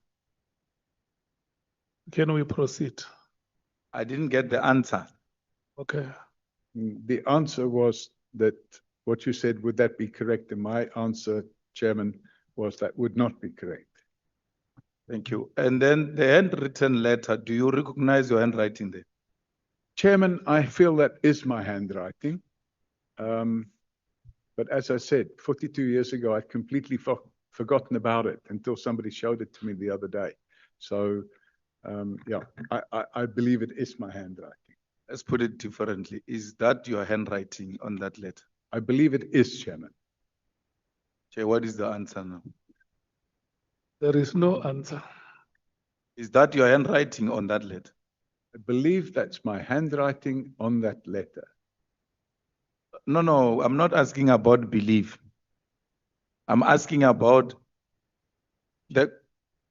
whether that letter is authentic and it's your handwriting that you see on there. You may not remember the content, but surely all of us remember our handwriting.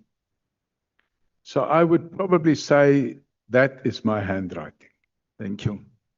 And then lastly, how do you say to us you don't remember who was your commander? Is probably 30 years ago and all of that? Because obvious, every police station in a particular year has got a station commander, has got this, has got that. And those people that we worked with for such a long time, and then giving people certificates that are not recognized by any institution, and giving them awards which you bought from a shop or Discom or something like that. You should remember those people. There's no way you can work with people and achieve these things that you said you have achieved. And you don't remember under whose command, as a person who's trained in military intelligence, a person who has been a reservist without being a citizen in South Africa, and having served for such a long time, there is no way you cannot remember who was a commander of these operations, because the discipline of what you are doing actually requires that you know your commanders. Thank you, Chairman. I did not say I don't know who was my commander. The station commander in those days was Director Vermaak, and the detective branch commander was a Colonel Badenhorst. So But I've never said, nobody said to me, who's your commander? And I've never said, I don't remember who my commander was.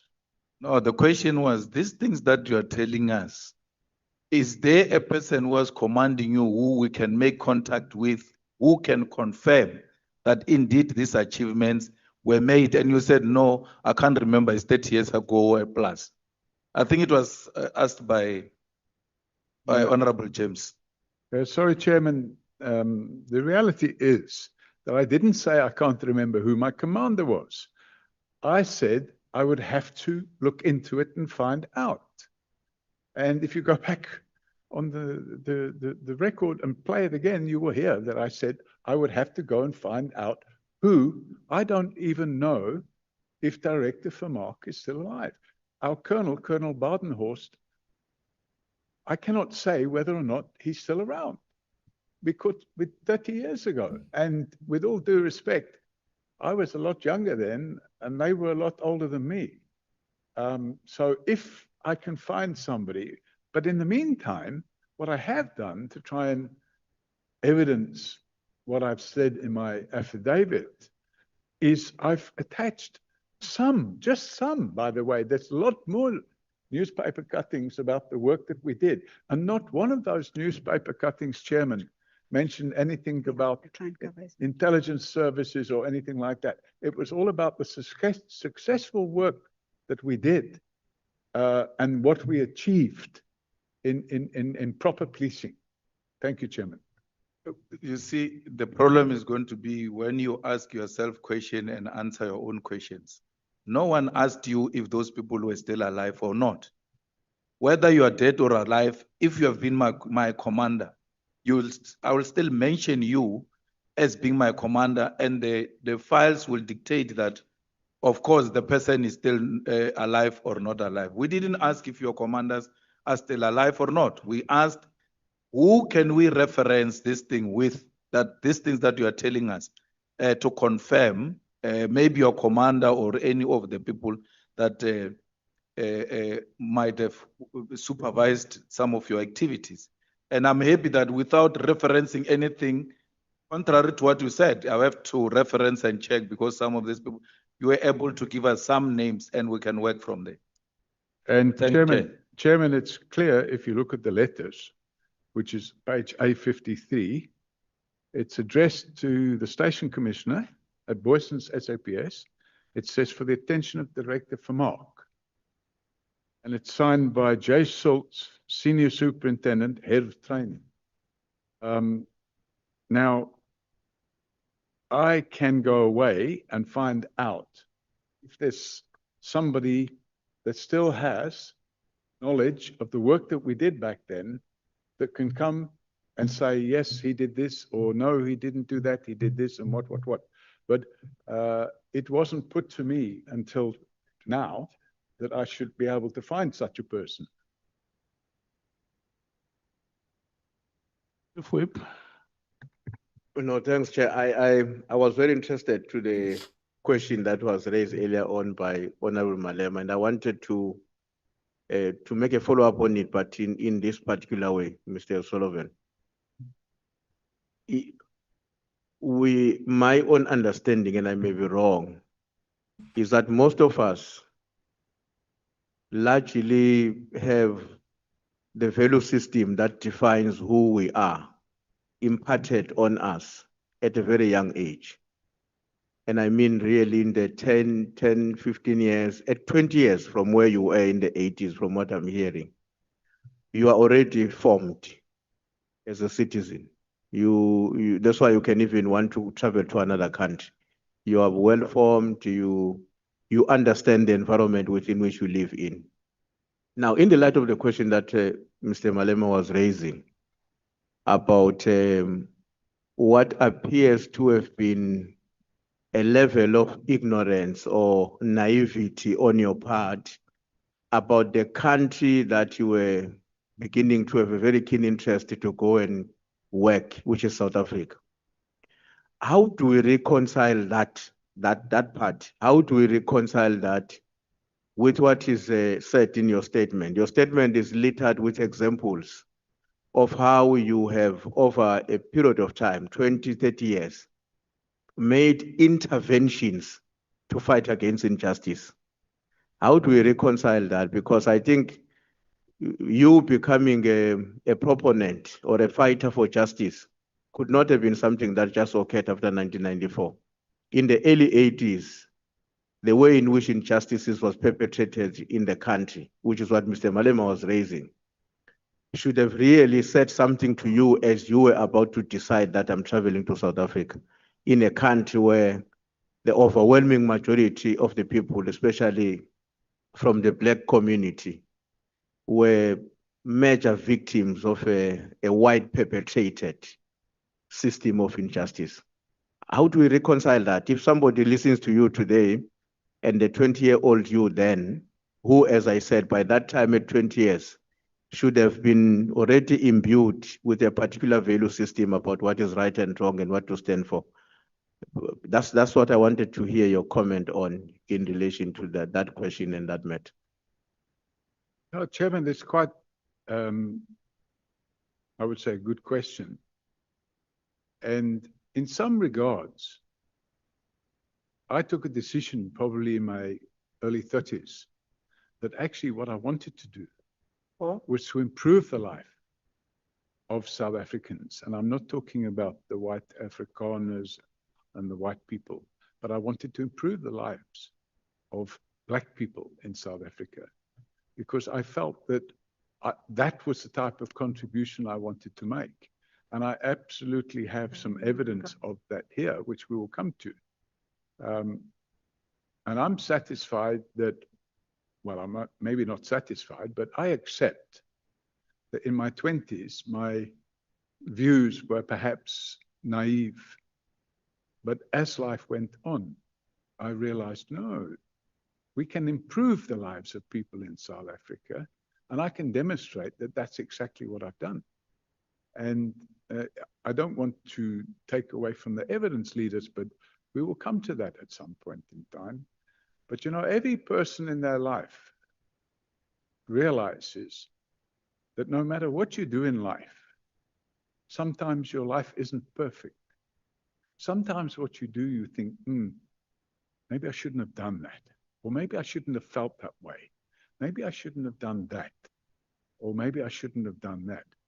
But you can't change history, but you can change the future. And what I do with my life, certainly over the last 36 years, is I've tried to make South Africa a better country for all its people, especially the previously disadvantaged people. And in that regard, I can demonstrate that I spend a lot of my time and energy and my own personal money doing that.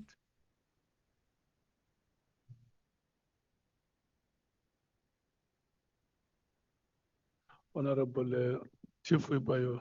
No, Chair, I wanted to say that the answer has not been adequate, but I'm prepared to live with what has been provided now. And during my tenure, I can expand on this issue so that I don't completely divert the proceedings as led by the evidence leaders. Thanks. I'm sorry to do this to you, Chair, but also to put it on record that in his affidavit, paragraph 6, he says, I came from the UK to live in South Africa in 1989, because he was trying to create a different impression that he came here in 1995. He came to live here in 1989 and he had business interest here way before 1989. It is in his own affidavit. Yeah, we will come to that. Just note it down, Mr. O Sullivan, because... Yes, Chairman, I didn't say... No, don't respond. Okay. I'm just saying note it down because we now have three dates. We have 1982, the year of the application of your handwritten letter and the letter of Mr. Watterson. There is 1989, there is 1995. Honorable Skosana. Thank you, Chair. I just wanted to emphasize that as well. Hence, when we started, when the evidence leader was asking Mr. O Sullivan that we agreed that we are disregarding that 1990 issue. Hence, the letter was read for us here that in 1982, he applied for a work permit and the work permit was rejected. And I just wanted to remind him quickly that you remember that, you know, your friend who was an MP, Mr. Watson,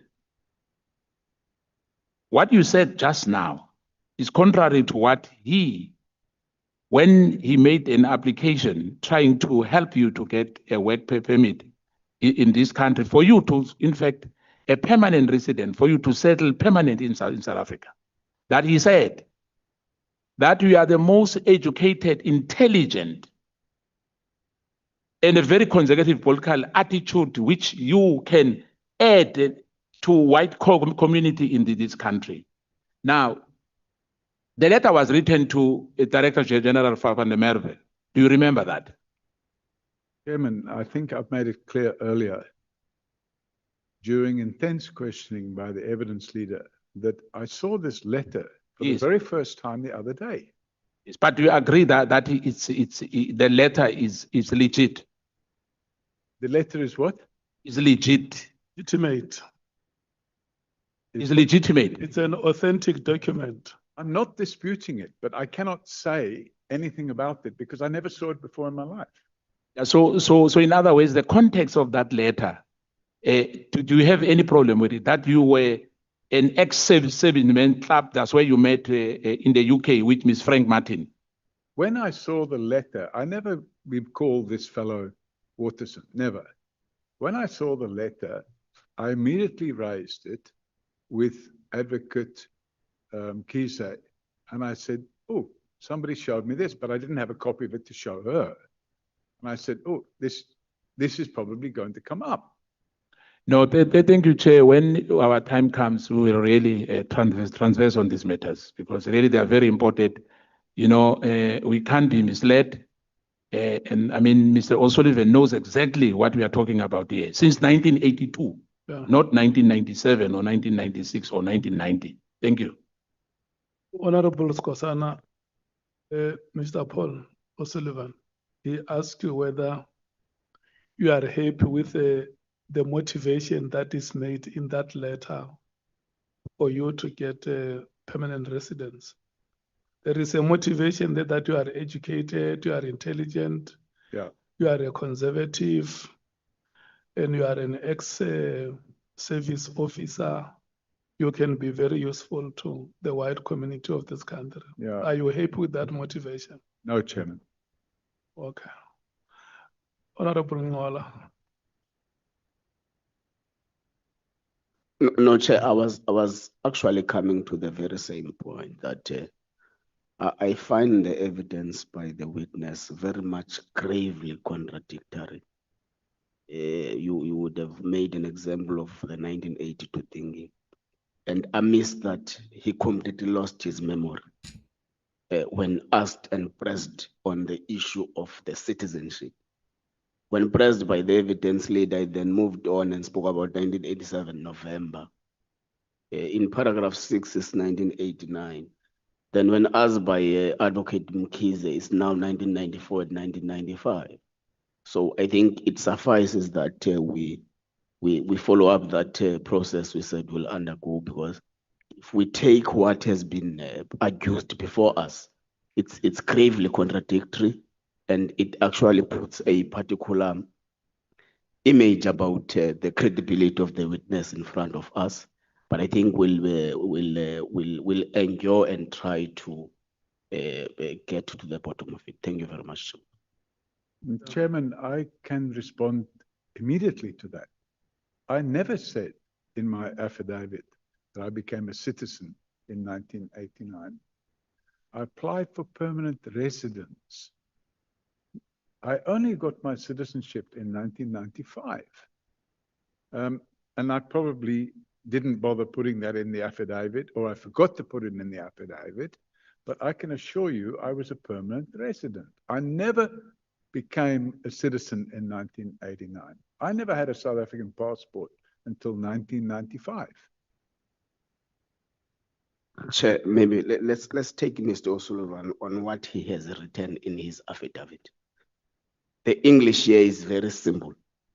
In 1989, due to my investment in property, I successfully applied for permanent residence as a person of independent means. Successfully applied. That's what the English in your affidavit is saying. For permanent residence. Not for citizenship, for permanent residence. There's a big difference between the two. When you get your ID book, Chairman, your last 3 digits in the ID book, if you're permanent resident, it's my ID number then ended in 185. It now ends in 085 because I'm a citizen. Let's proceed. Kabazel, Thank you, Chair. you have shown us the patience of a mother. I think I've just forgotten this. Thank you, Chair. Chair, I'd just like to confirm, and also just for the purposes of the record, that Mr. O'Sullivan on Sunday evening did contact me to say that there may be a letter which he did not have in his possession, which I did not have sight of, and certainly did not know the contents of the letter. But he did mention that there's a letter in circulation on social media, but we could not do anything about that letter until we got possession of it this morning. So I confirm that for the record, that you did contact me. Yes, I contacted you because it made me realize, oh, there's something going on here. I've already done my affidavit. If I'd have recalled what happened 42 years ago, Chairman, I would have included it in my affidavit, but I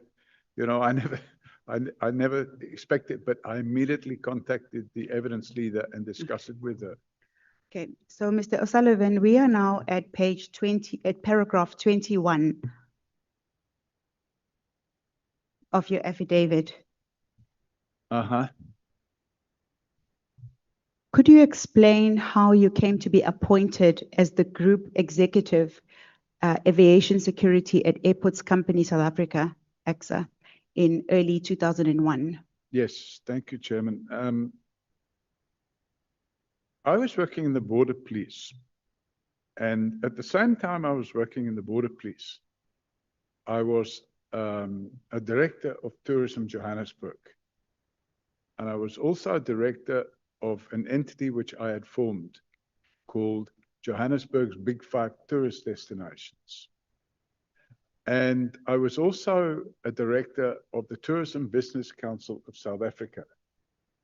And the reason for that was I was involved in the tourist industry in what we call tourism plant.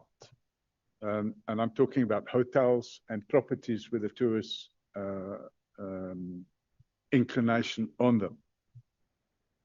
And while I was working at the airport in the Border Police, I had recognized some issues involving tourists that were getting victims of crime after arriving in the country and having issues outside the airport.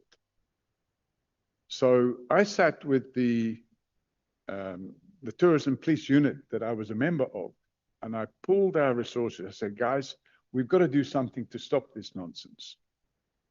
So what we started doing, we involved the permanent police members. We were a reservist unit of about 35 members, but there were permanent members at the airport as well, Chairman. And we involved them, and we sat down and we had a think tank. And we came up with the idea of swapping shifts and moving things around so that we could make the airport a safe environment. And that fitted in quite nicely with the other activities we were involved in, which was to prevent human trafficking. So what happened was we needed additional facilities because there were not some facilities that we needed. So I made representation to the general manager of the airport, a gentleman by the name of Bongani Maseko. And I said, Bongani, we need some additional facilities here. Can you help us? And he said, no, we'll have to have a meeting and what. So we had another meeting and they said, no, this is going to cost money. I'll have to get it approved by the board. And he asked me to come and do a presentation to the board of AXA as to why we wanted these changes at the airport. And the board approved the plan and we implemented those changes. And then about 3 or 4 months later, we were able to demonstrate that we'd taken crime down at the airport by 35% in 1 year. And then I was approached by the chairman of AXA, a gentleman by the name of Mashuda Romano. And he said to me he wanted to have a meeting with me and Dalla Oma.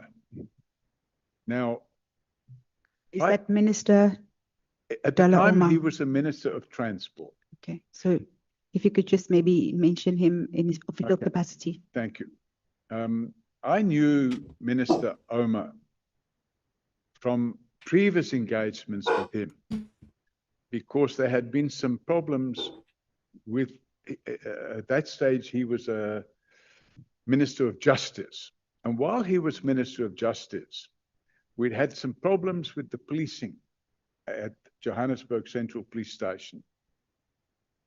There was some leakage with suspects, where suspects would come into the cells, at least the magistrate's court, and they would have to go upstairs. I'm sorry to interject, Mr. O'Sullivan, but I am now referring to your time at AXA. Yes. We've passed the time as a reservist Sorry. at So then, Worcester Square. Mashuda Romano said to me that he wanted me to meet with Minister Dalla Oma. So, and he said the reason he wanted me to meet with him was he wanted me, they were going to create a position on the board of Airports Company South Africa. And that position would be Group Executive Aviation Security. And he had given an undertaking to Minister Oma that when he was appointed chairman of AXA, Minister Oma had asked him to ensure that if he made any new appointments at a senior level within AXA, that the appointments should not be white people. So he then introduced me to who I already knew, Minister Oma. And we had a coffee at the airport. And he explained to Minister Oma the things that we had been able to achieve with bringing down crime at the airport.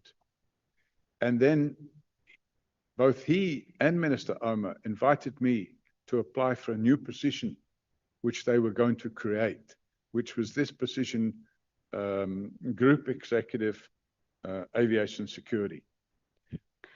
Did you interview for the position? Yes, Chairman, they published an article, what do you call it, an advertisement in the Sunday Times, and they told me I would have to apply for it, which I did. And I was shortlisted with 2 other persons, and then there was an interview, and they took a decision to appoint me. At paragraph 22, you talk about the normal hiring process. Is that what you're referring to after you were invited to apply for this newly created role? That's correct, Chairman. Which coincidentally, you also were the successful candidate. That's correct. Okay. What was your mandate at AXA? My mandate was... Before change. Sorry. There are 2 hands here, Honorable Skosana, Honorable Malem.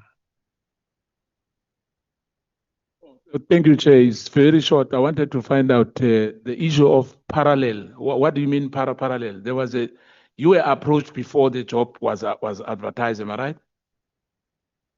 They told me that they intended to create such a position and they would be placing an advertisement in the Sunday Times. And that when they placed the advertisement in the Sunday Times, they would like me to apply for it because they liked the work that I had done at the airports with the Yeah. border police. Yeah, if I hear you well, you said that they didn't want to appoint a white person. Am I right? That's what you said earlier. So, no, I didn't say they didn't want to appoint a white person. I said that when Mashida Romano was made the chairman of Airports Company, he had agreed with the Minister of Transport that he would not appoint a white person into any senior position Yes. on the board of AXA.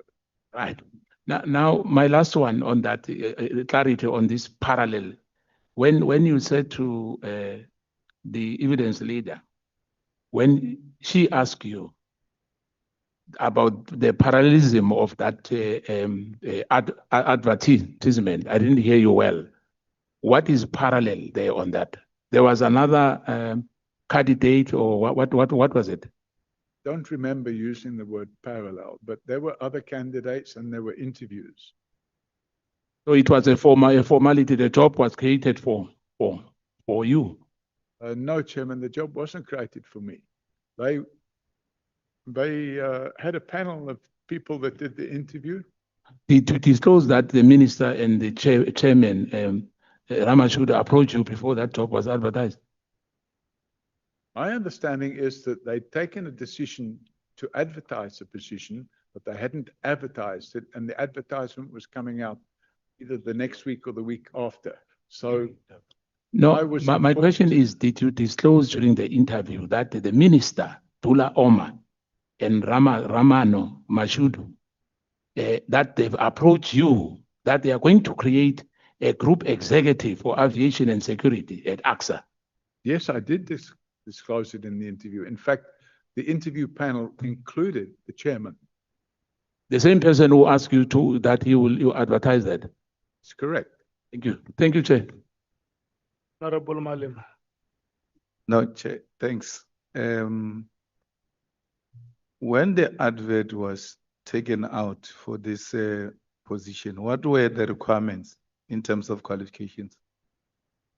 I can't remember, Chairman. We're going back over a quarter of a century. I didn't keep a copy of the advertisement. Do you have a degree or equivalent yourself? No, that wasn't a requirement. Do you have a degree or an equivalent? You? No. So that post will not, Group Executive Aviation and Security will not have required a degree? No, there was no degree required in the advertisement. It was designed to suit you.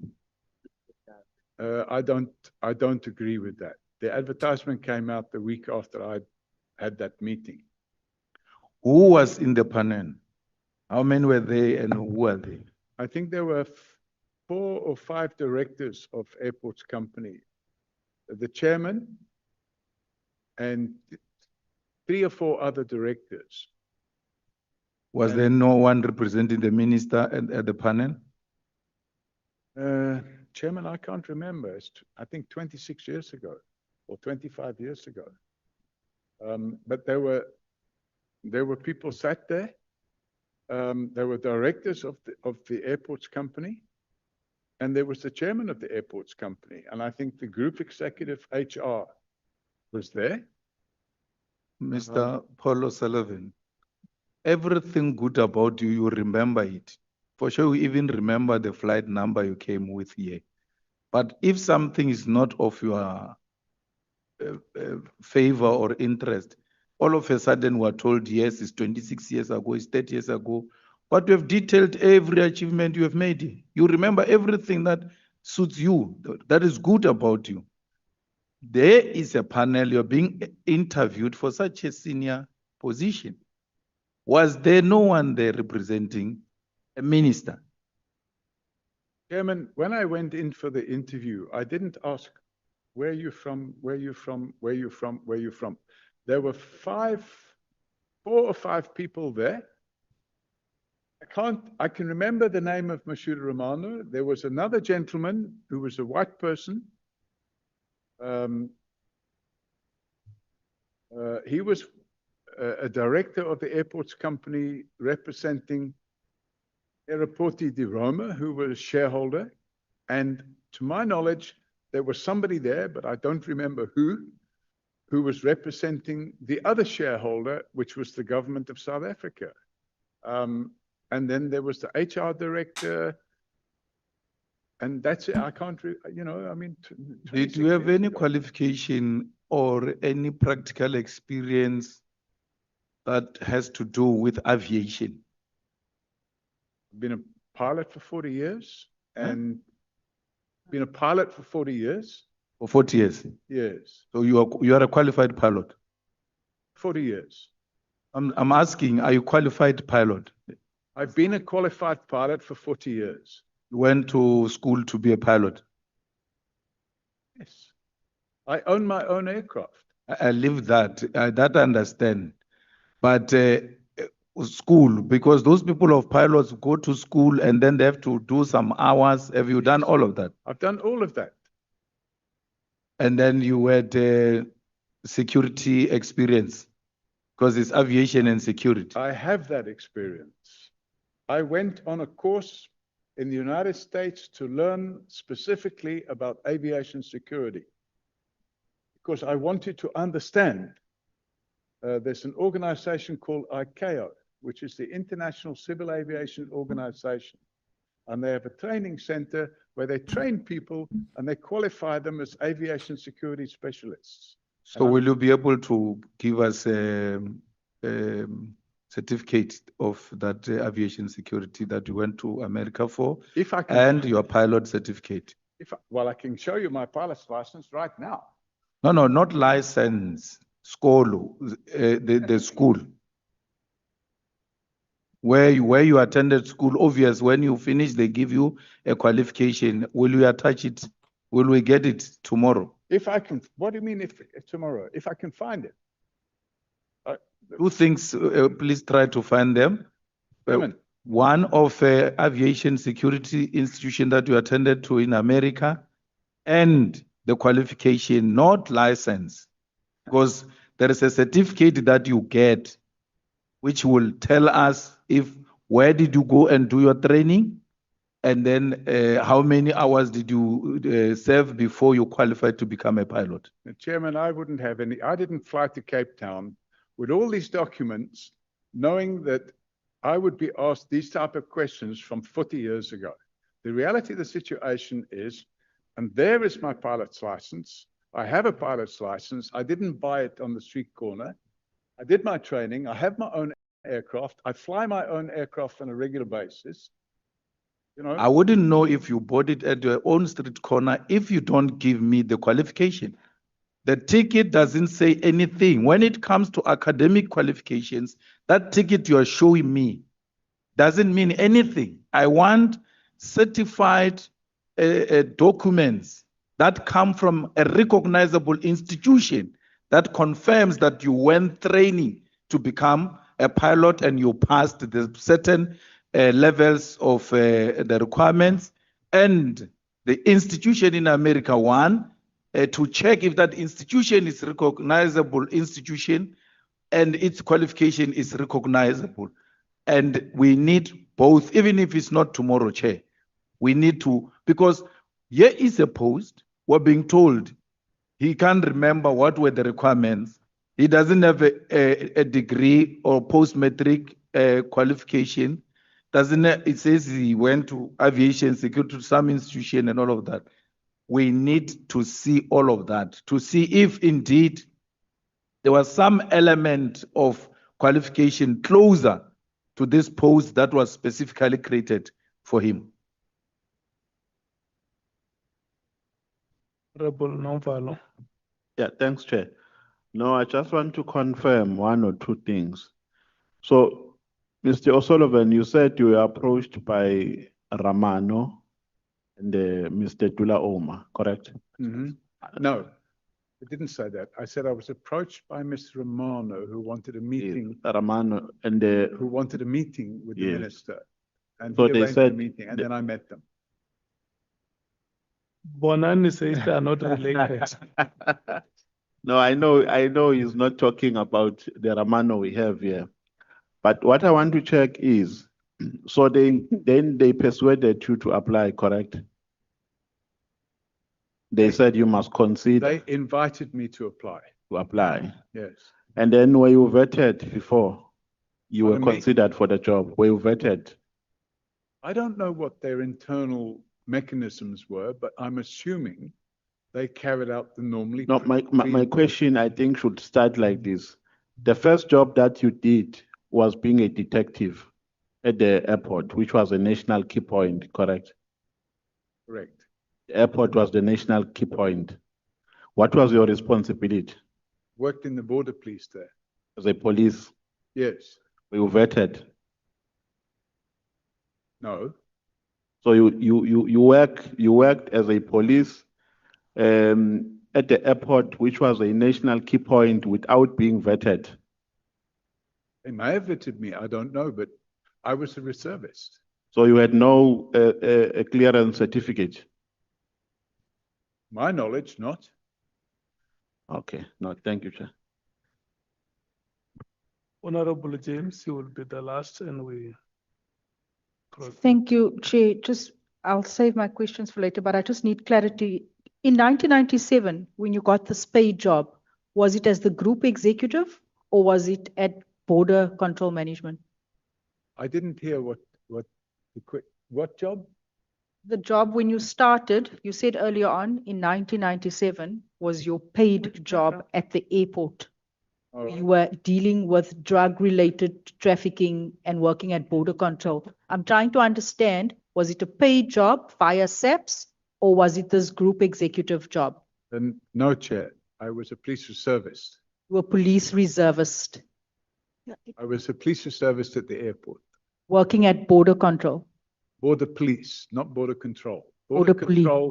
Border control was carried out by the immigration department. So you were police reservist responsible for drug trafficking. No, Chairman, I wasn't a police service responsible for drug trafficking. I was a police reservist in the border police. And we were involved in a lot of activities, which included human trafficking, drug He's saying that. prevention. It was crime prevention. Okay, I'm going to leave it for later. And then also, Shah, just to make 100% certain, you have no other qualifications, nothing. You don't have any law qualifications, engineering, nothing. No, completely unqualified. Completely, nothing in law, nothing in engineering. That's correct. I'll get back to this later. Matric, do you have a matric? We don't have matric where I went to school. That's a South African qualification. Anything equivalent to a matric? Of course I have. What is that? We call it O levels and A levels, but I mean, we're talking about 40 years ago, or 50 years ago. You were group executive. No qualifications. Of course I had qualifications. With all respect, Chairman, you know, being an engineer doesn't fit in with group executive aviation point. A aviation security auditor. I was a person that carried out aviation security audits. So I had all that training and all those skills. I'm going to leave it at that, Mr. O'Sullivan. You must remember what you told this committee now when I come back later. And this is why it was very important for you to have a CV as part of your statement. Then we wouldn't have been having this. How was it? Thank you, Chair. Mr. O'Sullivan, just for purposes of my clarity, you've just testified that you have no degree. That's correct. Okay. Earlier, you testified that you have an electrical engineering degree. No, I never said I had a degree. I had a high national certificate, which is just one step below the degree. So you do have a post O levels qualification. Absolutely, yes. And what is that qualification? Engineering, electronic engineering. Electronic engineering. It's a high national certificate. Where did you obtain it? Manchester. Manchester Technikon. Yes. Correct.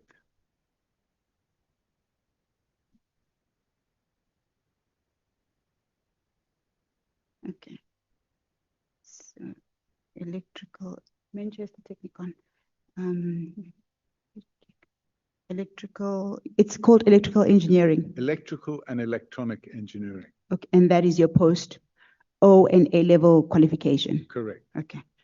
We were at paragraph 23 of your statement. And there it reads, I had carte blanche to make radical changes and to review all security contracts in place. My question that I had posed to you was, what was your mandate at AXA and what did your initial assessment reveal regarding the security? Perhaps let me take it one step at a time. What was your mandate at AXA? My mandate at AXA Chairman was to improve security, not just at Johannesburg Airport, but at all the airports. And what did your initial assessment, once you joined, what did that reveal regarding security at all the airports in South Africa? My initial assessment, Chair, revealed that the security wasn't up to the standard it should be, and that there was corruption within the service provider environment.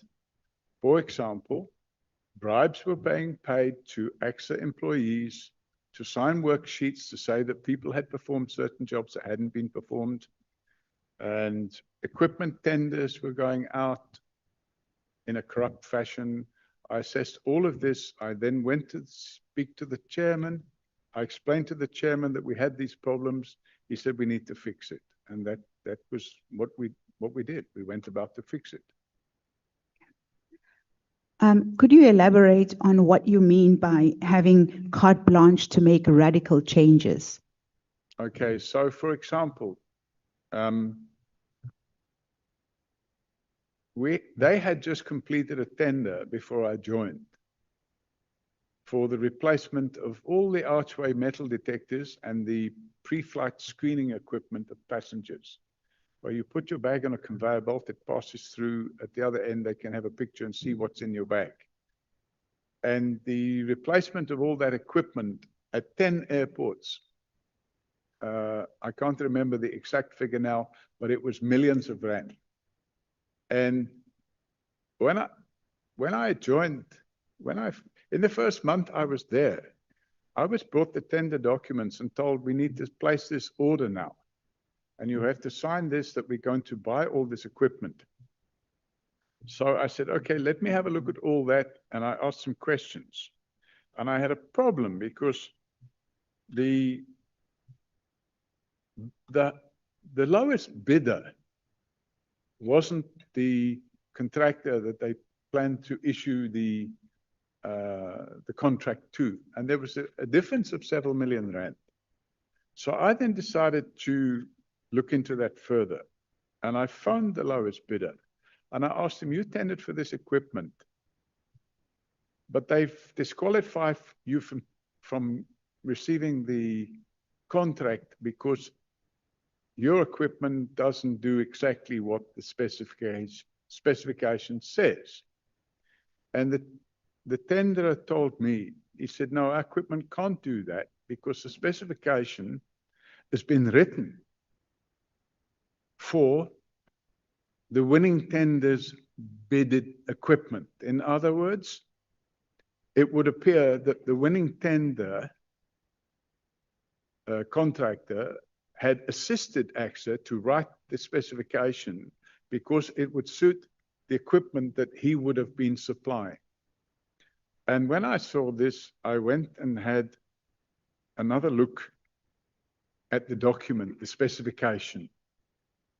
And then I started doing a comparison between all the tenders who submitted a tender. And I found out that, in fact, only one person could have won that tender, and that was the highest price tender. So I went back to Mashuda Romano and I said, we have a problem here. My suggestion would be that we retender, and instead of tendering exactly what the equipment should be, we should retender on the basis of what the equipment should be able to do. In other words, it should comply with these relevant international standards, and it should be guaranteed, and it shouldn't break down, and blah, blah, blah. And he agreed with that. So we retendered, and I think we saved some in the region of 5 or 6 million rand on that tender. And the same applied to the manpower contract. We had 10 airports, and for some reason, all of the security employees for the 10 airports were from one contractor. And when I analyzed the scope of the tender and the work that was being performed, I found discrepancies. And the discrepancies I found was I would go there, for example, out of hours, not during normal working hours. I would go there outside normal working hours. And we had the tender documents, so we knew how many security personnel we should expect to find at each security checkpoint in the airport. And when I went to validate how many people were there, every time I went there, I found that there were people missing, which meant they were the contractors who had won the contract were doing what they call short posting. So you might have a security checkpoint where there's supposed to be 5 people on duty and there were only 2 people on duty. But the airports company was paying for 5 people to be there. So over a period of, I think, 2 months or 3 months, I think we sent 22 breach letters, or 21 or 22 breach letters to the contractor. And the breach letter stipulated what the tender said, what the contract said, and it said, by the way, on this date at this time, we found the following, and we listed the defects in the supply. Then what we did, we carried out an audit of the personnel that they had employed. And the specification stated that the workforce had to consist of a certain grade of security officer. You have what they call grade A, grade B, grade C, grade D, grade E, like this. And at certain positions, the person would have to be a grade C. At certain position, it would have to be a grade B. At another position, it would be acceptable to have a grade D. And when we did an audit of the security staff that they had, not only did we find people missing from their posts, and they weren't missing because they'd gone away, they were missing because they'd never been there in the first place. And then we found that their qualifications were not in keeping, and some of them were not even registered as security guards at all. Okay. To that end, you actually, in your affidavit at paragraph 23 and 24, mention a specific contract and contractor as an example. That's correct, Chairman. A company called Kusalani Security and Risk Management. How did you deal with that contract? This is the company that supplied approximately 5,000 heads around the 10 airports. And we issued them with 2021 breach letters. And the breach letters we kept issuing more or less every 2 or 3 days. There was a breach letter being issued. So I was really getting on top of these people. And then I happened to be in the United States when 911 took place. And I was shocked at what could happen if aviation security didn't go according to plan. So when I came back, I met with the chairman and I said, look here, I think what we don't need in South Africa right now is a 911 or something of that equivalent. We need to get rid of this contractor, and instead of having one contractor doing all the airports, my suggestion is that we have a different contractor at every airport so we don't have all our eggs in one basket. The chairman agreed, and then we started a process to cancel the contract and to bring in new contractors. Okay, following the cancellation of the Kusalani contract, you opened a criminal docket. Correct. What did the investigation uncover regarding payments to senior? Why did you open a criminal docket? We opened the criminal docket because, Chairman, I invited the contractor to supply us with proof of their VAT registration and proof of their VAT payments, and they refused to supply it. So I opened the criminal docket not only for that, but some of the employees of the contractor had come to me privately and told us that their employer was deducting UIF pension contributions. And when they asked for a certificate to show that their pensions had been paid up, they could not provide such a certificate. So I opened a docket alleging fraud in respect of VAT, UIF, and pension contributions. And the investigation resulted in the CEO of the company going on trial, and he ended up getting 5 years in prison. We are at paragraph 25 of your statement. What did this investigation for which you opened dockets uncover regarding the payments to senior AXA employees? Okay, so Chairman, we found that within the security environment, the security department of Airports Company, we found one or two people that approached me and they said to me, listen, you know, I even took sworn statements from them because they said on such and such a date, they were given an envelope which they had to pass on to this person and so on and so forth. So I went to the chairman, Mashudu. I said, Mashudu, we have a problem here. We need to get into this. He authorized us to appoint an outside company to come in and do an investigation. And that company, we pointed them in the right direction. That company provided evidence of bribes that were being paid to AXA employees to sign off worksheets that people have been at work when they hadn't been at work, what we call ghost employees. And the bribes have been paid. So all those people ended up getting suspended and then dismissed. In those days, Chairman, Act 12 of 2004, which is the Prevention and Combating of Corrupt Activities Act, didn't exist. It had only been promulgated in 2004. So we just dismissed them based on the fact that they were dishonest. In the same vein that you speak about what the investigations uncovered, you also mentioned the late National Commissioner, Police Commissioner, Mr. Jackie Silebi. Yes. Could you expand on why you mentioned him, particularly at this paragraph? Yes. So, Chairman, I mentioned Jackie Silebi because after we took a decision to cancel the contract, and when I say we, I'm talking about myself and Mashudu Romano. And then what Mashudu Romano did was he called an urgent executive board meeting where the whole executive group of AXA endorsed our decision before we issued the cancellation letter. After we issued the cancellation letter, strange things started happening. The first thing that happened was I got a phone call from the then Deputy National Commissioner of Police, a gentleman by the name of Andre Price. And he wanted an urgent meeting between myself and Jackie Silebi and himself at the airport. And the purpose of that meeting was to inform me that the National Key Points Act was going to be changed. And the change to the National Key Points Act would result in national key points no longer falling under the army, but they would fall under the police.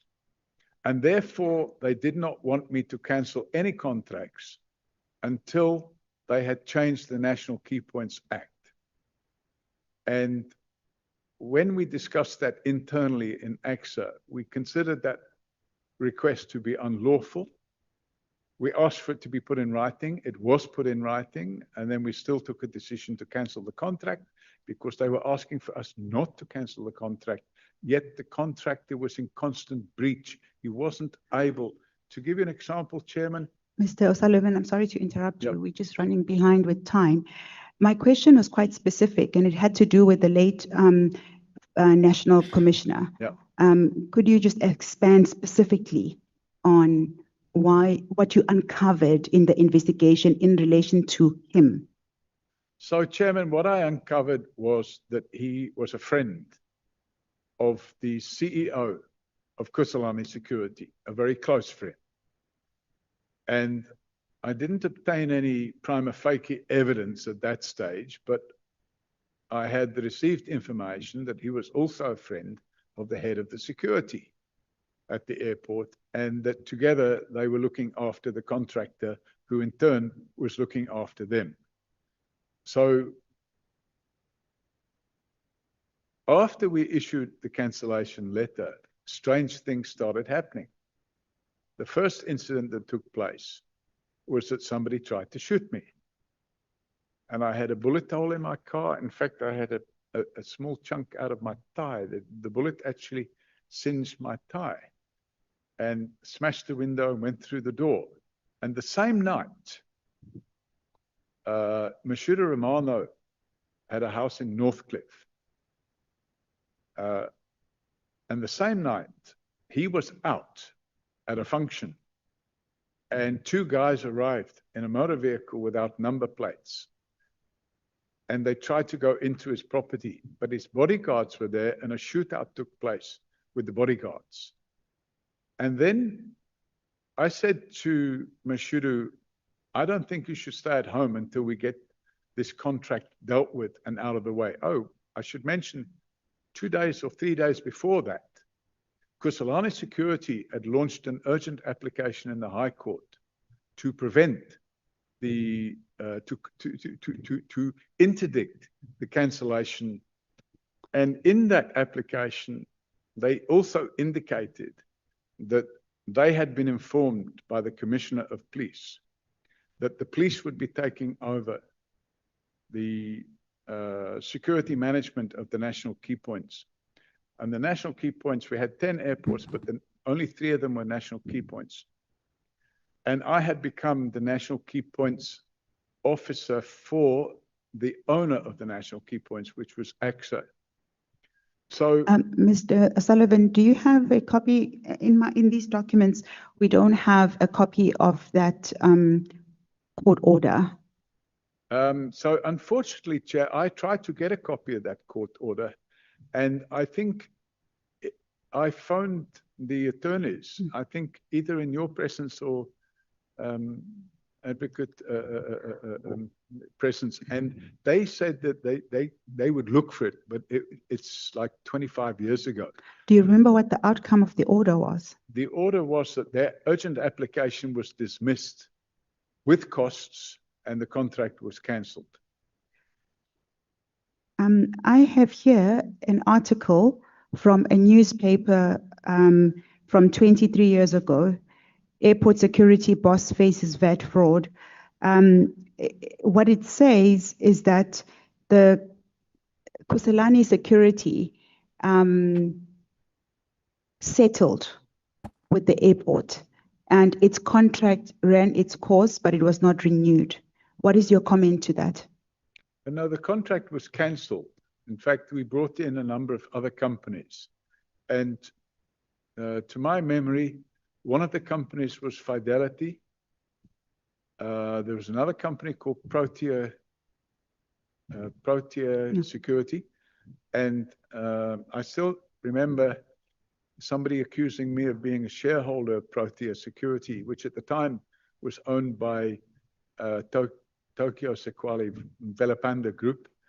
And we replaced Kusalani completely, and they were gone from the airports. Okay. I would like to then bring you back to my question before we went down the road of talking about the cancellation of the contract. It's still unclear how the late former national commissioner features in this specific contract. But to that end, I can take you to paragraph 26 of your statement. Yes, okay, thank you. Before paragraph 26, yes, you mentioned that he was one of the people that where you conducted an investigation, and you found that he'd been somewhat involved with Kusalani. Correct. At paragraph 26, you then mentioned that whilst Mr. Mashudu Romano was in hiding during October 2001, which is the incident that you've just described, that there was a shootout outside of his house. sorry, Officials. Chair, Yes. that's not correct. outside of his house. Sorry, Officials. Chair, Yes. that's not correct. The shootouts had taken place before then. And then he was in hiding. Yes. So that. That's what I'm intimating, Yes, that okay. whilst he was in hiding after the shootout. After the shootout. Yes. Yes. Whilst he was in hiding after the shootout, during October 2001, police officials reporting to Silebi tracked Romano to the hotel he was staying at. Could you expand on that statement? Yes, Chairman. He was arrested and detained as allegedly being an illegal immigrant. And on the day he was arrested, I didn't know he'd been arrested. In the afternoon, I think in those days, the Mail and Guardian used to come out on a Friday or Thursday. I can't remember exactly what day it is. But on the day in question, I got a phone call from a journalist at the Mail and Guardian who told me, by the way, you know, we're going to ask you some questions. We're running a story tomorrow. And I said, okay, what are the questions? He said, well, first of all, do you know that your chairman is an illegal immigrant? And I said, no, he can't possibly be an illegal immigrant. I know his family because after I became friends with him, which we did, I had flown to his mother's funeral. In fact, I flew him up in my plane to his mother's funeral in Thohoyandou.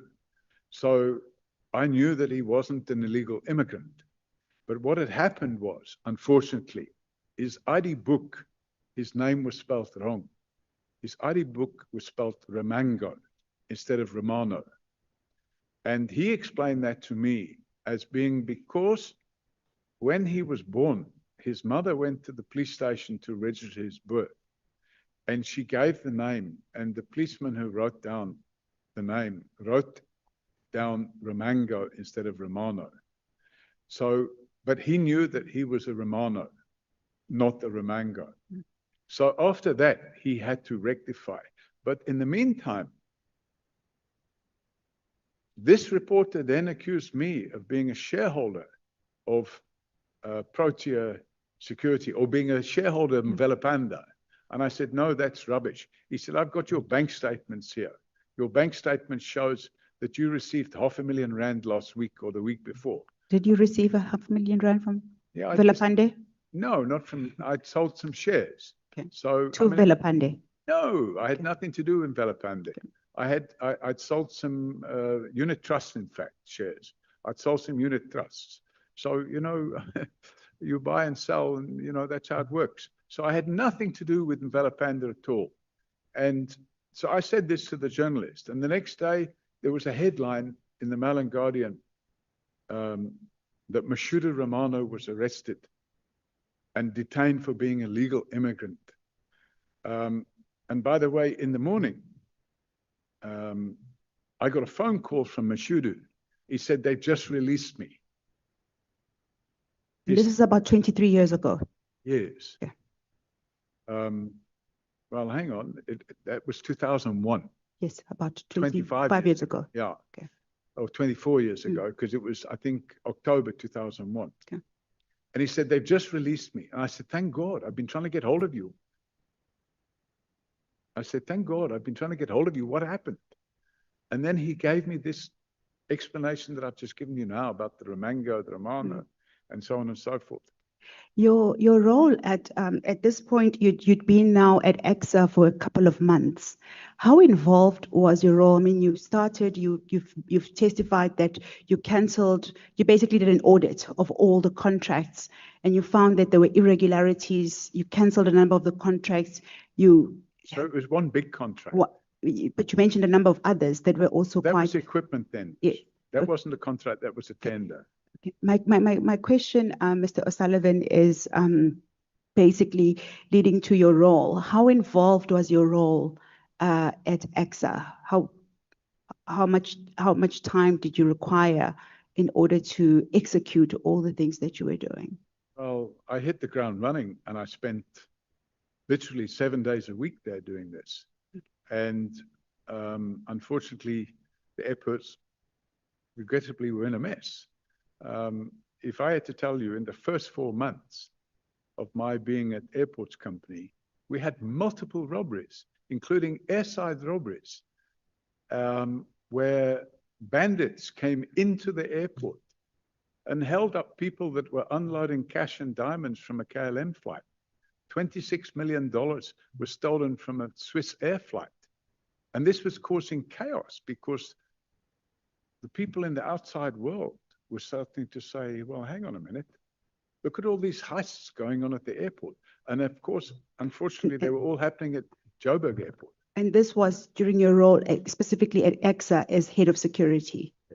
And at paragraph 29 of your statement, you say that by 2001, although I was a senior executive at EXA, I still maintained my role as a reservist at the Border Police as the work was complementary. You've just testified that your role was 7 days a week and it was very involved. You hit the ground running. How did you manage to balance your role as an executive at EXA and still provide volunteer work as a reservist at the Border Police? Well, probably that's easy to explain because my Border Police work was at Johannesburg Airport. And 99%, so we kept records of where the security incidents took place over the 10 airports. And 99% of all the security incidents were taking place at Johannesburg Airport. So I knew that if I could fix Johannesburg Airport, I would fix the problems at all the airports. And I suppose you can say this, in fact, I've used the expression, the work was complementary. So being a police reservist, I'm wearing 2 hats now because I'm also seeing through 2 sets of eyes. I'm seeing what I would see as a policeman, I'm also seeing now as a security specialist. And I'm now starting to say, aha, one way to solve this problem is we put security controls in on these doors with card readers. And now people won't be able to open and close those doors without having proper identity systems in place. So it complemented itself like that. Honorable Skosana. Chair, thank you. Mr. Oliver, I just want you to clear this up. Earlier, you said that you were appointed as well because 3 airports were national key points, am I right? Right. And you are now a national key point official. Correct. Without being vetted. Well, I think at that stage, they didn't require vetting. It only came later. National key point? Yes. At that time, National Key Points Act did not require the people to be vetted. And anyway, I won't be surprised. I'll just make a comment on that. I mean, you had any qualification, formal education when you were appointed as a group executive. Am I right? Well, there were no qualifications in the field of aviation security other than the ICAO certificate, which I had. Yeah, no, because it's a clarity question. I'll ask you tomorrow. What I'm saying is, remember, we agreed earlier that the post was advertised. That's what you said. Correct. And the requirements, you don't remember what were the requirements? 26 years ago, there was an advertisement. A person had to be competent at the job and had to demonstrate a proven knowledge of aviation security. I can't remember what else. Yeah, it's fine because remember that they recruited you from property development and tourism company. You had no experience of that. And as well, No, earlier, sorry, you had no experience of security. Yes, I had experience of security. That forensic security you're talking about, your company. Pardon? Your company. The experience was from your company. Airports company, you mean? No. I'm saying the experience you had, was it from your own company? Chairman, I had worked as a country manager for Chubb Security. Yes, I'm aware. It says so, yes. Yeah, and you were running your property development company and the tourism company. Well, at the same time. The tourism company's chairman were non-executive positions. Yes. I wasn't running those companies. They would have had executives that ran those companies. I had a non-executive position where I was invited to contribute because of my knowledge in the tourism industry. Yeah, no, it's fine. We are talking more about this. What I'm saying to you, what I want to put it to you, when I want a clarity on this one. Remember, you said to us that some of your people you trained, the 1,500 people, some went to PAL, college or what? Am I right? No, I went to PAL. Only you. It might have been some of the others who went there, but they did their training in Johannesburg.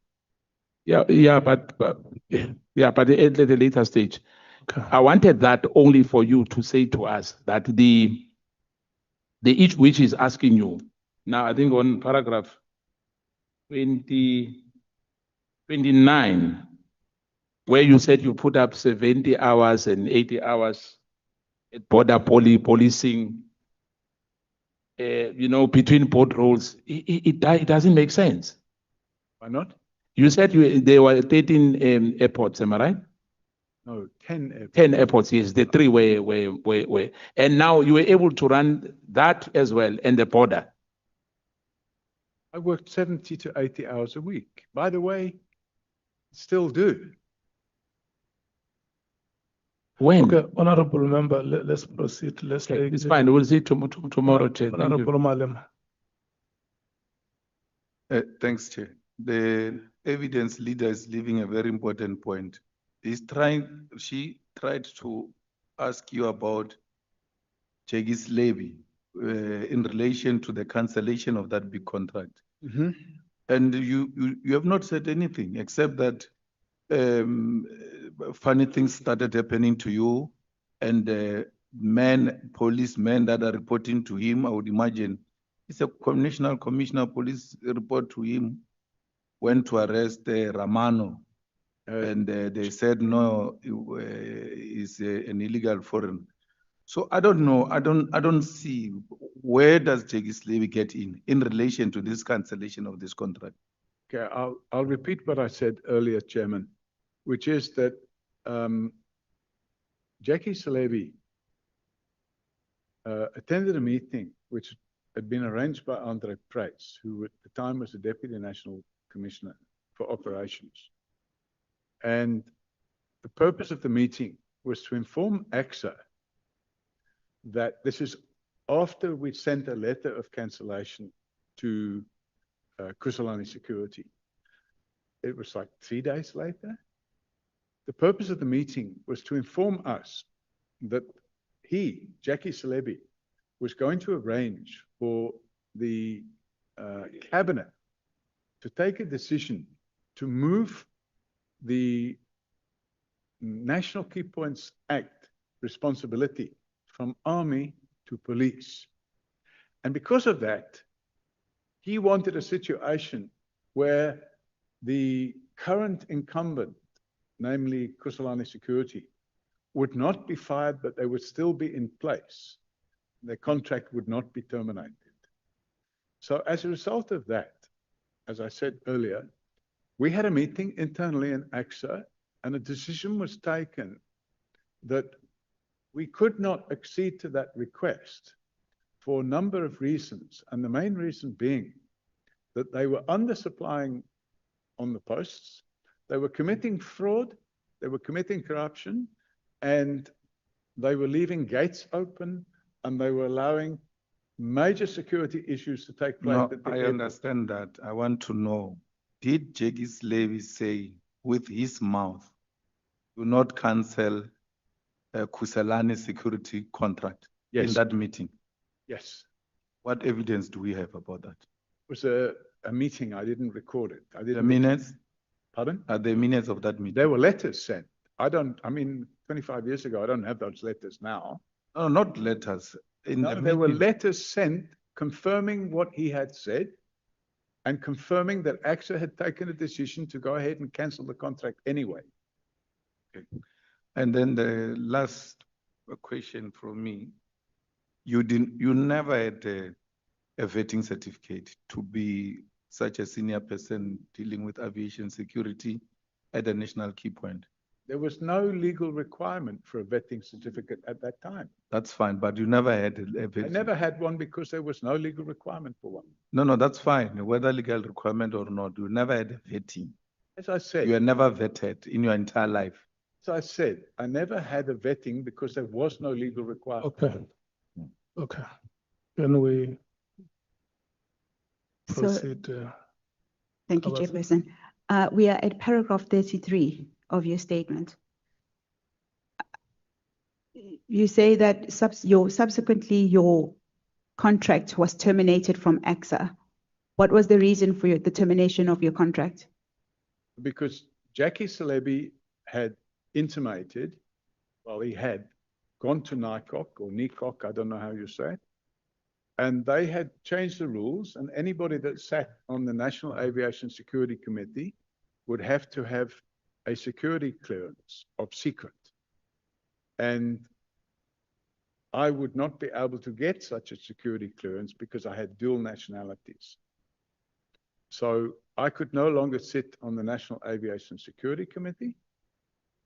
And as a result of no longer being able to sit on the National Aviation Security Committee, and as a result of the representations that Mr. Celebi made to the new CEO of AXA, a decision was taken, not by the chairman. The chairman tried to stop the decision from being taken, but he was now non-executive because we had a CEO now. A decision was taken to give me 3 months' notice and terminate my position. So you were terminated, your contract was terminated because you did not have security clearance. Yes, and because Jackie Celebi had had secret meetings with the new CEO and agreed, they looked at my contract. She got a lawyer involved, and the lawyer advised her that there's a clause in his contract that says you can give him 3 months' notice, and that's what happened. But it was the reason was due to you not having security clearance. Correct. Okay, we can move on. After leaving AXA, how did your understanding of Mr. Celebi's corrupt relationship with Mr. Glenn Agliotti develop? So, whilst we were in the border police, this is before I joined AXA. So, I remember an incident. It must have been. Just specifically the relationship between Mr. Celebi and That's what I'm talking about. Glenn Agliotti, if we Yes. can just limit it to that. While I was in the border police, we had a consignment of counterfeit goods that came in, and the consignment of counterfeit goods was being brought in by Glenn Agliotti. If you could be specific about what those counterfeit goods were? They were, I call them tackies, but they're running shoes.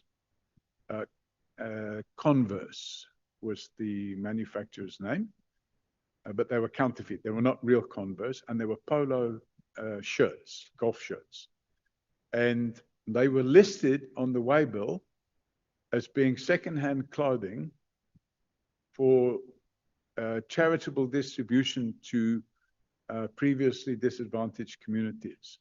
But when the container was opened, it was found to be brand new Converse shoes and polo shirts, which were allegedly secondhand clothing from China. Okay. Besides the clothing, was there any involvement of narcotics, drugs, along the lines of the things that you were specifically looking after at the airport, which you have mentioned? No. No. No. Later, I found out about that, but that would have been a few years later. Okay.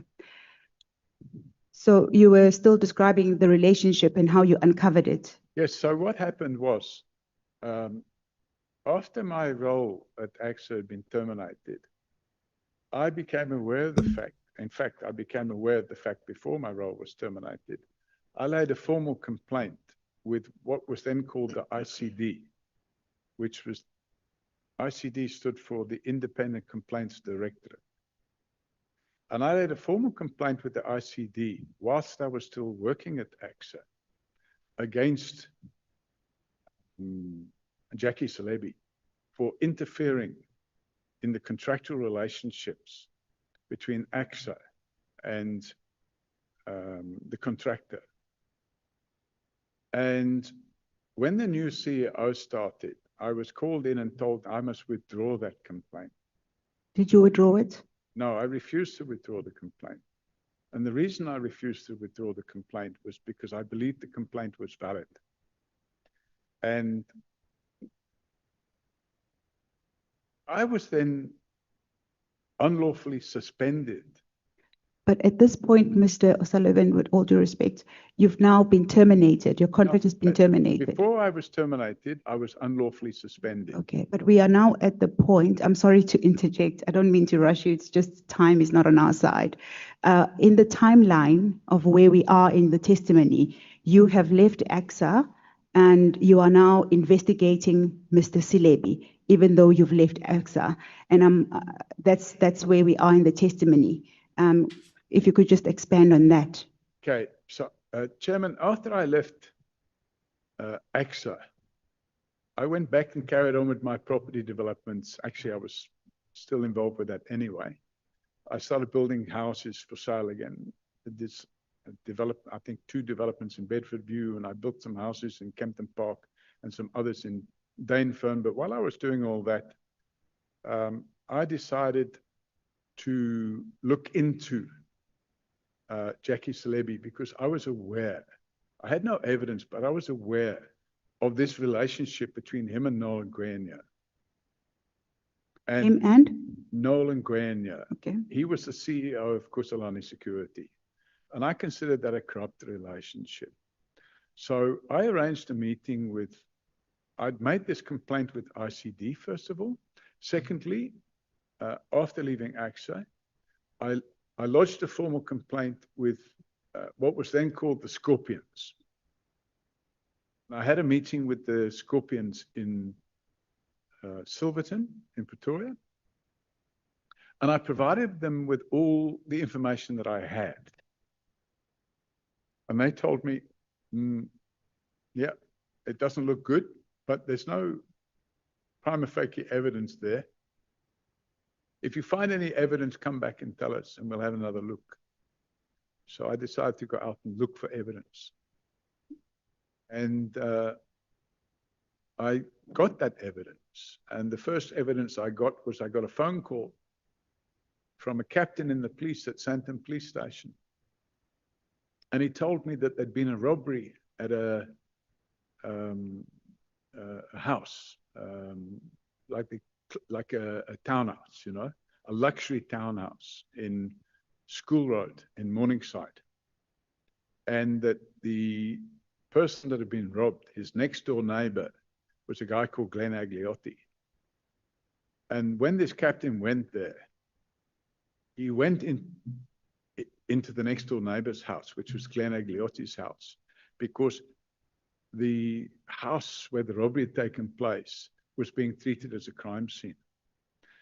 So the captain went into that house and he met with this person. And then while he was talking to this person and taking a sworn statement from him, Glenn Agliotti was talking to somebody on the phone, and he handed this captain the phone. He said, "Here, it's the Commissioner of Police. He wants to speak to you." And the captain in question spoke on the phone with the Commissioner of Police, which was Jackie Silebi. And Jackie Silebi told him, and that's what he put into a sworn statement. What was the name of the captain? Sure.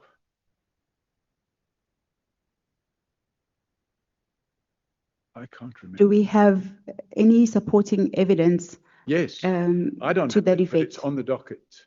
Okay. So the Scorpions obviously ran with the investigation because it wasn't just that. There were a number of things that came together. So we had, first of all, that situation. And that's what you uncovered basically in your investigation, that he was That was the involved first thing. with That was the Agliotti. first thing. Okay. So what Jackie Silebi told the captain was, look after this fellow Glenn Agliotti. He's a close personal friend of mine. I then remembered that several years earlier, when I was in the border police before joining AXA, that we'd had this consignment of clothing, this What you described earlier. yes, the counterfeit goods. And we had detained the goods, and I'd arrested Glenn Agliotti. And you then leave it, And the next You, thing you I- had arrested him as a reservist? I'm just Yes, in that capacity, okay? yes. Okay, can we? And I, Honorable Nomvalo. Yeah, no, thanks, Chair. No, Mr. O'Sullivan, may you please extricate me from this confusion? Earlier, when I asked you about security clearance, you confirmed that you did not have it. And then when the council asked you about your dismissal, you said, should I wait for you? Can I proceed? thank you. When the council asked you about your dismissal, and then you confirmed that you were dismissed by Mr. Jackie Levy, because you had no security clearance. And the justification, according to your logic, for not having a clearance, a security clearance, is that there was no legal requirement at the time. Is that correct? So, almost correct. Yeah. Now, what precipitates my confusion here is that I find it very ironic that Mr. Selebi can dismiss you on the basis of a requirement which is not prescribed by the law. So, Chairman, I can explain that. First of all, Jackie Salebi didn't dismiss me. No, terminated your contract. He didn't terminate my contract. My contract wasn't a contract with the police. My Yes. contract was a contract with Airports Company South Africa.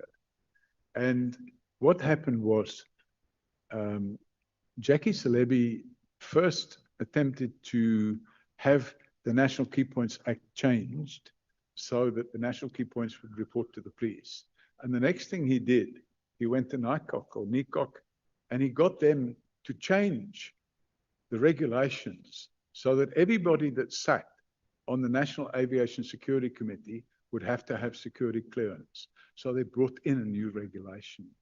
And I couldn't meet that regulation because I didn't have security clearance. So it became a requirement. It became a requirement at a after- later stage. Yes, after I was. So at the time when you were appointed, it was not a requirement. Correct. That is your logic. That's a fact. Oh, thank you, Chair.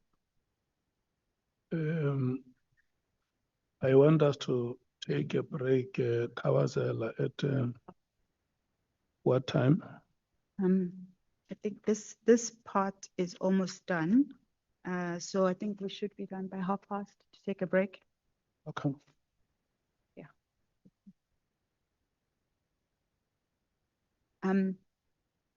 Mr. O'Sullivan, if I can just then maybe just to wrap up this part of your evidence, you say that, I'll just read it into the record. Under Selebi, this is at paragraph 37. Under Selebi, the police was effectively captured by the criminal underworld. I'll give you an opportunity to just give your final comment. With many criminals having friends in the police to keep them out of prison, the growing trail of evidence and media exposés were starting to take their toll on the relationship between Selebi and President Thabo Mbeki. This is very similar to what has been testified regarding the events that led up to the 6th of July. The narrative is quite similar. However, in 2006 and 2007, President Thabo Mbeki tried to help Selebi in the return of securing his own political future in Polokwane. And it goes on, it can be read into the record. The question that I have specifically in relation to that paragraph, just to be, for the sake of completion, you then go on to say that prior to December 2007, there was a coordinated effort by President Mbeki and an overseas-based agent, Mr. Andre Pienaar, to save Selebi on the one hand, yet arrest and charge Zuma on the other hand. They failed. President Mbeki and Pienaar's plans fell apart at the ANC elective conference in Polokwane. And you complete your paragraph by stating that the disbanding of Scorpions was intended to curtail high-profile corruption investigations, particularly with regard to those near and dear to the senior politicians. My question for you in respect of that paragraph 37, it's quite convoluted and a lot can be said about that paragraph, is how did your in your view, what was the impact of Mr. Silebi's tenure as commissioner on the integrity of police and services?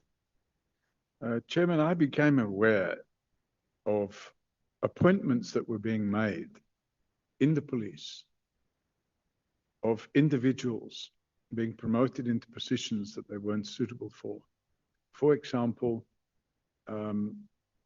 Richard Ndluli was made the national head of crime intelligence. There were other appointments. I can't remember the names of the people now, but people were being appointed that weren't qualified. And I think it became apparent that from the evidence and the statements I took, that these things were happening because we had a corrupt chief of police. So I intensified I didn't believe that South Africa would benefit from having a corrupt chief of police. And I also didn't believe it would be in the interest of South Africa to have a corrupt police chief allowed to continue in return for arresting and charging a person that had aspirations to become the president of the country. For example, Jacob Zuma. And I felt that this kind of activity cried out for intervention. So I stepped up my investigations, and the rest is history. I managed to get sworn statements from witnesses linking Glenn Agliotti to drug trafficking, linking Glenn Agliotti to counterfeit cigarette importation from Zimbabwe, and linking Glenn Agliotti to payments being made to Jackie Salebi. How did you specifically uncover the drug trafficking that Agliotti was involved with? Could you expand? Sorry, Chair, before that. On a point of correction, Richard Ndluli came head of crime intelligence under President Zuma and Nathi Mthethwa, not under President Mbeki. Okay. Sorry, Chairman. Richard Ndluli was appointed not national head of crime intelligence. Thank you for assisting me there. He was appointed provincial head of crime intelligence in Gauteng by Jackie Salebi. Thank you for pointing that out to me. Just for the purposes of the committee, at page 74 of the annexures, it's B74, you have enclosed a report which details the specific persons that you say were involved in the various criminal activities. However, my question to you at this stage is, you say that you uncovered drug trafficking. Correct. In the timeline where we are, you have left your role as head of security at AXA. You are now back in business and also doing reservist work. No. How? Yes. I was no longer reservist, Chair, because Jackie Salebi terminated my role as a police reservist. And he inspired the need to terminate my role as head of aviation security. So I had no police work after that. What were you doing at the time? Property development. You say that you were investigating various things. Why were you investigating as a property developer? Because I wanted to live in a country where there was a rule of law. I wanted to live in a country where a person who did his job well wouldn't be fired because somebody wants to commit the offense of corruption without being caught. I wanted to live in a country where security contracts were not given to the person that paid the highest bribe, but they were given to the company best suited to provide the service, and that would make the airport safe. I didn't want to live in a country where something tragic should happen, for example, like 911. I didn't want to live in a country where you could go to the police station to open a case, and the criminal that committed the offense would get away with it because he paid a bribe to the police. I realized by 2003 that we were on a slippery slope, and the best way to get off that slippery slope was to bring back some ethics into the police. Yeah. You were at the point, I actually derailed you by asking a different question, but you were about to explain what you uncovered, how you uncovered. It's not necessarily specifically about Glenn Agliotti, but it's more about your investigative work into drug trafficking. And you were about to expand on how you managed to uncover drug trafficking, which Glenn Agliotti had been involved in.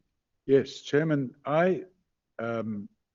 obviously you get somebody phones you, gives you information. I think it became common knowledge that I was looking into Jackie Celebi. And you sniff around and you get information, but you can't prove anything. But somebody gave me a tip-off that actually, if you want information, this fellow Glenn Agliotti is involved in drug trafficking, and this is how he does it. But I had no evidence. So I decided to go and get that evidence. And I was given the name of the company and the name of the person that managed the company that imported the narcotics and distributed the narcotics. So once I had that information, I then realized, well, hang on a minute. I can go to that company and see if they can provide evidence. So I arranged a meeting. It just coincidentally happened. It sounds like you stumbled upon that evidence, but in fact, you were investigating the former commissioner. Correct. Okay. So it just so happened that when I was a police reservist, I had been running a drug-free schools project in my spare time. And that drug-free schools project resulted in us, a team of us, going around all the schools and explaining to the children how drugs are bad for you. When did you start that project? That would have been the mid-90s. Whilst you were a reservist? Correct. Okay. And one of the schools I went to was Houghton Primary School. We went to a lot of schools. We felt it was important not just to focus on high schools, but to also focus on primary schools, because primary school leavers become high school students. And whilst there's probably not much drugs being sold at primary schools, once they get to a high school, the drugs are being sold there. And we decided that the best thing to do is start with one level of education for the primary schools and another one for the high schools. And obviously the education for the high schools was more age relevant, and the education for the primary schools was also age relevant. And as a result of this interaction with the primary schools, one of the schools I went to, I mentioned, was Houghton Primary School. And the headmaster there happened to be the brother of the father of the guy that was running the transport company that was moving Glenn Agliotti's drugs around. What was the name of the person who was moving the drugs around? Anthony Dormel. Okay. So I arranged a meeting with Anthony Dormel's father, which is Chris Dormel. And we had a meeting at their house, be about 20 years ago, maybe more. And we had a meeting at the house. And when I had that first meeting, I suggested that I would like to have a meeting with the son. And I explained to them exactly why. That I'd want this son to understand what's happening with the stuff that he's moving around. Now, we had that meeting and he agreed that actually he always suspected that there was something wrong, but he didn't know what.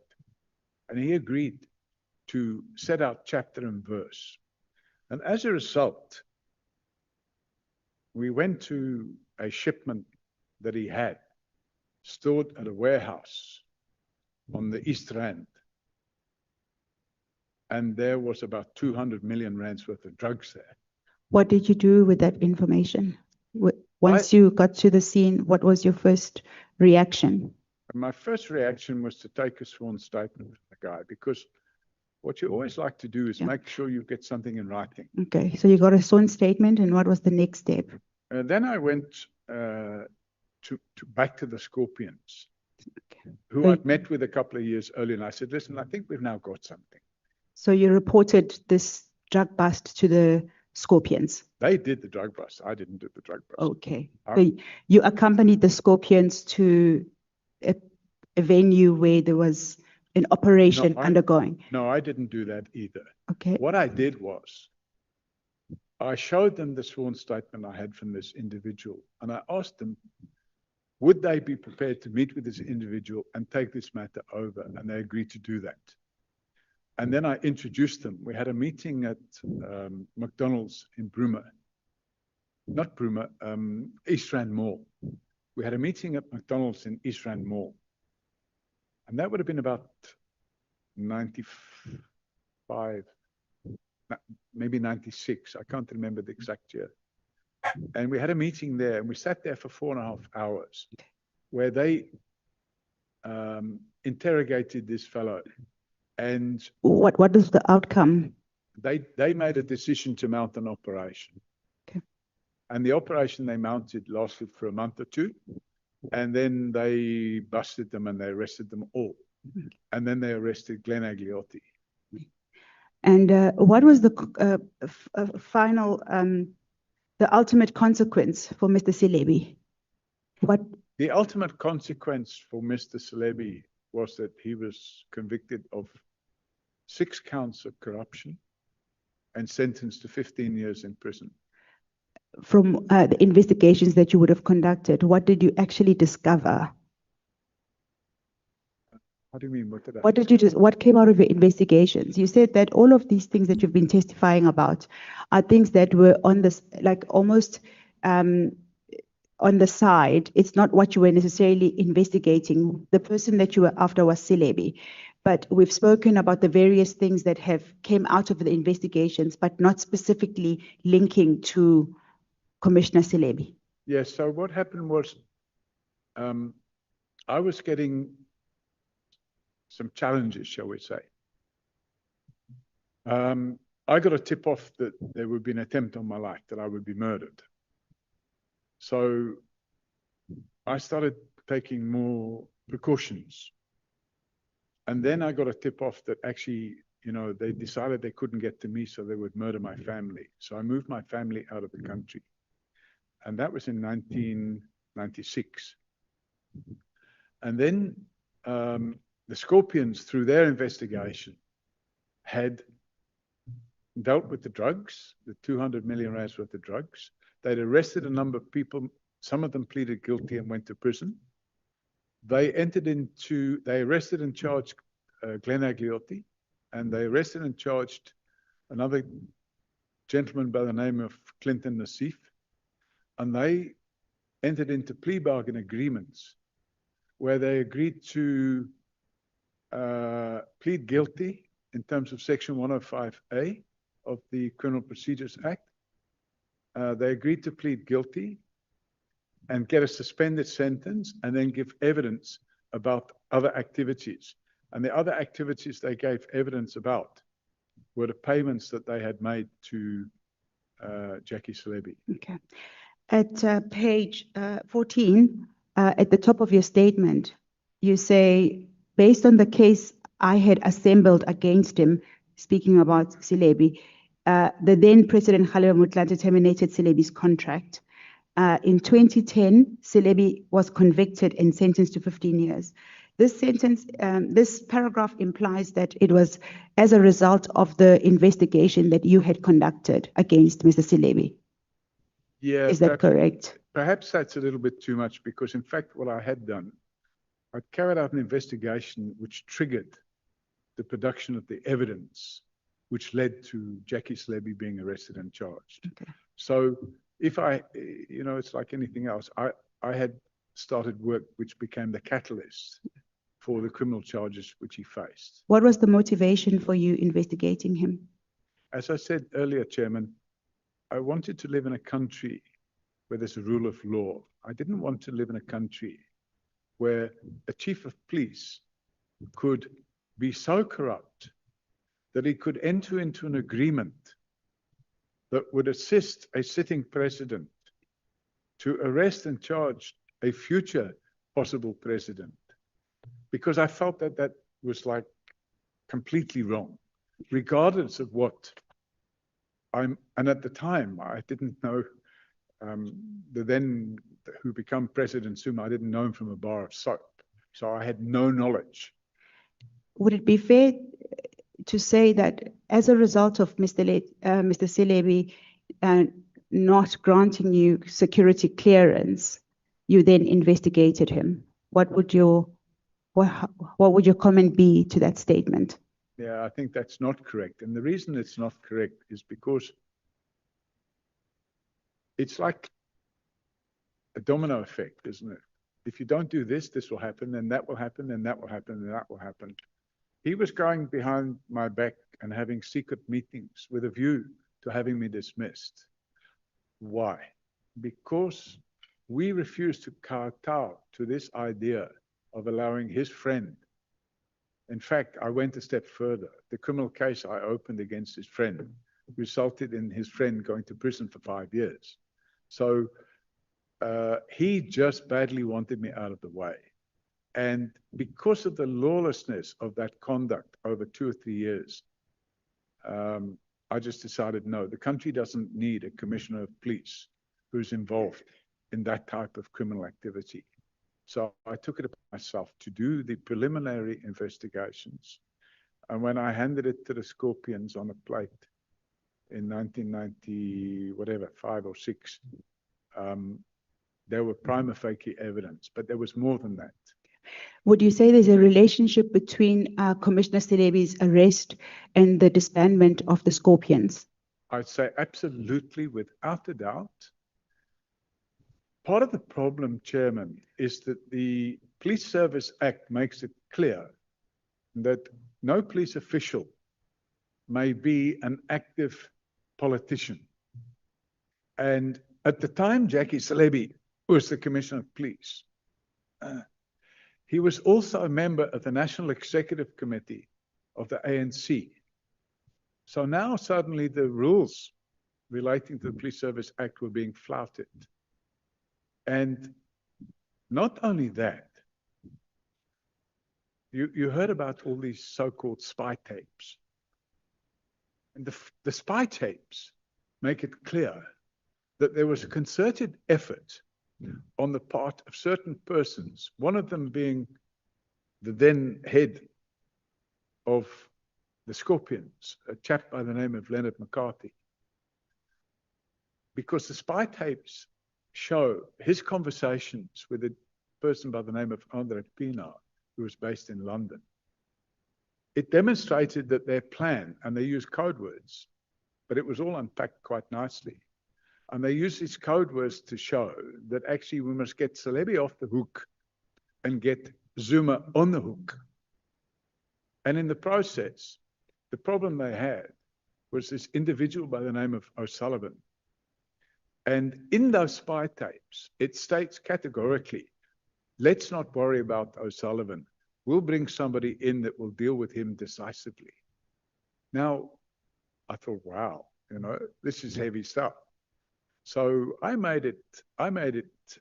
felt that, no, I did the right thing. The country should benefit from a police service with an honest chief of police. And that's what I expected to see. Because if you have an honest chief of police and a hardworking chief of police, you would expect that the people, that the whole thing ripples down and you have a good police service. Thank you, Mr. O'Sullivan. Lastly, you say that you got this information from spy tapes, but you were no longer a police reservist. You were also no longer the head of security at AXA. In what capacity Were you able to access these spy tapes? No, well, I didn't access the spy tapes. What happened was, I'm trying to remember her name now.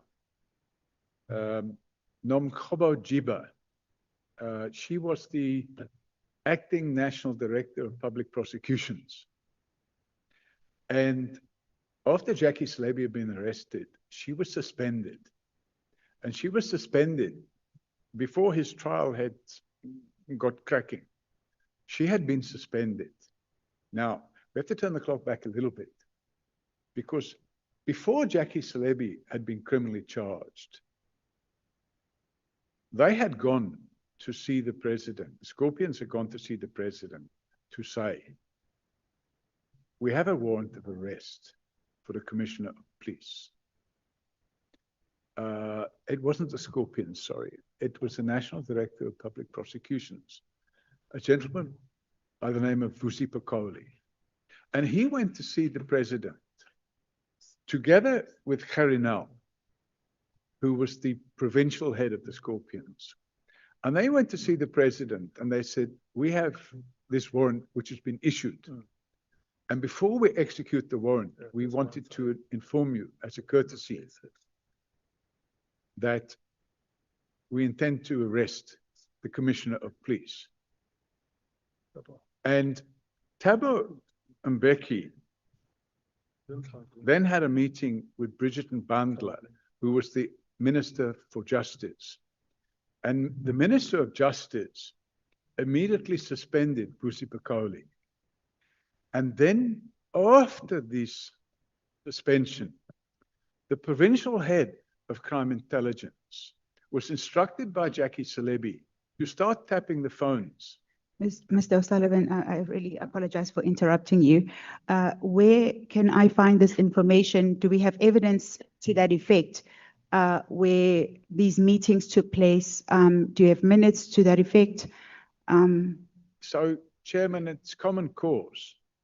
I'm sorry to have to say, but if you go back in time, it was all over the newspapers. It's common cause that Vusi Pakoli was suspended, pending an inquiry to determine his fitness to be in office. It's common cause that this all happened in a very short period of time. You had the Polokwane conference, then you had the, immediately after the Polokwane conference, President Mbeki was still the president. Thank you, Mr. O'Sullivan. Just to bring you back to what the question actually was, the question was, how did you get to know about the conversations that were where spyware was used? That was the specific question. They were published in the media. Okay, thank you. I think either the Mail and Guardian or the Times. They were published and they quoted from it. So you read them in the media? And not only that, I spoke to the journalist, and he sent me a copy of the tapes, not the tapes, but the transcript of the tapes, because they. But that your source basically was the media. That was the question. Thank you. Thank you, Chairperson. Thank you so much, Awazel.